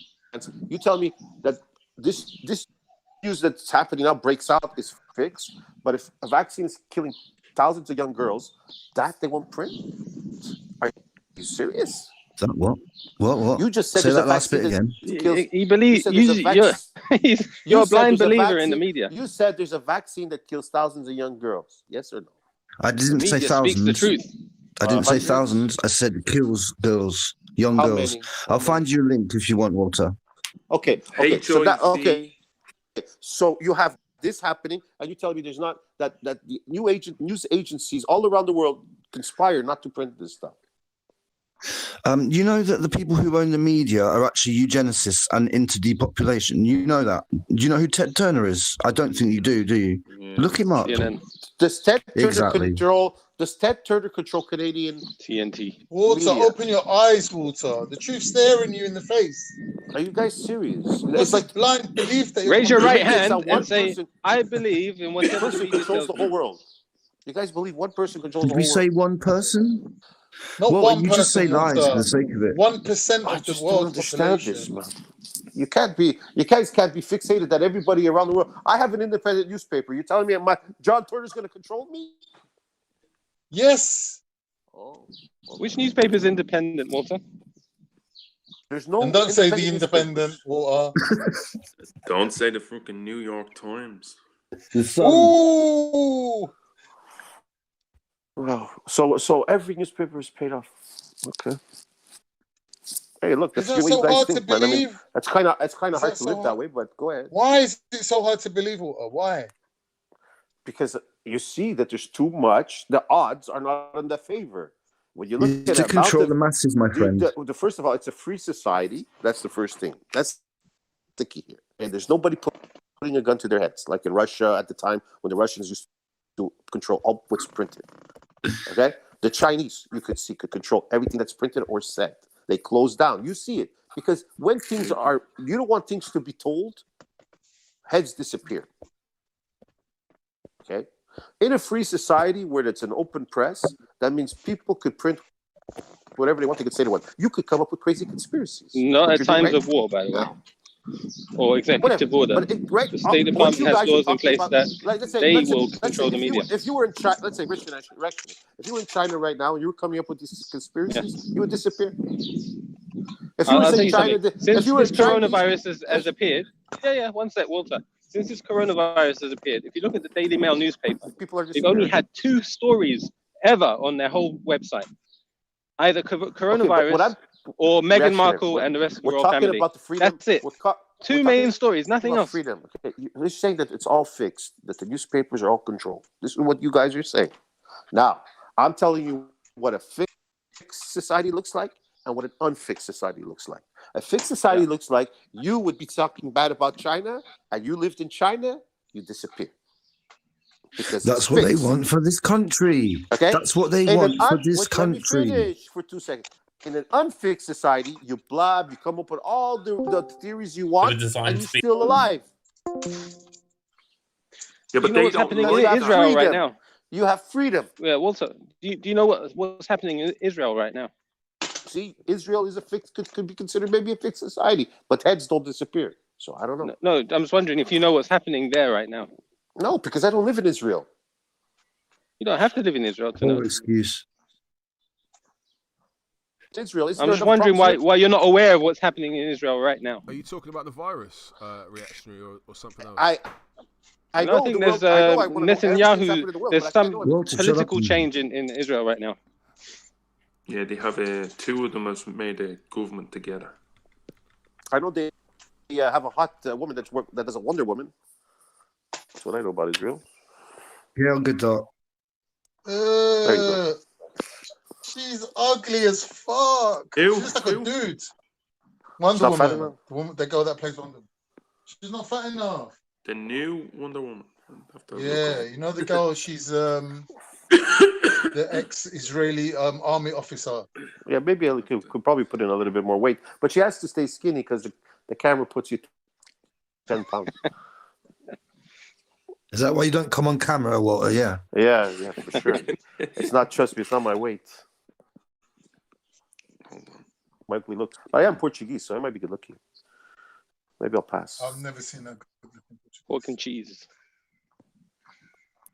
Oh, forget it's over. I'm already an old man. So wait, what were those Portuguese people shouting? It's like boy a tu casa.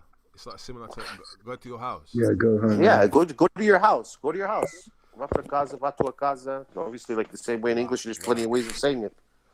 Va tua casa. Well, you're on lockdown, so you know.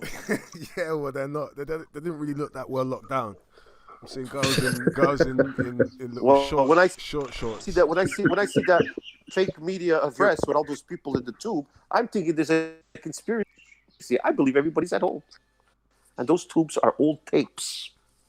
There's not really that many people in your subways.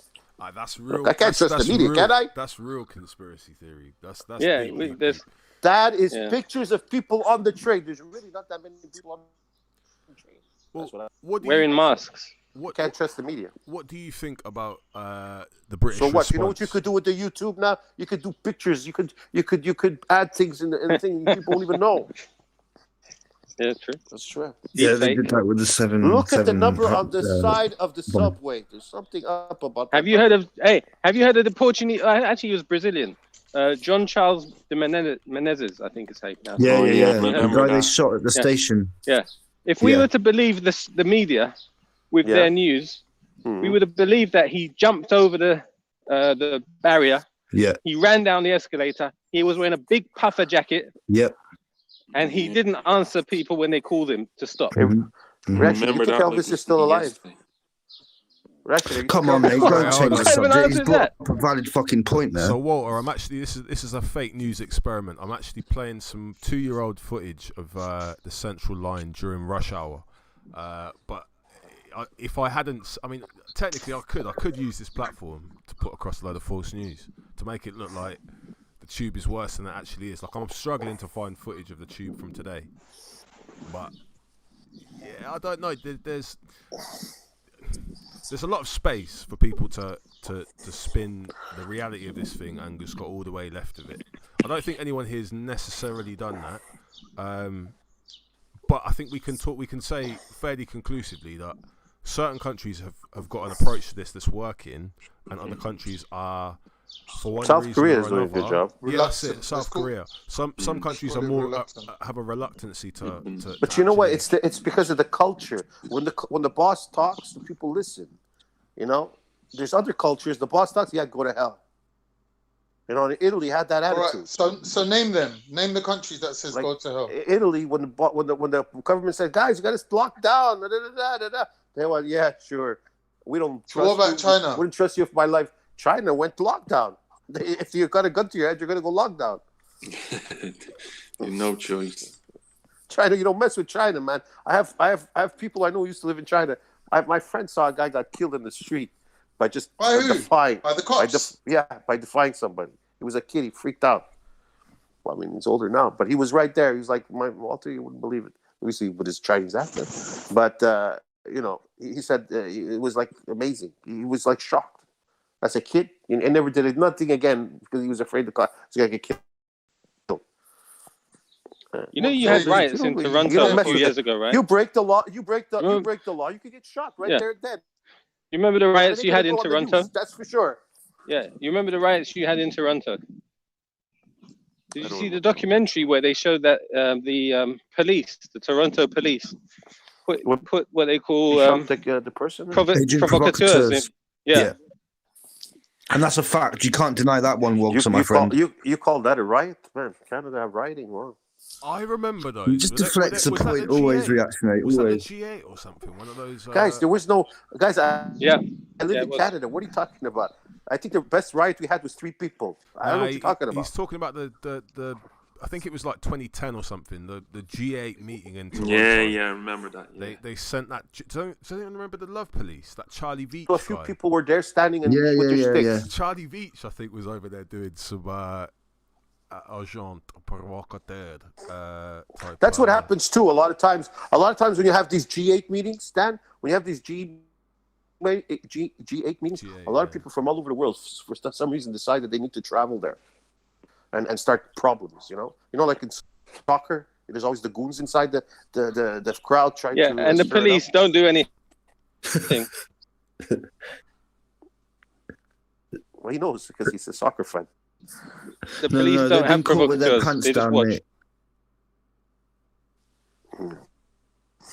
Well, I mean, you know, I remember there was. I remember when sports teams. I remember when sports teams win their trophy. Sometimes they go out on a rampage. That's a riot.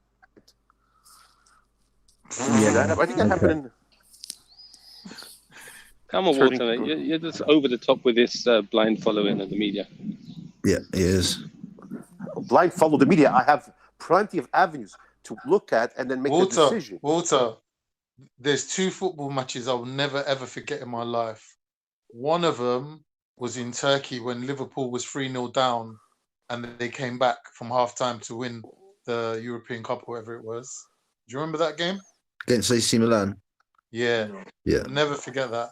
The second game I'll never forget is when the Turkish national football team had the fight was it Galatasaray had the fight with the Italian police.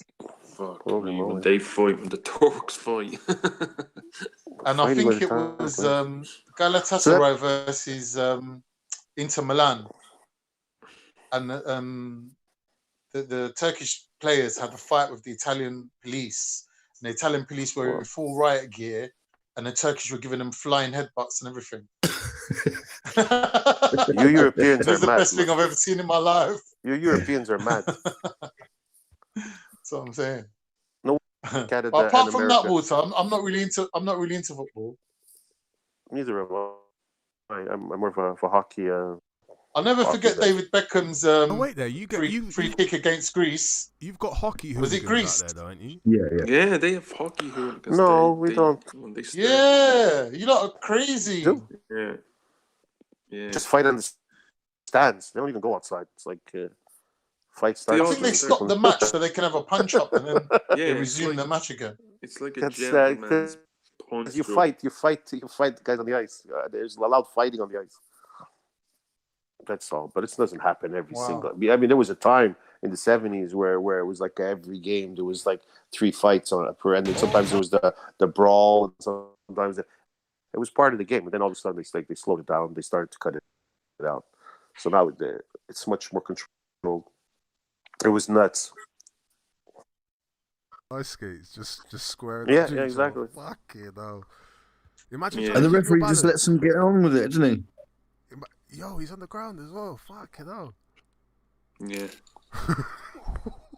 Who's on the ground? What is it about hockey? What do they have rules that allow you to like engage in combat on the ice or something? What is it?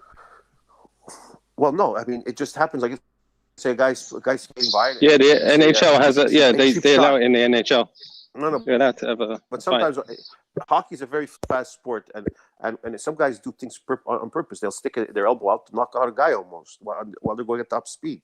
When that happens, It's a the other fucking player shit freaks out. example for kids, though, isn't it? Let's be honest. Come on, man. It's not. No, it's not a good example, but it's this is a professional sports. These guys get upset. They're making millions, and somebody's gonna bash their head and try to kill them on the ice. They're gonna get upset. It's a dangerous sport. The Russians are mad into it. These well. The Russians. These guys could skate up to 30, 40 kilometers an hour at top speed. What, the Russians are playing hockey now? I think. They've always played hockey. Yeah. Hello. They're massive into The Russians against are one of the best teams. Yeah. Russians, Czechs, Swedes, Finland, all top teams in Siberia. There's about 10 of them. 10 what? The referees are struggling to do shit. This is ridiculous, man. Are you watching clips? Is that it? Yeah. The 19 best NHL fights of 2019. Yeah. And the referee just stops and lets them go. The referee. There's like 2 referees. There's 3 referees. The guys tire out. The guys tire out. Like they'll start fighting, and then if you give them a minute, because they're on the ice, they tire out, and then the refs move in to break them apart. Yeah. Because you can't stay at that pace. 19 That's fights fake news. in 2019, Not fake news. and you have COVID-19. You see the link? Oh, stop it now! Stop it! I think. For a minute, I thought he was about to tell me it's just the media showing fake people fighting on the ice. I'm just people. What's fake people? I don't know. You tell me. I was just looking at a video there where Bill Gates is on. He's talking about Trump. That he's saying that Trump, if there's no way is America going to be back to normal by April. Oh, they fuck, man. That's the New York it's impossible. Mayor, the New York mayor's just come out and be like, sorry, mate. I don't know what estimates you're going off, but we've got this amount of beds and we need this many beds, so we're not ready. So I don't know where this whole thing started, man. The spike is still going to be. I think they're going to be shut down until July, minimum. If the curve doesn't flatten, it's the. Yeah. I've got a question, Walter. If the curve doesn't flatten, they have no choice. Yes, sir. Hey, Walter, is there anybody, if they told you that this was some sort of inside job or something like that, that you would believe? Like if Bill Gates came out and told you, I have inside information that Donald Trump did this, believe. If I had 10 scientists, 15 scientists from different pharmacies saying this is a man-made bio version of a virus, I would say, these guys You know, and then all of a sudden they disappear as the talk. You know, in the army, then they I have believe them. every year, every soldier has to do what's called CBRN training. You know what that CBRN means? No. Yeah. Chemical, biological, radiological, nuclear. Yeah. Well, that's part of the war scene. I mean, sometimes So when the you have to soldiers put go on into the a war, gas mask and all that kind of thing. A suit. That's yeah. because So that they means do have biological bioweapons. weapons exist. Even Saddam Hussein had. Yeah. Of course. Of course, they Saddam Hussein. Saddam Hussein, no? But for some reason, the United States, in your opinion, would never use a biological weapon. They don't have to. Why not? I'm never going to forget that one. Why would they? Saddam Why would they Hussein. have to do it? Saddam was a fucking. The countries that use bio are the countries that can't that can't. They haven't got nukes. They're in a losing situation.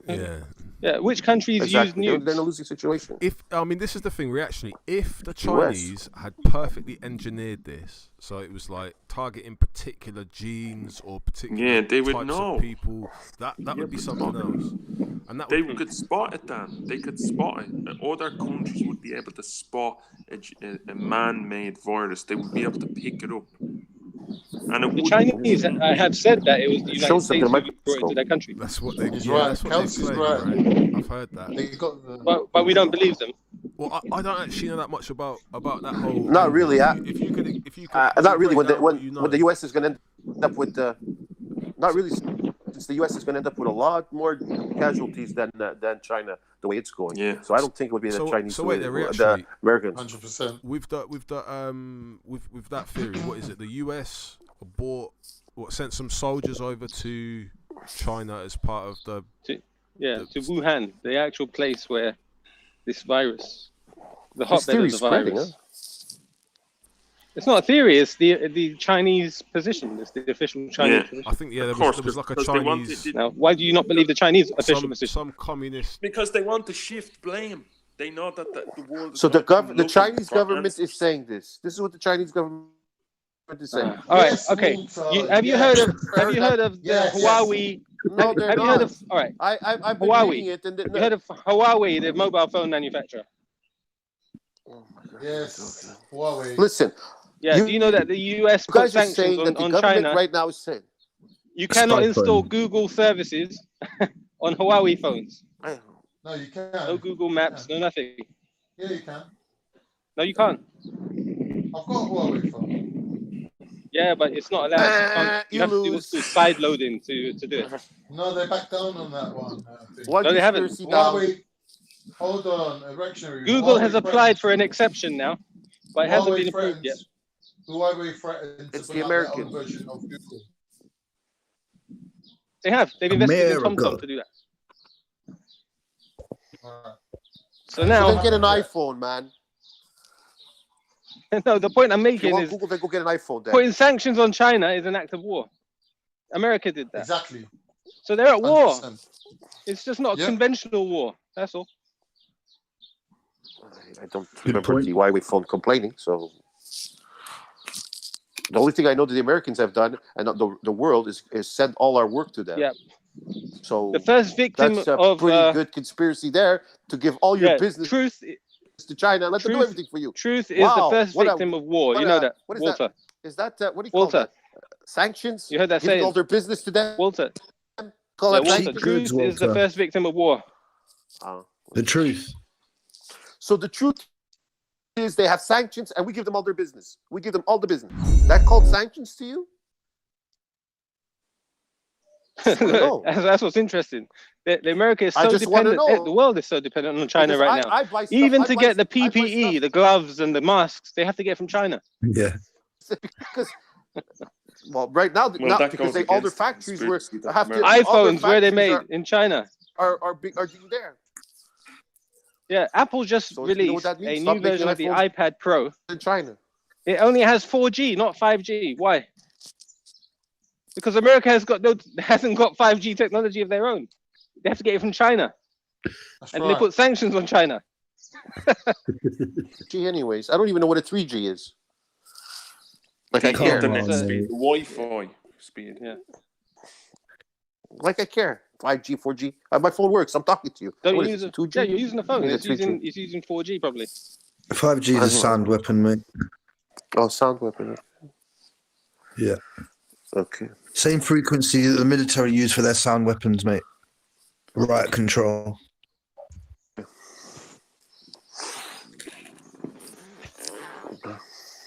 So much information out there to counter the official position that it's not feasible to just accept what we're being told.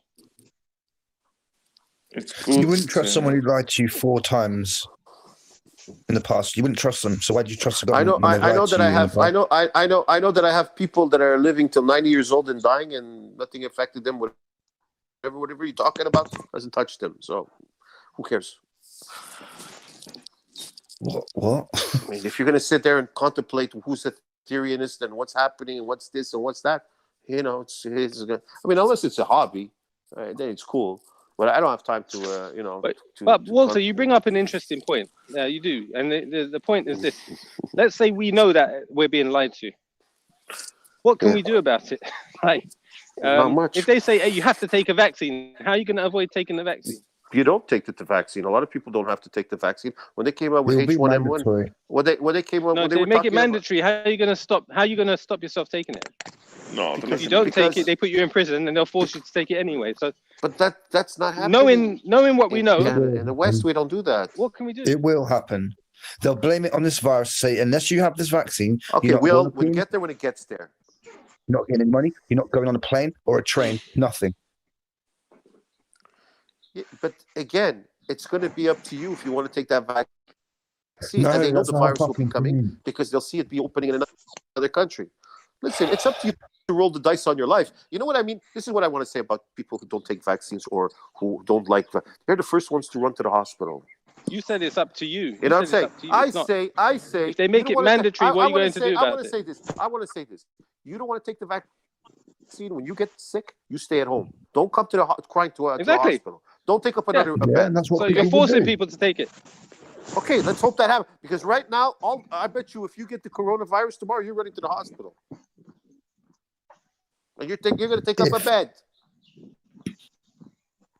How would you know if you got the coronavirus? You don't. You get the corona, you stay in your bed. No, that's it. Finish. Stop taking how do you know you don't just have a flu or something like that? But this is what I'm saying. Legionnaire's disease, perhaps. About people. People always do this. They're all complaining, and then they're first ones to run to the hospital.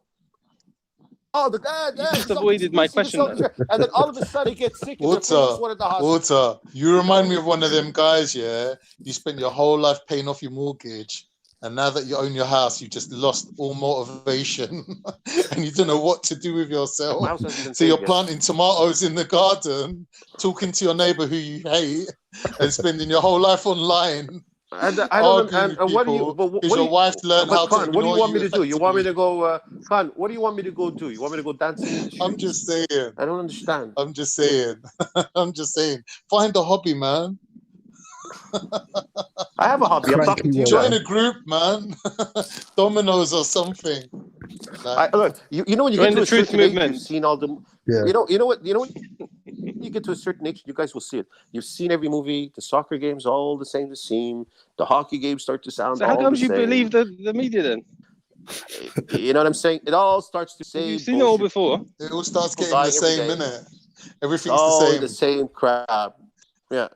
Weapons of mass destruction. Weapons of mass destruction. And the only time it changes is if you break the rules. You know what I'm saying? Start cheating on your wife, left, right, and center. Why not? Walter's the kind of guy that believes whoever is the president at the time, whether they're Republican or Democrat, he fully supports them. You're like obsessed. With what? Were you pro Obama? Were you pro Obama when he was president? He's Canadian. Yeah. You're pro whoever's president. I know. I don't understand. This guy's always talking to me about American stuff. Because they don't care about just themselves, do they, Walter? They're not after just making sure the 1% stay rich, are they? Who? The Americans? You're pro Trudeau, aren't you? No, I don't. I'm not too crazy about Trudeau. I'm not too crazy about Trudeau. I'm not too crazy about any politician, to tell you the truth, but c'est la vie. Oh, but you just believe everything they fucking say. What is Trudeau going to say? What's he supposed to say? The guy's elected for 5 years and then he's out. So what big deal? The guy is not richer and poorer. He has. You need a planning system. You need a governing system always in place, no matter what country you live in, or else people are just going to go crazy. Everybody's going to go nuts. You need structure. You need plans to make societies work. You can't just throw people into the mix and they all run around banging into each other. There has to be structure. There has to be a plan. That's the way it works. Get used to it. All right. You can't have. You can't take away a government. You can't just say, oh, every government goes away and we all go live around jumping into each other. Walter, you could be the granddad I never had. So such a how granddad. comes the Roman Empire collapsed then? The Roman Empire collapsed because By your logic, we should be pro-Roman Empire today. The Roman Empire collapsed because they treated their people like crap. The people had no. Yeah. It was like just constantly supported their government, right? They should have not.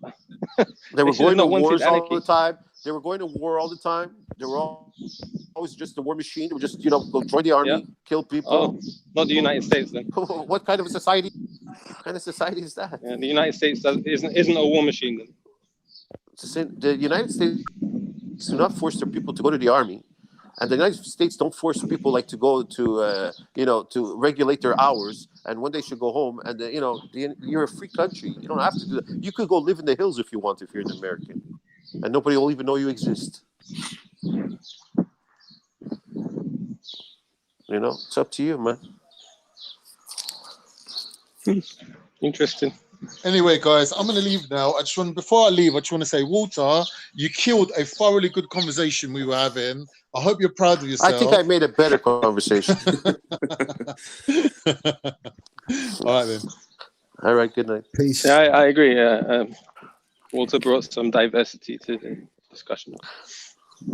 Yeah, you got to calm down, Reactionary, with all the theories there. It's not good for you. Hold on, it's not 20, good 30 to years be a old. blind, loyal government follower, sheep. The only conspiracy theories I believe is the UFO.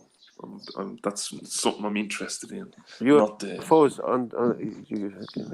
And they used to say people like me were nutters. Now the government is admitting. Yo, motherfuckers! Alcaca. Oh, it's bright out already there. What you say? It's bright out already. Where is that? An hour ahead. You say? I said it's bright out Man's already. got a cigarette in his mouth. Over here. It's like 6, 7. Oh no, it's not bright. It was the. It looks like it's daytime when he has the camera down on the pad. What time is it now? It's 4 only. I thought it was 5. Where can I hear birds, man? Whose house Yeah, is the that? birds. They come out at 5 o'clock. Yeah. Yeah, that's my mic. Sorry. The birds singing in the air there. That sounds. Oh, is the that birds Walter, going? the fake Christian? No way. I didn't expect you to be on this panel, man. What you might do? Me, the guy who wants to kill every American, and you're talking. Very good. Walter, who's Walter? Alcaca, what the fuck are you doing outside right now, man? Malik, is that his name? Yeah, he's M-Stacks. M-Stacks is pretty cool. M-Stacks. Beware of M-Stacks. Beware. By the way, my name is Malik, the 5-foot freak. That's the guy. Like I was on Sir Faz's channel for. Someone left that bag. I'm like Walter. I'm a fucking sheep. Nah, that's my bag. Spit on the bag, bro. Spit on the bag. My bag, bro. No, it's his bag. It's like I think he knows every swear word in the dictionary. Does M-Stacks speak Arabic? He's a Somali. What would he speak? M-Stacks. M-Stacks. Well, because he's Muslim, no? Islamic. Not every Muslim knows Arabic. Yeah, I know. Only about 10% do, but Arabic sounds cool. I'm not gonna lie. It does sound cool to me. Chinese sounds cool too. No, I don't think Chinese. Yo, Greek? it's a ghost town. It's a ghost town in city center. No, not Greek either. No Greek. I don't know. I always like Dutch. I don't know for some reason. I think You like that German German sounds sound? awful. No, not German. I do like the Germans, but not the German. Not German language. Weet je, you like the Dutch, yeah? Dutch, like the Dutch language. Hoe gaat het? Hoe gaat het? Alles goed? What is he going? Go. Yeah, Alles they goed. speak with Ja. like a Alles they goed? have this thing where they speak with the Aflussen. Dutch within like Hey, goal. Smakelijk. Wallahi, imagine, yeah. It's smakelijk. Are you not telling me that the lockdown is gonna happen? Hoe gaat het met u? Hey, go look at the subway. Eet smakelijk. Alles goed met jou? Alsjeblieft. Alsjeblieft. Reactionary, alles goed met jou? Eet smakelijk. Goedenavond. Gaat goed. Dankjewel. Dankjewel. Dankjewel. Alsjeblieft. This guy's not on lockdown, is he? Look at him, man. Doei. Doei. You know, when these man speaking, they sound like they're vomiting. Totsies. Totsies. It's a weird you language, later. the Dutch language. It doesn't sound like anything else in Europe. The Dutch language later. sounds very different to all the other. Holland is an amazing country. It's very Amazing. small, like Yeah, very nice. For how small it is and how much power they had back in the day, all the painters they've had, museums, culture, yeah. you name it. Hey, Yeah. have you seen a TV show on Netflix called Ares? ARES. It's a Dutch No. Netflix series. Check it out. About the secret society in Holland. Nice. It's fiction, Like but Freemasons it's and all that. really good. Yeah. Hmm. Yeah. It's a really good show. I think Walter's a Freemason, to be honest. Oh yes, I'm looking at that a while ago. How did you figure it out? This is support for the media, mate. Good, man. The one thing I always remember looking at when I was younger was the election of John Kerry and Bush, and the Yeah. two of them wouldn't criticize each other, and when both of them were in the Skull and Bones. Yep. And the reporter, the old reporter, he's dead now. He used to do Face the Nation, the program, the political talk show. Who, called Donahue? Face the Nation. Donahue. Guys in the 50s, no. the 50s and the Died of a heart 60s, attack, this guy. the 50s and the 60s, politicians were they were I think that's they were like, Donahue you know, you're they had talking about. He had principles, glasses. No, this is I forget his name now. But anyway, he used to do Face the Nation, and he had on the Bush and Kerry. Where there was only the two of them left, right? And he asked him, "You were in the Skull and Bones, weren't you?" He says, "Yeah." And he says, "Do you want what's it?" Anyway, he asked him like just very simple questions, and he kept saying, with like a smile on their face, "Can't tell you." Yeah. Tell you. He wouldn't repeat. And it was weird because these people were running for like the presidents of the United States of America. And just a small, silly, like sort of small talk question. No, I can't tell you that. I can't tell you. Sorry. Can you not even tell me? No. You can see it's on YouTube. But like that just goes, they try to make it out that it's just like a college, group. There's nothing big to it. It's just something small. But if it's so silly and small, why are men that are like old men still, keeping that secret? If it's just all, something silly and small. because it's stupid. I heard everyone was. It's not stupid. You know what? Secret societies remind me of when I was a kid and I had a clubhouse. It's stupid. It's like childish. Oh, is that all They you think fucking it is? control the world. They're the lawyers, the judges, the policemen. Give me a For break. fuck's sake, man. They're all wearing the rings too. Maybe they got a tattoo in the back. Walter, man, you're like an ostrich with your fucking head in the sand, mate. Now, I'm you like see an these ostrich. secret societies. These secret societies, there's probably only one in the top one, and they control the car I 100 buy people too. in it. These 100 people Allahu Akbar! control the World Bank. Hey, finally could do control it. the UN. They control everything. Of course I do, yeah. And he's just saying, "Oh, they're nothing. It's just like a tree. It's like when I was a child with a tree house." Yeah, it is. No, It it's is. not. Remember your blood brothers Only used the to cut league your get in fingers? there, not your fucking stupid remember treehouse, mate. remember your blood brothers? You have to cut your fingers and hey, we're blood brothers now. You know, children. Walter, they in Skull and Bones, they have a ritual where they lie in a coffin and they masturbate and tell everyone about their sexual escapades. Did you know that? And they burn the owl, the big owl. They have an owl. Yeah. And Who does this? What group? Which group? George Bush did it, for fuck's sake. So he was the skulls of the what? Skull and Bones. Skull and Bones. So it's called the Skull and Bones Society. Secret society for Yale College. And they masturbate in a coffin like a seniority idiots. Well, You know when you yeah, go to but this is the president of the United States we're talking about, Walter. Yeah, but so Walter, that means Trump went in the jerk off in a coffin too. Is that what you're saying? I don't know And if he David went Cameron to Yale. masturbated in a pig's head, apparently.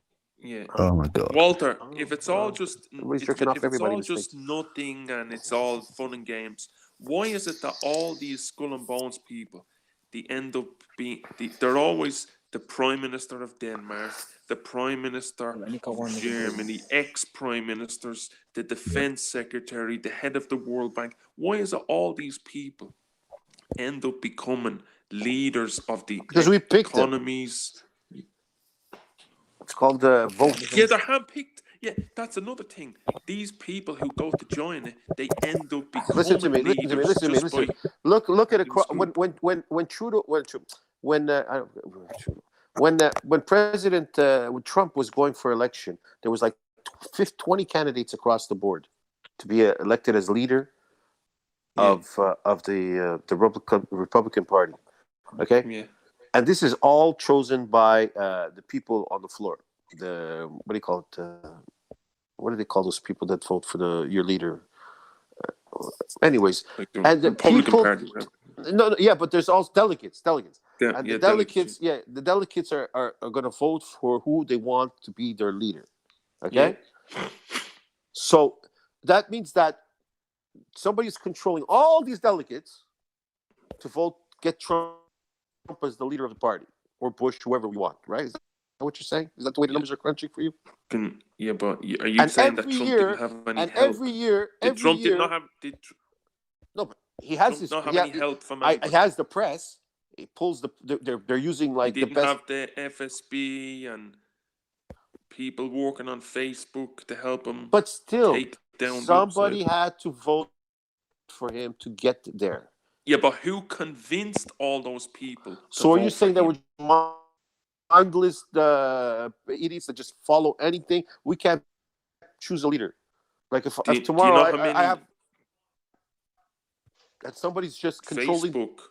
The mindless crazy people. Like they're all these millions of delegates, and they all. Walter, mate, you're so blind. Walter, you just believe. You're trolling, man. He's trolling. He can't be that, like. No, guys, you're playing odds numbers here. You got 15 people who are going right now. Right now, we're giving you facts. Look at the delegates. Look at the how many are for the Democratic Party. What is it? 20 of them? 20 guys going for the Democratic leadership, and they end up with the same guy. Walter, you claim to be Christian, and you don't believe anyone in the world can be evil in positions of power. For me, an evil person in power is usually a dictator, a guy. Oh man, come on! Everybody has a little army that anytime somebody gets out of line and gets out of place, that's a dictator. It was Tony Blair evil. Was Tony Blair evil? Because Tony Blair evil? You step out of line, you're dead. I don't even know who Tony Blair is. I mean, I don't know. I know he was the president, your prime minister, but I don't know. He wasn't your prime minister. Someone please help me! I'm going crazy right now. The guy who went to war with the Americans. You don't know him. He went to war. Oh, he didn't know. It wasn't only him. It was a lot of nations that went with the. Yeah, but the Americans wouldn't have went to war without Tony Blair. So it's because of Tony Blair that the Americans went to war. Or yes, I don't think so. The Americans do what the Americans want to do. They don't need Tony Blair. No, they wanted one European country to go with them to give them legitimacy. I don't think it would have made a difference. I really wouldn't. I don't think it would have made a difference. I think that. So is it evil? Yes or no? They said it. They said we wouldn't have went to war if Who's we they didn't now? have the Who's British with us. The Americans said it. The Bush said that. Bush's cabinet. Bush's cabinet years after in documentaries, many documentaries, they said if Tony Blair didn't bring the British public with us and go to war, they could say a lot of things. They could say a lot of things 10 years after the fact. The thing is that when the day was there, when it was happening, I remember watching the news and all these people from Iran complaining about Saddam, and it was non-stop propaganda trying to get the Americans to jump to get into Iran. Well, Iraq. You know when a woman gets abused by her husband, right, saying? and he beats her up, They were and saying she goes back to him, and he keeps beating her up, and you tell her, leave him, and she keeps making excuses, saying, no, he loves me, he's so good to me. It just shows. It's just like Walter. That's Walter and the government. All you know what pisses me off is all Saddam had to do was open the doors to the free press of the whole world. The Americans wouldn't even have made a move. That's all he had to do. He did. Don't you remember? He had the weapons inspectors. No, he didn't. And they presented the report from the weapons inspectors. They gave it to the United States, and the United States miraculously lost it. They lost the report. I was saying, no way. How come this guy doesn't allow? Remember Hans Blix? No, that's true. Give me a break. He wouldn't allow anybody in. Who's Hans Blix, Walter? Who's Hans Blix? Scott Ritter. All these people. You guys are a constant. Whose man is this? You're always looking for it. You're always looking for it. Saddam Hussein also invaded Kuwait. Was that the Americans too? Yeah, they were his ally. They told him to invade Kuwait. They told him to invade Kuwait. Fuck America. There you go. There it is. All fixed. They were his ally until they'd finished with him, and then they fucking had him killed, mate. They were his allies. Who sold them the weapons of mass destruction, Walter? Yes. America. So what? America is not. Americans are selling weapons to everybody, not only the Iranians. Oh, so that's all right then. They don't sell them their best. They sell them some dumb the market. Dumb guy, man. What do you think? You don't think? What do you think Iran gets their weapons from? Iran or the Russians? Israel. Where does Iran get their planes? And Iraq and all your Muslim countries. Where do they buy their weapons from? Iran is under sanctions. They don't get their weapons from anywhere. Iran is not a Muslim country. It's a Shia. Iran is not a Muslim country. Where? Oh, sorry. Okay, it's Shia. Sorry. Oh, here we go. Yeah, they're closer to you. It's from. They're closer to you than us, man. Do they get it from the Russians? They have the weapons. They're obviously throwing bombs into Israel also, so they're getting their weapons somewhere. Who's throwing bombs into Israel? Who's throwing bombs into Israel? Doesn't these countries isn't there don't these guys isn't there sometimes like the Scud missiles that were being thrown into? Hey, Walter, are you an end timer? Are you an end timer? You're a Christian Zionist. He's a Zionist, man. I want to know. You guys don't want to. Do these countries have weapons or not? Wow, it's an hard answer. Answer, man. What you're talking about? I don't care about end times. End times prophecy. What are you talking about? Well, you don't care about the rapture, aren't you a Christian? The rapture. Why would I care about a rapture? You don't care about Christ coming back. You're not a Christian, man. Where did Christ come back? Man, he's not Christian. He's not Christian. He's an atheist, man. It's been 2,000 years. People have died all the time. What do you tell them? They're waiting for Christ to come back. Well, then you're a Catholic. Then I know. You're not a Christian. Then you don't care about Christ coming back. Oh, this guy's a heathen. He's a heathen. No, he's a Catholic. He's a Catholic. When Christ comes back, the world is finished. What is that? What are you guys talking about? No, the world is not finished. No, that's a lie. Okay, I don't want to talk about your Muslim crap now. Okay, we're talking about Christianity for a minute. Shut your mouth. I know you don't believe. I know you don't believe in Christianity. Go. You know. We don't want to talk about your Christian crap. We don't want to talk about your Christian crap. Then why are you bringing it up? Shut up, man. You fucking alcoholic, man. You alcoholic. Go sleep, man. Starts talking about religion and then says don't talk about Christianity. Shut up. Cranky Walter. Okay, or else I'm going to start going on the crazy man in the cave routine. Go on. Try. Go on, try, you fucking dickhead. Go on. There you go. Here he goes with his beautiful language now. Because every time. Go sleep, man. Go sleep, man. Where you away from? You started it, Walter. Walter, you started the bad language. What bad? Now you're acting like a victim. Someone told me exactly. I'm not a true Christian. I'm not this. That's not insult, man. That's our opinion. That's not insult, man. That's our opinion, man. We were talking about getting weapons. If the countries You're get all weapons, over the and then place, this man. clown, What's that got starts. to do? What's that got to do with weapons? What are you talking about with weapons? The discussion was about where did the Muslim countries get their weapons? Because you were talking about how America has weapons. So I was saying, obviously, where do you Christian countries get your oil from, man? That's the question, man. And then all of a sudden he starts going into Christian crap and all that stuff. And what if they do get their weapons? What if they do get their weapons? What are you trying to prove? I'm saying that exactly these countries also buy weapons. You say that everybody gets the weapons from America. But I said, do the Muslim countries get their weapons from America? Or do they get them from Russia? What difference does it make? What are you trying to say? It means that everybody sells weapons. He's waffling. This guy's a waffler, but he's a waffler, but forget it. Everybody gets weapons. It's a market. It's an open market. You could buy guns. It's you can go to the corner store and buy a gun too. Even any country, in some countries. Political, man. It's political, man. When they fund you with weapons, they're trying to make you use the weapons, man. You feel me? It's political, man. Saddam done everything in his power, everything to stop the war. The whole world was against. Yeah, America. sure. I was watching it. I was seeing him really trying so hard to stop while he's invading countries. Sure, he was really trying to stop. And chemical. Hold on. His own people. What? Or are you going to tell me? Are you telling me? Are you going to tell me that? Are you going to tell me that Saddam didn't use chemical weapons on his own people? The Iraq War. Are you going to say Saddam also, or that's a conspiracy?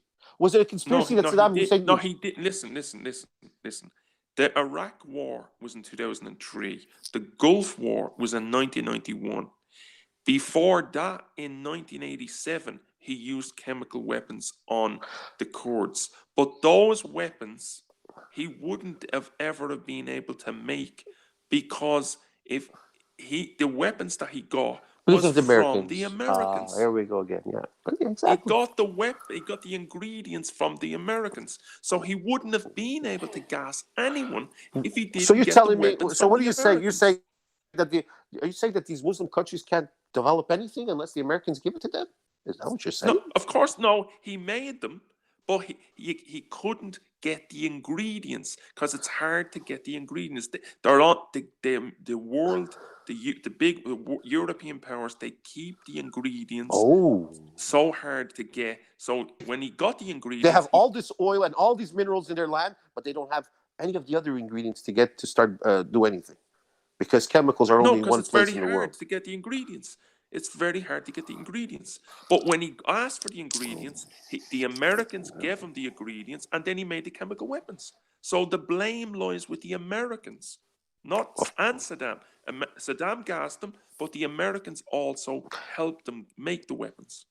And then they sold them out because they knew that what he done. So the Americans were the first one. So the Americans were the first country to use chemical warfare. The Germans didn't know about it.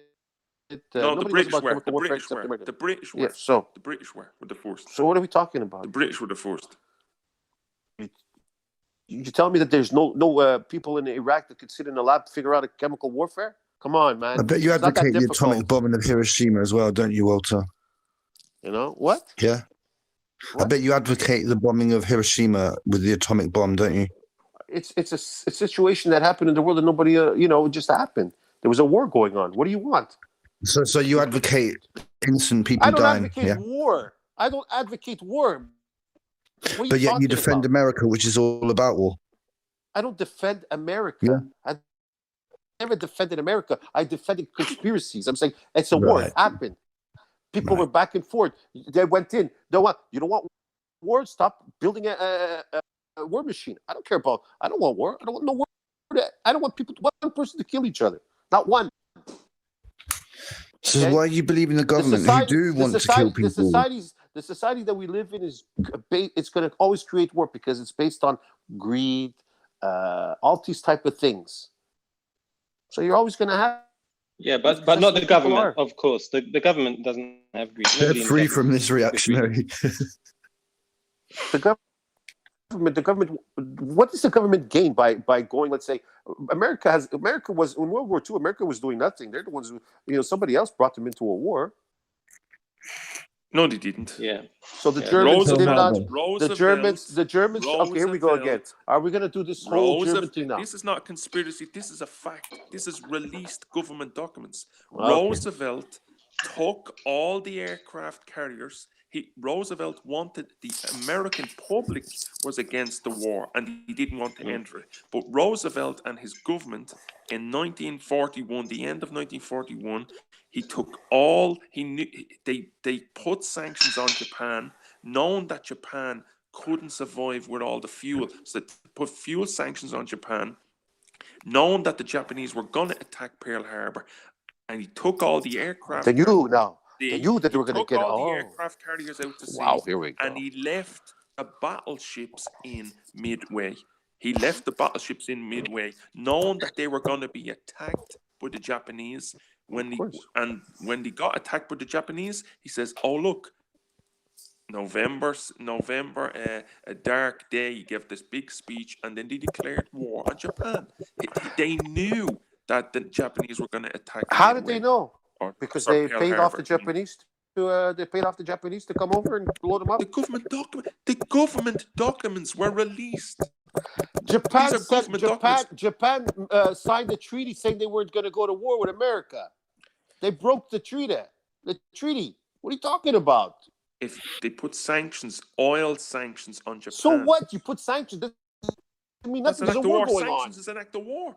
But there's a war going on already. There's a war going on already. Japanese were on the side of the Germans. You don't know it. You know, this imbecile doesn't even know anything about history. This is a fact. You're making up stuff as you go along. What are you talking about? No, he's not. He's quoting facts, mate. Yeah, you don't know anything about history. So the Americans knew that the Japanese were going to bomb them. Yeah, He's yes. quoting facts. Look up history. They allowed it to happen. The history that I was taught was, and at school wasn't taught that. Wait a minute. The establishment. Look up The World at War. The World at War. A BBC documentary. One of the most famous, worldwide known. This is I'm telling you, the only time The World at War. Okay, but I'm telling you that there's other books that say that they got bombed by the Japanese. Roosevelt knew that the Japanese were going to bomb how do you Pearl Harbor. know Roosevelt knew? Were you the there? Fucking government documents, American government documents released. It's not me saying it; they're saying it. These things come out after decades, Walter, yeah? Freedom of Information Act, for one and now I thing. have to go do a new history test because he read some guy who came up with another conspiracy that Roosevelt knew. Now I got to go read up the article of the conspiracy theorists who made the claim that there's paperwork on it. So I have to go do all this investigation, which, my life is pretty short as it is. I really don't care. So I'm we know. dumb theories. What you guys are saying is that what you guys are playing. The U.S. government. What you guys are saying is that we start at the beginning. Germany started a war. Hello. Germany starts a war. Let's make it simple. Germany starts a war. They want to take over. Okay? Countries want to stop them from taking over. War. Stop. America wasn't. I can't take no more. I'm out of there. Peace, guys. You know what I'm saying? I know that they weren't in the war. World War II started in September 1939, September 1940, September 1941. That's 2 years. And the Americans still didn't enter the war because the American public didn't want any part of it. But Roosevelt declared that Roosevelt wanted to enter the war, and he was supplying because he billions believed in that aid. Hitler, they believed with the spies that they had, they knew that Hitler was trying to take over the world. What is it you don't understand? Yeah, I agree with that. But England was losing. You're denying that Roosevelt somehow was No, surprised I deny. and What he I'm didn't denying want- and he is didn't I'm know. saying he didn't think Japan would hit him on the back. Wouldn't be stupid enough to do that. Well, all right. Why did he? Because it was a take up all the suicide aircraft? mission. A week before the attack, why did Roosevelt order his navy? This is all conspiracy now. You're saying that he ordered it to move up because he knew it. Documents. So then why did he leave people to die? They released them.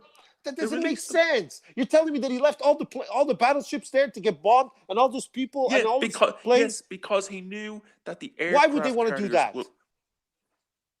To enter the war. You know, what's his name? He didn't even have to. Walter, have you ever played a game called chess? Walter, have you ever played a game called chess? If he had to enter the war, he would have. The 2 nuclear bombs would have been enough already. Why put? Yeah, but Walter, have you ever played chess? You know, in chess, there's a piece called the pawn. Listen. You guys, he puts the 4 carriers. How does this help England? That he has 4 carriers on with the on the sea when he's fighting another war on the other side with Hitler. Now he has to send all his troops over down to Europe.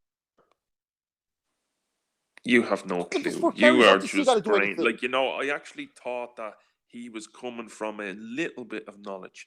You absolutely. But you're coming from conspiracy theories from some guy who's saying that. I've been being taught. I've been taught. Listen, we've been taught that the Japanese hit them without them knowing. Yeah, we were taught. With a new word. Yeah, you're coming something new. You're coming from the government view. I'm coming from the history view. I'm Canadian. I learned in a Canadian government, not in the U.S. So my books are Canadian, and they're telling me how it went down. So what are you talking about? The History Channel, the World at War. We used to have history in school. You know the History Channel. You know the American History Channel. This is it's in documentaries. Roosevelt took out the aircraft carriers because he knew he needed them. He knew it was going to be a far. He knew Japan was going to hit. Pacific War. Yeah, he knew. No, Japan was going to hit. So why didn't he put the planes up? He knew that was going to be a couple of thousand soldiers or a couple of thousand Navy people going to be killed, and he used that to enter the war. You know that. Listen, they didn't have to kill people. They could have still fought, even if they entered the war. They could have still fought. They didn't have to be sitting ducks. No, because why? The American public demanded revenge when it doesn't make sense. They're already attacking. They attack. You're in the war. You don't even have to have boats out. The minute you attack a sovereign country, you are at war. He didn't have to do anything. He could have told the guy. Wait a minute. So here, I'm the government. I know some other country's going to attack me, so I keep my planes on the floor. Yeah, I don't give him a chance to get up. I'm sure he's trolling, because I want to show the world that I got planes that got destroyed by Japanese. Not that Japanese just hit me and we're fighting a war on the side and we won that battle. No, we're not going to show that. What we're going to do is we're going to have all our planes grounded. All our battleships grounded. Let them come in. Let them blow us up. Hey, we're in the war now. We couldn't do that fighting. We had to do it like this. I mean, how does that even make sense? You know nothing. You got Spitfires all set up. You had Spitfires all along. You had Spitfires all along the He's pretending, bro. He knows. He could have had them up in the air. He's just trolling. I could have had the battleships. I could have the battleships out there looking for the Japanese battleships to tell my guys, hey, guys, they're coming. Let's load them up. But no, I'm not going to do that. I'm going to let my people get killed. What kind of theories you guys coming up with, man? Sucks. Hey, what's his name? You went to war. Planes are up or planes down. What a dumb shit. Dumb Walter. Shit. Why? Walter, why? How did the Seriously, you're really too how much. did the Portuguese explain how the Portuguese were forced out of America? War with you, and the only way the people are going to go to war is if they see the planes on the floor, not up in the air. Yeah. Not that Americans are fighting the Japanese on the side coast. They weren't at war, you dumb fuck. But you just don't get it, dude. You said the fucking government knew it. Did you say Roosevelt knew they were coming? Did you say Roosevelt knew they were coming? America. Did you say Roosevelt knew they were coming? Was not at war. America was not at war until November 41. Did you just tell me Roosevelt knew they were coming? America was not at war until November 1941. Did you just not tell me that Roosevelt had the inside job? He knew they were coming. Yes or no? Listen, you dumb shit. No, listen America to me. Was not at war. You know the Japanese are coming. You don't he doesn't start even to know get that ready. they're at war. You gotta doesn't be really even know that stupid they to. weren't in that war.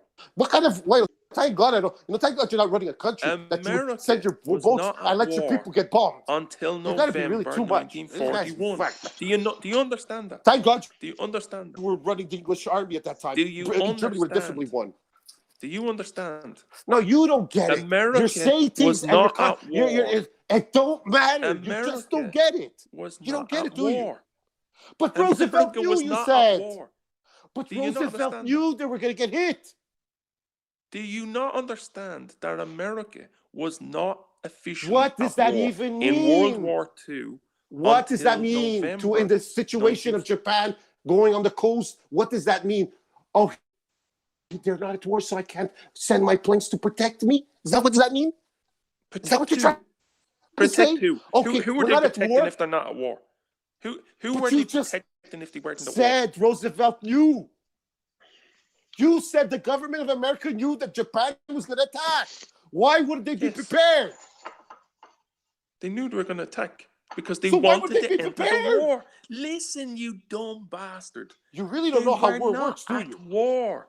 They were So- not at war. So I can't prepare myself knowing I'm going to get hit? Oh, you fucking... You Listen can't to be that yourself. stupid. They're Seriously, you can't be not that stupid. listen, You can't be listen, that stupid. listen. Oh, I'm gonna- not at gonna- war, I'm so gonna- I'm not at I'm war, so I'm going going to leave. Listen, listen. Wait a I'm minute, going wait a to... minute. I'm not at war, so I'm going to leave Let an me attacking speak to army you like that I you're know a is coming, child. getting me. Let I'm me not at war, speak so to I you. know that an attacking army that's coming to Let get me, me I can speak prepare to myself. you like You you're can't a be that child. stupid. Listen, are you going to shut up until I speak Wow. to you and explain to you history? They're not like a at child? war. I know. I heard it 1,000 times. Listen. World War II started They're not in at war. September. So I can't prepare myself. Listen, because you know nothing about history, right? Who? World War II. I don't know about history. World War II started with the invasion of Poland What by does this Hitler.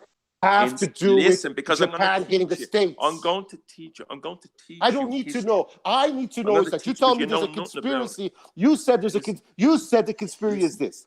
Listen now. Just listen very closely. No, because you know nothing. Said, you know nothing about did you not say that the Americans knew Japan was going to hit?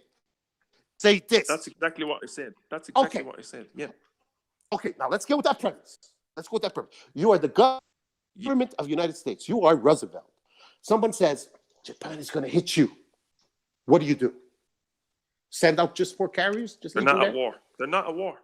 So I don't do anything. Oh, they're not at war. But he knew. You said he knew. You listen. You don't understand history. And that's why you keep repeating so the same thing I'm the over and leader over of the again. free nation. Someone's going to tell me the Japanese are coming. Listen. I know the Japanese are at war. And I'm going to have my generals also having parties in the back. I know when Walter, why don't you Can't listen? be that stupid. He doesn't want to listen because It's the stupidest thing I've ever heard in my life. It's Yeah, but you're not listening to him, are you? It's like you know everything. You can't learn anything. Listen, all he keeps on telling me is that Roosevelt knew that the Japanese were coming and the Americans didn't prepare themselves. Yeah, let him explain to you then, isn't it? That's exactly. But how's he explain this? Look, saying that Roosevelt let his people die. This is what he's saying. That's exactly what you're doing. There you go. Exactly But what Walter, if you've played and this chess, is normal to him. you know that you'll sacrifice a pawn and you can capture a queen. But why do you have to sacrifice anybody? Because You're they're getting psychopaths attacked. that run America. They're psychopaths that run No, America. you're the That's why. psychopath who doesn't That's what understand what they're you're all talking chest. about. Roosevelt was skull and bones. Roosevelt was skull and bones as well. Oh, the skull and bones. Here we go. Yes, Now it's done. Yes. Oh, Let's skull and but bones. you know what? Something. Hey, Walter, do you know Says it all. how Skull and the bones. Portuguese were driven out of America? We're going to Portuguese now. Yeah, because maybe this is He something knows you'll be nothing aware about of. history. We're going back to this. We're going back to the. We're going back to the 1400s now. Talks. Listen. Because it's the exact same thing as Pearl He doesn't Harbor. know nothing You know about what history. happened? He doesn't know nothing about history. He knows that Roosevelt knew they were going to get attacked, but because he's not at war, Yeah, okay, he but can't prepare his army. The exact same thing. Walter. Hey guys, I have a Hello, hint. Walter, We're gonna can I get ask you hit something? By the Just Japanese. kick him if he doesn't But listen. don't do nothing. Kick Just party all day. Kick him. Walter, you know what? Explain how. Yeah, explain. You know how the Portuguese were driven out of America? party all day. Oh God, Oh, what does flipping this hell. have to do with Japan Just like- now? Wait, what? Exactly. Listen, I'll explain it how question, what it's got to do with it. The Okay, exact same we're gonna thing go with happened boats and with planes. Roosevelt's father, Ted Roosevelt. He got a ship attacked. One ship, only one, and he blamed it on the Brazilians, on the Portuguese. Yeah. Yeah. When he was the Minister of War before he was the president. This is the father of the guy from Pearl Harbor. They done the exact same trick. I know. You attack your own people. You sacrifice a few innocent souls so that you can then take the prize from the enemy. Can't be that. You really can't be. You guys are really. It wouldn't read have history. Everybody knows this. But don't you understand? But don't you understand? It wouldn't make a difference. It wouldn't make a difference, guys. Don't you understand? It would make a difference if the Americans were prepared. At least they could give a fight. Don't you understand that? Obviously, you're a brain dead. It doesn't hurt to tell. It doesn't hurt. It doesn't hurt for Roosevelt to say, guys, the Japanese are coming. Be on red alert. Be on red alert. Not blue alert. Not green alert. Be on red alert. The Japanese are coming. They could hit us anytime. It doesn't take a brain surgeon to say that to his brain dead fucking ape. That's why you're so the idiot. You keep on insulting because you know you're stupid. Brain dead. You're so brain dead. You're so you guys with the brains of the you're the guys who believe in the skull of the dead. You can't accept history. You can't look at me. He's all what? You're not accepting history. You're saying that Roosevelt set up his own people. Yes, that's exactly what he's doing. That's what you're saying. That's what the government documents say. That's because what they're not at war. All right, maybe for the sake of the argument, because I think we are talking about the original false flag, right? We're talking about the Pearl Harbor was a false flag. Everybody knows that. Everybody. Yeah, I mean that theory is Roosevelt knew that. Roosevelt knew. He did know. And he made sure that all this party were partying and having fun and got hit by the back. Yeah, God forbid he say stay on red alert. Of his own people die. God forbid he says to his government. God forbid he says to his army. And then God forbid he tells his army, guys, be red alert. We might get hit. Roosevelt let 8,000 I'm going to sign a treaty too at the same time. Roosevelt let 8,000 guys, stop with your theories, man. You guys are dreaming. That's what he done.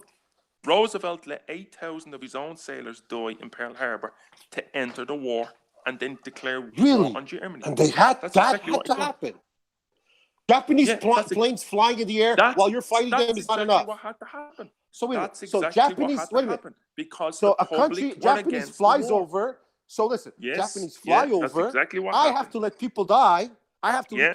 I can't have my planes fly too. Yeah, not allowed to change the public, to change Why? the anti-war public, to change the anti-war public. How does the that public even make sense? You don't get it, do you? And he just don't get it. You don't have to let people die. Overnight. You don't have to let your army die. You could have them at red alert. And overnight, he changed the entire public. God. Overnight. You don't understand. America's sitting in a kind of place. Planes from another country coming over. Planes from another country coming over. Okay? Planes from another country coming over. And you can't fight them because you can't enter the war? What kind of stupidity is that? That makes no sense. It makes no sense. It makes no sense. I could send planes up. I'm allowed to send planes to defend myself. But he didn't because he wanted to enter the war. That doesn't make sense. You don't get it. That's what happened. Still going to go to war. The public was anti-war. Even if you fucking have 10 planes up, you're at war. And he wanted to change the public perception. I can't understand. He doesn't understand. Because you're too brain dead. That's why. You're too brain dead. I could have 3. Listen, if the Japanese attack me, I could have 10,000 planes. Guys, if the Japanese attack you, you could have 10,000 planes in the air. You're still at war. You just entered. Listen to yourself. Listen to yourself. You could enter a war with 2 planes in the air or 10,000. What is it you don't understand? War. Wait there. He wasn't at war, you dumb shit. But the guy can't understand. Fucking brain dead. Dan, the guy can't understand. I could have 10,000 planes in the air or 2. I'm in a war. I might have not been in a war, but the minute they attack me, I'm in a war. That's if you're at war. That's if you're at war. Yeah, I can't believe this guy. Okay, I gotta go. It doesn't make sense. I'm sitting there. Someone starts to war with me. I can't defend myself. You're brain dead. Get out. The best one is I know it's gonna happen. You're too dumb to understand. You're too dumb. You're too fucking ignorant to understand. It's impossible. You don't understand history. No. You don't understand how the world works. You don't understand politics. You gotta make sure the planes come. You gotta make sure they kill you first, and then you're too brain dead. All right, hold on. I'm just the plane's gotta come in. The plane's gotta come in, drop bombs, kill people, and then now we're in the war. So this is what's known as the Pearl Harbor Advanced Knowledge Conspiracy Theory, right? No, Dan. Yeah, of course it's advanced knowledge. This is released documents. Historians have said this. American historians have released the government documents. Just like you believe the UFOs in the skulls of clubs. I'm just going from Wikipedia. I'm literally just going from Wikipedia. I just plugged it into Wiki. I'm trying to pull up some. Look, Dan. Let me explain. Let me explain. Let him explain. We're not at war. Shut up, you. Look, Dan. Keep that simpleton quiet for a second. Let me explain. Roosevelt knew, but they were not at war. Yeah, wait one sec. Whoa, just wait 1 sec. Right, Dan. This is what happens. Right, September 9th, 1939. Roosevelt got a call. Hitler. Look. If you're too stupid to understand history, keep your mouth shut. Right? We know you know nothing about history, so just shut up. September 9th. How many Jews died? 1939. Right. 5? September 9th, 1939, Hitler declared war in Poland. And Hitler used a fake hoax. He used a fake war. He dressed up German soldiers in Polish uniforms and pretended that the Polish soldiers were attacking Germany. And he used that to attack and invade Germany, right? That's how World War II started.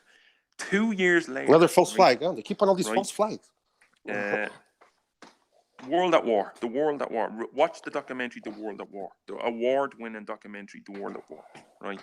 So Hitler, he done the Reichstag. He burned down the Reichstag to come to power, and he dressed up his own soldiers as Polish soldiers and pretended to get them to attack, and he invaded Poland. No, that was September 1939. September 1940. September 1941. The Americans started giving the British billions in weapons. That's exactly how it was taught in history. Loads of weapons. And they wanted to enter the war. The US government wanted to enter the war. So he dressed up the French as the French public, soldiers. Listen, you ape, will you shut up? Just be quiet. If you don't understand history, be quiet. Then they went to masturbating coffins. Look, if you don't understand history, just be quiet. Right? So the Americans, under the Lend-Lease program, right, the Marshall Plan, General Marshall, that came later, they lended billions in aid to the Europeans, the Lend-Lease program. And during that 2-year period, the war started in September 1939. September 1940, the Battle of Britain was going on. The Americans were sending their pilots to Britain, right, to help Britain in the Battle of Britain. The British had won the Battle of Britain by September 1940. September 1941, the war started to turn in the favour of the British and the other allies. But they were pumping weapons into Europe, but no American troops were fighting anywhere in the European continent or in the war in the Pacific, because it didn't start yet. So the Japanese were getting ready for war, and the sanctions put on them. But the war, for the first 2 years of the World War II, the war was all in Europe. It wasn't in the Pacific yet. So the sanctions, the Americans were worried about the Japanese because they were so strong, but they weren't ready for war. There was no American troops killed, none. So they put oil sanctions against the Japanese, and the Japanese couldn't. They were already after invading China, and they done the massacres in China, and also the Americans wanted to enter the war, and the Japanese wanted to get the oil. They wanted to knock the American Navy out of the war, and the only way to do that was attack Pearl Harbor. But the American public says, no, we're not entering another world war. We already entered World War I for the Europeans. We're not entering this war again. But the American government was pro-war. They were pro-war. But the American people were viciously against the war. They did not want to enter the war. So Roosevelt, with his Secretary of Defense and all the American government, they took the aircraft carriers. They had 12 aircraft carriers. They took them out of Pearl Harbor and put them out to sea a week before the Japanese were going to attack. And they left all the battleships in the harbor, Pearl Harbor. A week later, less than a week, about 3 days before the attack, a Japanese spy leaked to the Americans that Pearl Harbor is going to be attacked. And they left the ships there. The Japanese came in, destroyed, sank every last battleship. 8,000 American troops were killed. And within a day, overnight, an anti-war, viciously anti-war American public went from being against the war in Europe to demanding revenge. That's history. Finished. And what you said there, Celts, is very similar to what was done by Ted Roosevelt. That's actually not when he was. That's what he's making up because that's not what anybody have learned in our No, side. it's not. Check this out, though. That's One all second. you're talking. In 1897. Again, it doesn't make again. In 1897, Ted Roosevelt said, Okay, here we go. "I Another regard guy war with Spain from two viewpoints." You guys hate Americans. He wanted war with Spain for America's benefit to become independent from Europe, You obviously but also brainwashed to the build up belief their that- navy that, and army. Roosevelt had to let his So in army die 1898, in order to go into after a war. a year You gotta be earlier fried to believe declaring that he wants war with Spain, in 1898, the USS Maine, an armored cruiser, mysteriously exploded in the harbor of Havana they in always Cuba, do. Mysterious, killing hundreds of crew members. Oh my God! I It's said not mysterious. Mysterious is my word. Yeah. So why you added? So while Roosevelt and Why you many add that? other Americans blamed Spain, they blamed Spain. guys And are always then coming up with conspiracies. Roosevelt It's been written launched. already. He declared war on Spain. It's That been was the written beginning already. of the History's been Spanish-American written. War. Exactly. You guys can't change So it the anymore. same thing Ted Roosevelt done. if His son did Roosevelt with would've- Pearl guys, Harbor. The exact same thing. If his theory of Roosevelt would have worked, I would have been okay. You know what? The planes are up in the air. You know what I'm saying? But it doesn't make a Yeah, they difference. kicked the Spanish out of Cuba. The minute a country attacks your sovereign area, be it your planes on the air or you're defending yourself, it's a war. You're in it now. Yeah, so No he choice. kicked the Spanish So- out of Cuba. so That started the Spanish-American Roosevelt, War. So for Roosevelt to say to his planes, go out ships, don't tell your captains nothing, because now your captains are going out. They're going out. And they know all their men are going to die. Going out, there's why not? battleships going out with hundreds of men, all listening to this one. Roosevelt said, guys, just put your planes out because we're going to get attacked and we want them to kill all our people. No, they didn't tell them we're going to get attacked. Because They that kept it really secret. shows They trust. kept it That secret. really They kept shows it trust secret. in your government. Here I have 4 beautiful They kept it aircraft, secret. all knowing that my government just let my people die, and I'm going to trust them now. But Celts, Wow. Celts, You really Landon know how to Celts, show trust to your people. have you Celts. heard of You're the one- like, you're USS fried, Liberty man. incident? Yeah. Oh, Walter, what do you think of the USS Liberty? Tell me I the suppose conspiracy that on wasn't this. attacked for 3 days. Yes, go tell me the Walter, conspiracy on that one. I suppose the Israelis didn't attack the US Liberty. And I'm pretty sure a for over UFO 3 came hours. and helped them too. So the US Liberty wasn't attacked for 3 hours by the Israelis, and all those soldiers are liars. All those Navy men that were nearly torn to pieces, and all the loads of Navy men or sailors. I that were don't even. killed, I haven't and heard of this and Liberty thing. I they're gotta all go look liars. it up. They're all liars. I'm gonna look it up. US Liberty. What does this have to do with anything? We're going So not the to- BBC, hold on, Walter. The BBC are they lying about the USS Liberty? The documentary they made it, and they interviewed all the sailors. I don't know on who made the USS documentary. Some far The BBC. show. The BBC. The BBC. So what does that mean? The Americans didn't say nothing. Canadian. Are you didn't say saying anything. that British hold on, Broadcasting Corporation. The No, but BBC, the France didn't say nothing. There's other countries around that could have saw this happening. So it's only the BBC that saw it? Listen, Listen, the BBC made a documentary in 1994. Do you have it? Can I go and watch? Right? Yeah, you can watch it. Type it up on YouTube. I will. USS Liberty. I'll go type it up. Type The it up, USS right? Liberty getting attacked by Israel. I'll go to type it. Yeah, for 3 hours. And do you know why they done it? They done it. Israel done it. They attacked a U.S. intelligence. The USS Liberty was an intelligence warfare ship. It listened to what was going on. The Israelis attacked it.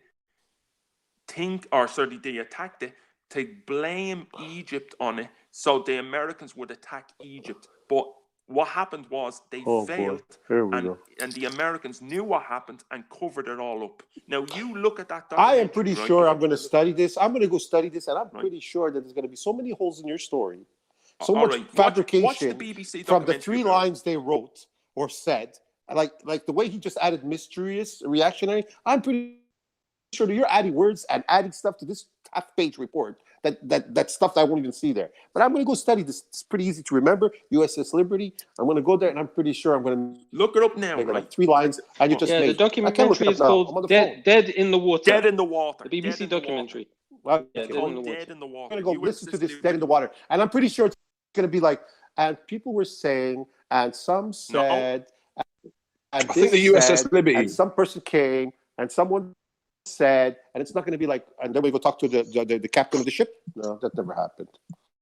No, man, I think the USS Liberty was like. Did anybody speak to the captain to say that he was getting hit by? No. There was like an Israeli captain got told, Captain, that's a US ship, right? And he was like, fire. I don't care. Just the Americans fire anyway. I think that's the USS Liberty incident.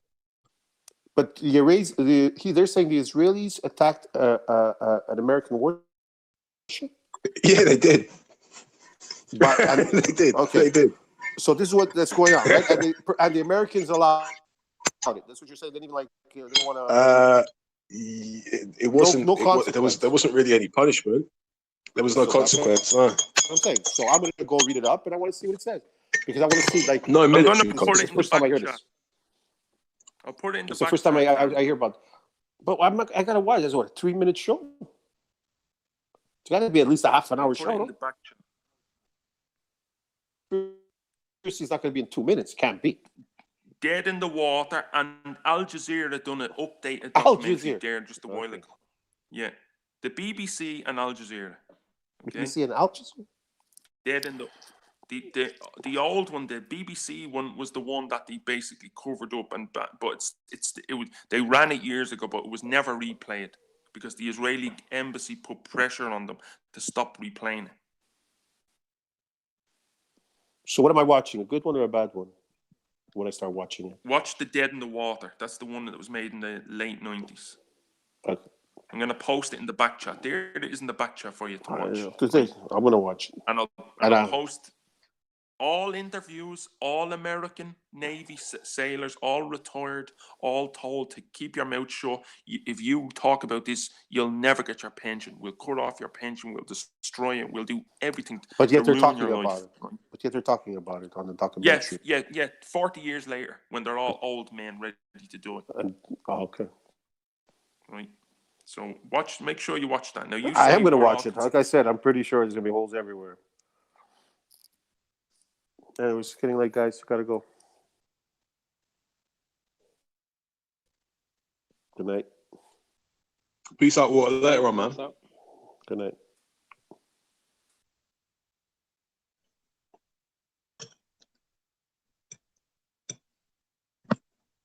Eesh. Let's calm down. Yeah, that was fun. Talk with your fingers in your ears, mate. He's a nutter. Do you know what's wrong with him, Dan? A lot of these people, a lot of the Americans, they get emotional because they've invested so much time in believing that, it can't be true. It can't be true. My government wouldn't do such a thing. They believe so much in their government is the good, the great, it never makes mistake. They would never kill us. And then they get all emotional. They can't accept it. This is what's wrong with him.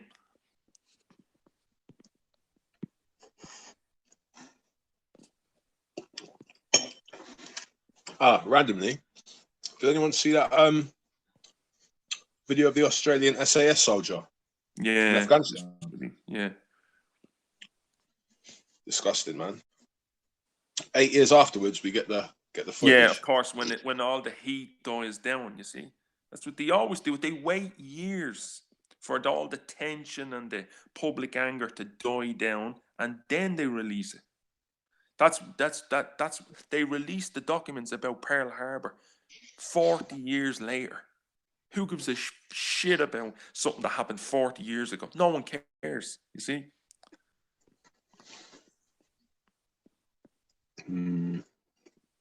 Yeah.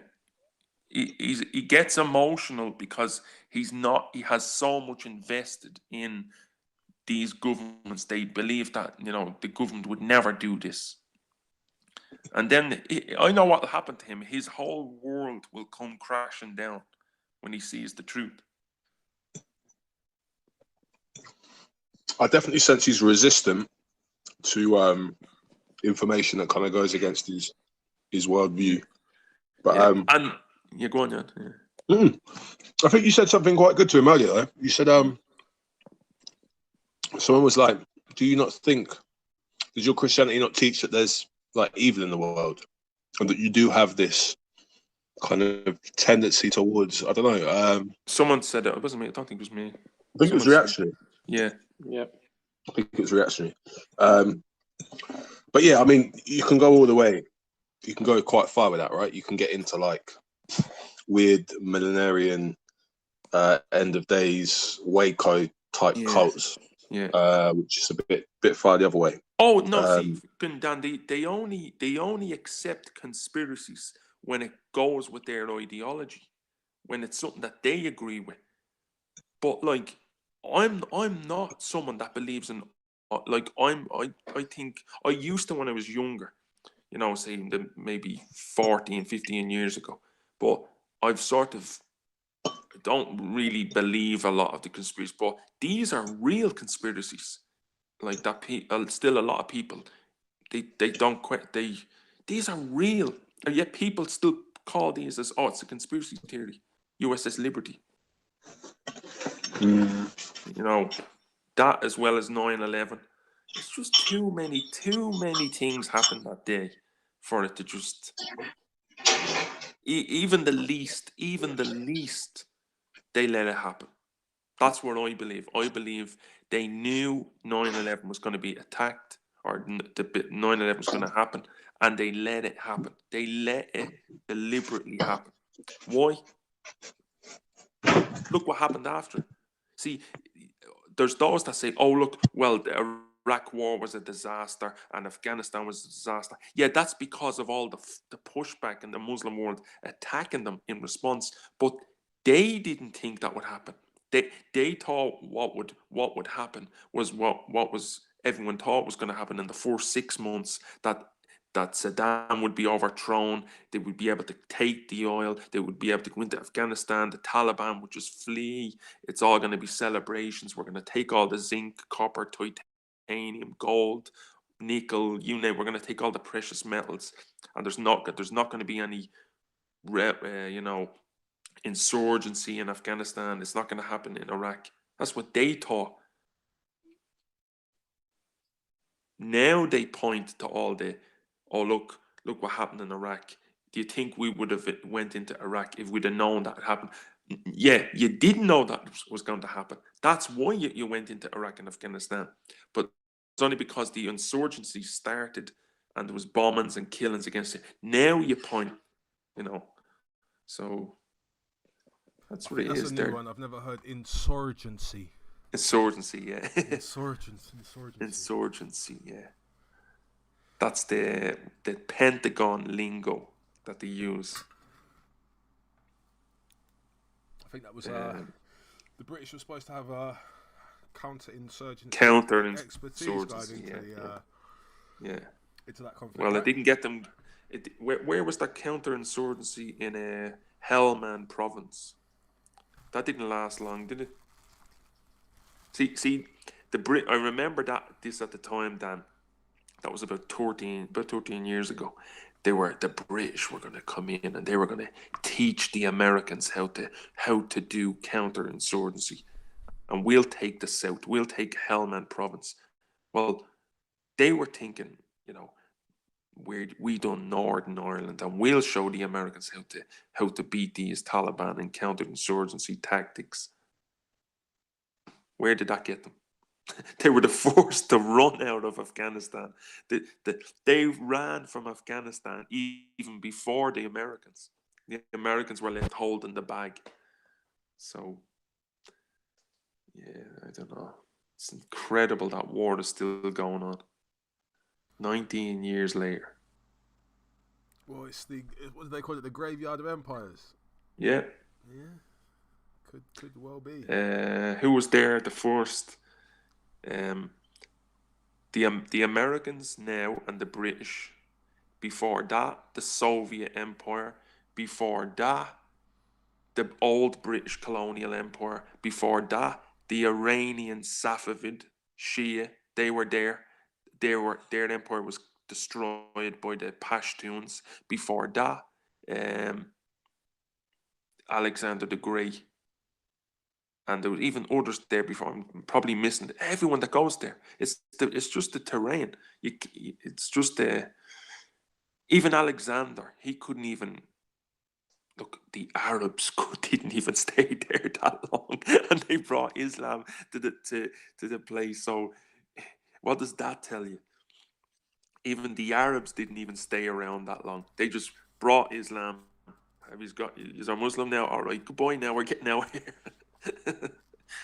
So no one stays in that area. No one stays in that area. They just flee as soon as they get what they want. The smart ones were the Muslims. The Muslims came to the area. Even they found the Afghans too wild, and they just left. You know, you have to marry into the Afghans. That's the only way you'll survive. If you don't marry into them. And that's the one mistake that all the invaders always make. They never marry into the Afghans. That's why they always get attacked. How do you marry into them? I don't know. It seems well, if you go to war, who did Osama bin Laden marry? He married Mullah Omar's sister. See? You marry into them, then you're one of them, then they can't attack you, even though you're a foreigner, because now you're connected to them. You see, it's more like politics, and most of these, Zawahiri, the Egyptian, he married the tribal, one of the main Taliban, one of the main Taliban commanders. Either a sister or something like that at the time. This is in the early 90s. So even though they were foreigners and they were Arabs, they married into the Taliban. So you can't get rid of them. You see, this is what a lot of the British, the Russians, they all came there and they think they can just boss the Afghans around. So that's why they always end up getting driven out. This is it. We're on our own now. He's gone. Where's Reactionary's gone? Our Reactionary's gone. Yeah, I think he's gone. Is he? Yeah, hold on. 20 past. Yeah, this bleeding thing. I don't know. I'm just sick of this coronavirus thing. Yeah, man. Well, let's hope you don't literally get sick with it. Be sick of it. Don't get sick. Yeah. That's the main thing. I even gone out, and I go out. Wait, have you been out? Have you been? Yeah, I've been to the supermarket a couple of times. I went to the shop yesterday, but yeah, distancing was kind of in effect. I just went out once. That's it. See that just goes to show you're criticizing the English or the British or whatever for not being more strict. But you see the way even you're going out twice, 3 times a week, where I've only gone out once. Well, how many times The have I roads been? are I went. the roads are empty in Ireland. I mean, like Thursday at like 4 o'clock. Oh my! It's like the traffic in my area because there's a main road coming up from the. It's like I leave it's a sort of the end of Dublin, and that is like it's less car. It's even, of a Sunday morning. It's even less than that. Like the roads are just completely empty. So the Irish are really obeying, I think. Oh wait, there. Wart was in the chat. He said he's read the story on the Liberty. What's the conspiracy? Started a war. I don't know what to tell you, Wart, man. You might have to jump back on the panel and get that conversation having that with Lad the Celts. But I don't know. Yeah, coronavirus, man. I don't know what to say. Who knows? You there then? This thing, do you know how many times it's gone off tonight? At least 10 times. What, the Hangouts? Yeah, it just keeps constantly knocking off. Is it crashing? It's like Yeah, crashing. Yeah, crashing. I'll be talking and then just boom, it goes off. Are you you near the centre of London? I'm not. No, I'm not. I'm not. I don't live in London. No, I live in the centre of my city, though. Yeah. Yeah. So, are you living in a crowd? Is it city? It's a city, big city. Medium-sized city. Right. So I'm asking. I'm thinking like, are you? Because the smaller the city, the better chance you have of not really. That's what I think. I think if you're more away from the city, sort of on the suburbs, what you would call it. I think that would be the case. I'm from a small town, Yeah. Oxford. I don't know if you know Oxford. Oxford, the university. Oh, you're up in the world. It's a small town, but yeah, I know it is. For a couple of reasons. People from all over the world are drawn here, right? Yeah. So you get loads of people coming here to come to university or to do business, Yeah. or whatever. So yeah, it's quite a well-connected city. It's connected to London, halfway between London and Birmingham. Yeah, I know. It's a fair bit outside, actually. It's quite a bit outside. But not that far, but Oxford's had the highest rates of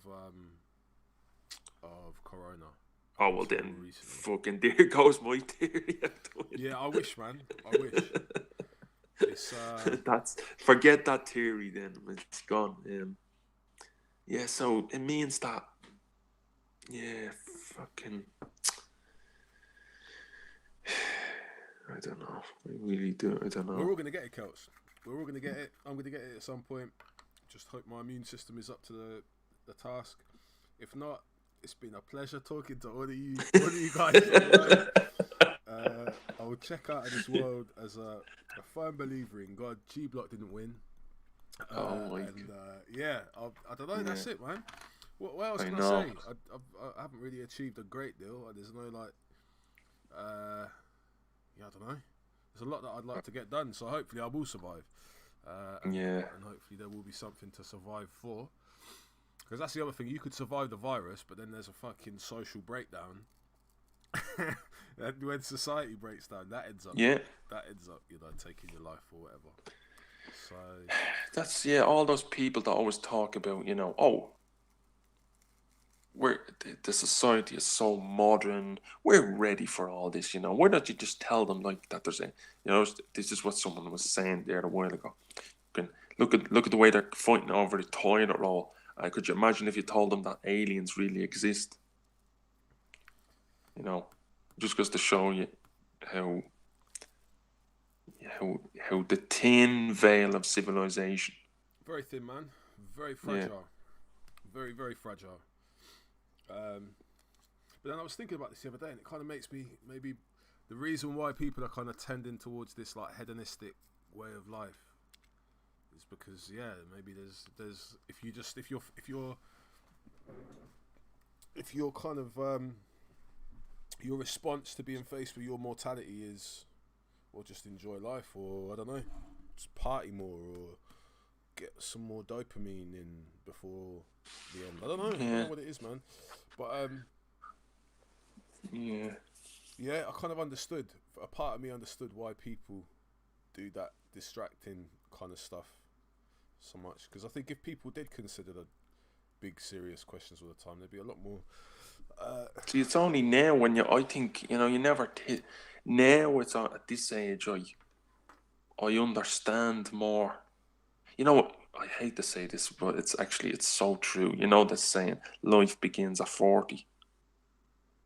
I've heard this. Yeah. I need to get there first. Well, I think it's true because it's only when you realize that now I'm really going to, well, I knew that when I was 35, I knew it started to occur, but now that I realize, you better, there's no more putting it off next year.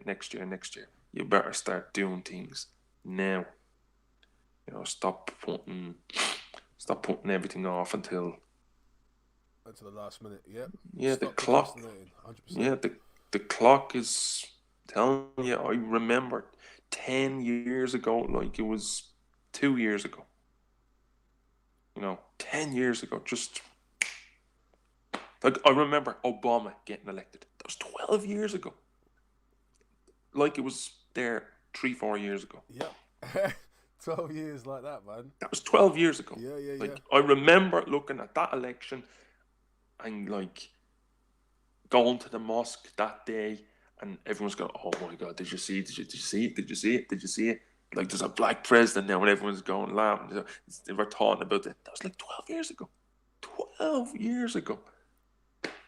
So the clock, I'm telling you, doesn't stop, doesn't wait around. For real? Crazy. Yeah, man, 100%. 28 years old I was then. Now I'm bleeding 40 years old. 2008. I remember the day after. I remember the South Park, the special edition South Park episode they put out. And Joe Kawasaki fought Bernard Hopkins. Oh, Bernard Hopkins, yeah.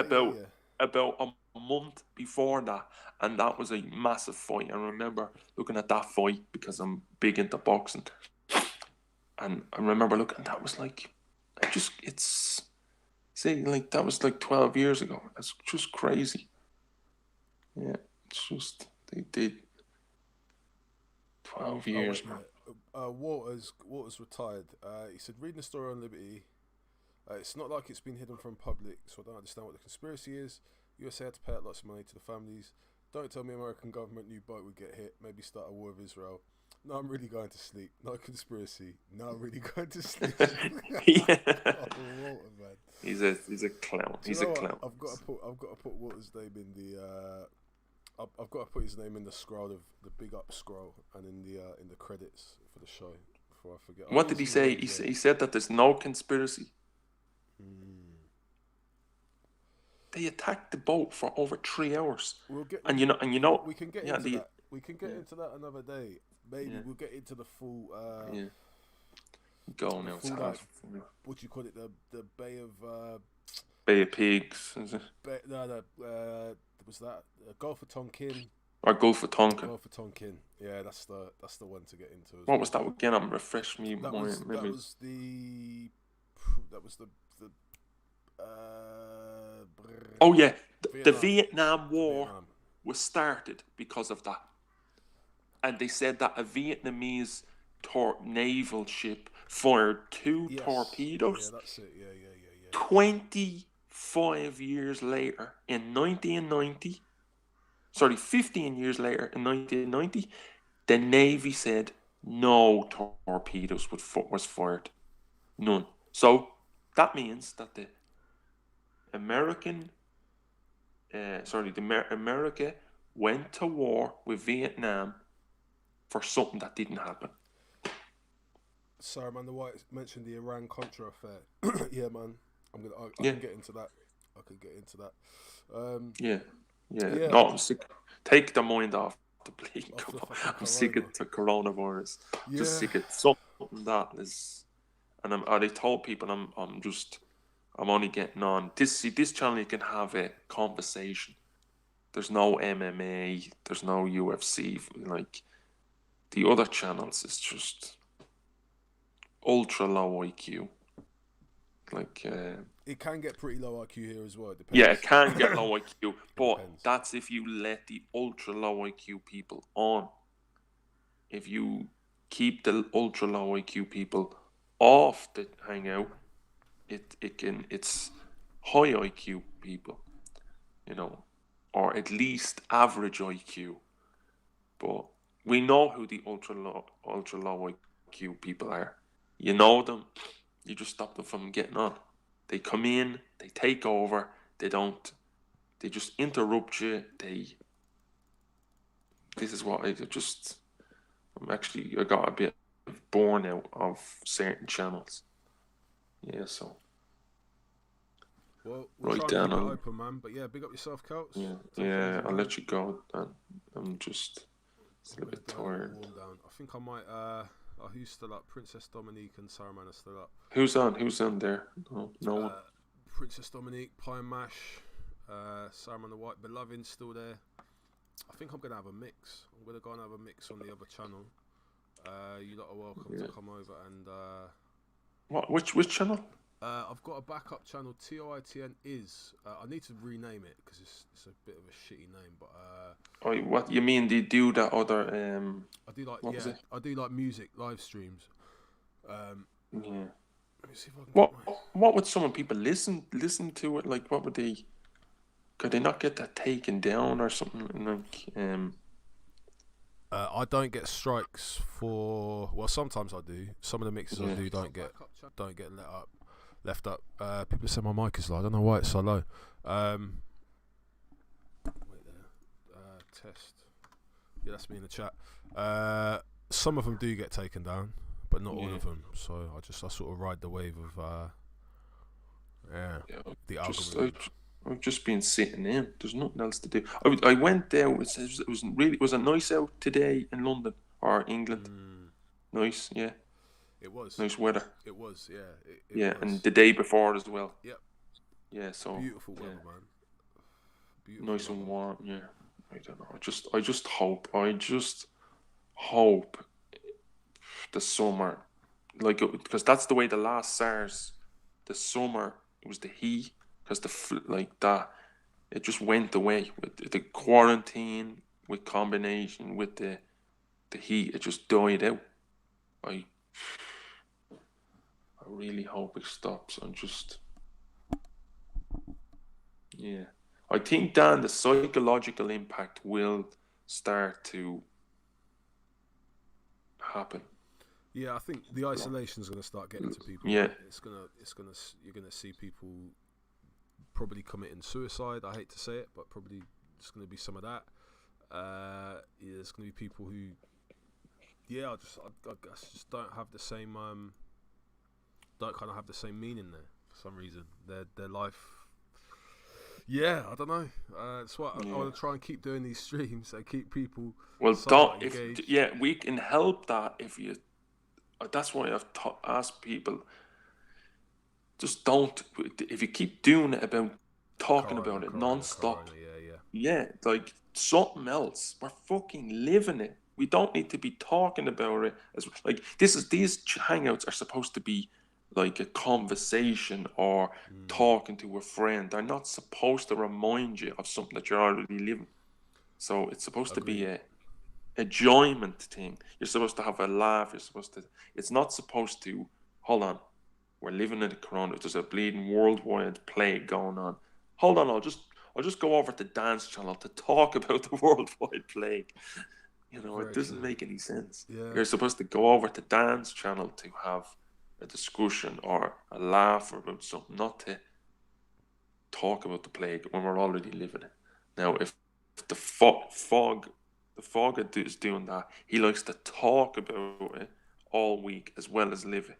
So I just can't do that anymore. And there's just way too much MMA over there. I can't take it anymore. Fuck. So I've just cut that channel completely. Lana Celts is retired from Yeah. Oh, I'm Foggers, fucking the Foggers channel. completely retired. It's over. I can't take that MMA on that channel anymore. It's full to the brim with ultra low IQ. I mean, total low IQ. Total.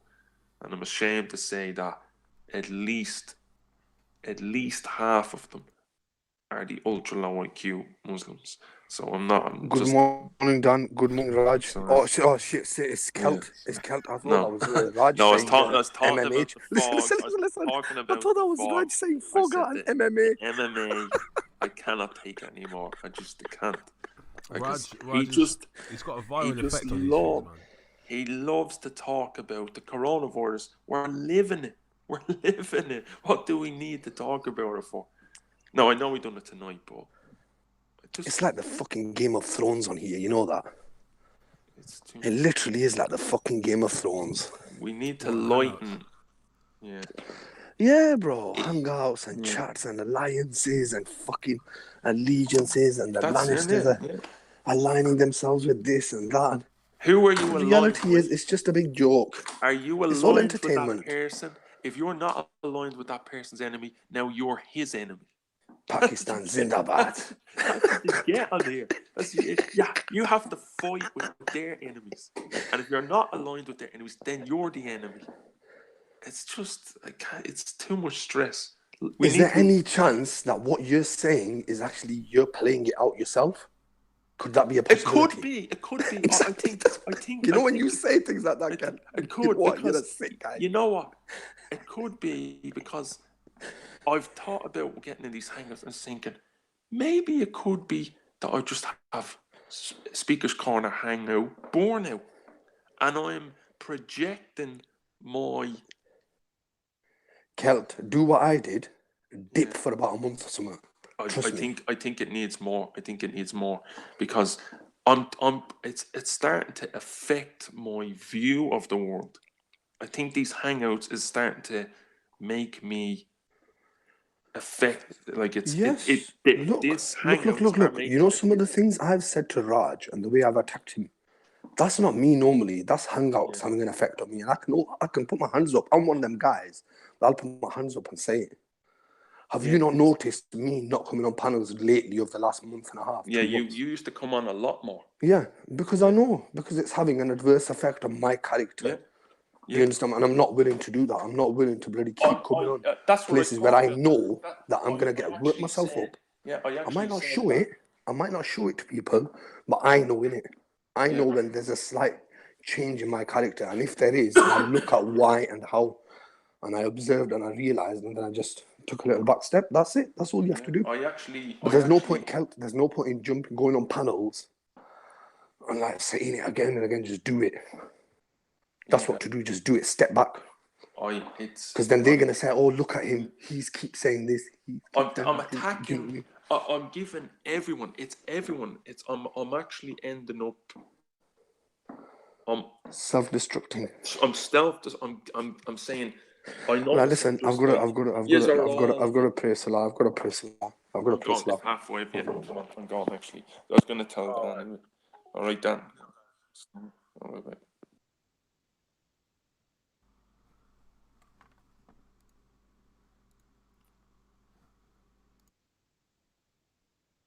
Boom. All right, that's the end of the show. Gonna wrap this one up. I'm going to go and have a little mix for about an hour and a bit on the backup channel on TOITN is. Big up to everyone who's been on the panel this evening. So I don't know if my mic's super low or not. Big up to Ali Kaan, Buddabing. Big up to DCBrad. He didn't really say anything though. Big up Jenn Wallis. Big up to Kaanito. Big up my DUNYA, M Stacks, Reactionary. Big up to Truth as well, who's on the panel earlier. TYO and Walter. You want to big up yourself. Alright, people. If I can do this actually. Yeah, cool. Tune in on the other side. Locking on TOITN is. I'll drop a link in a short sec.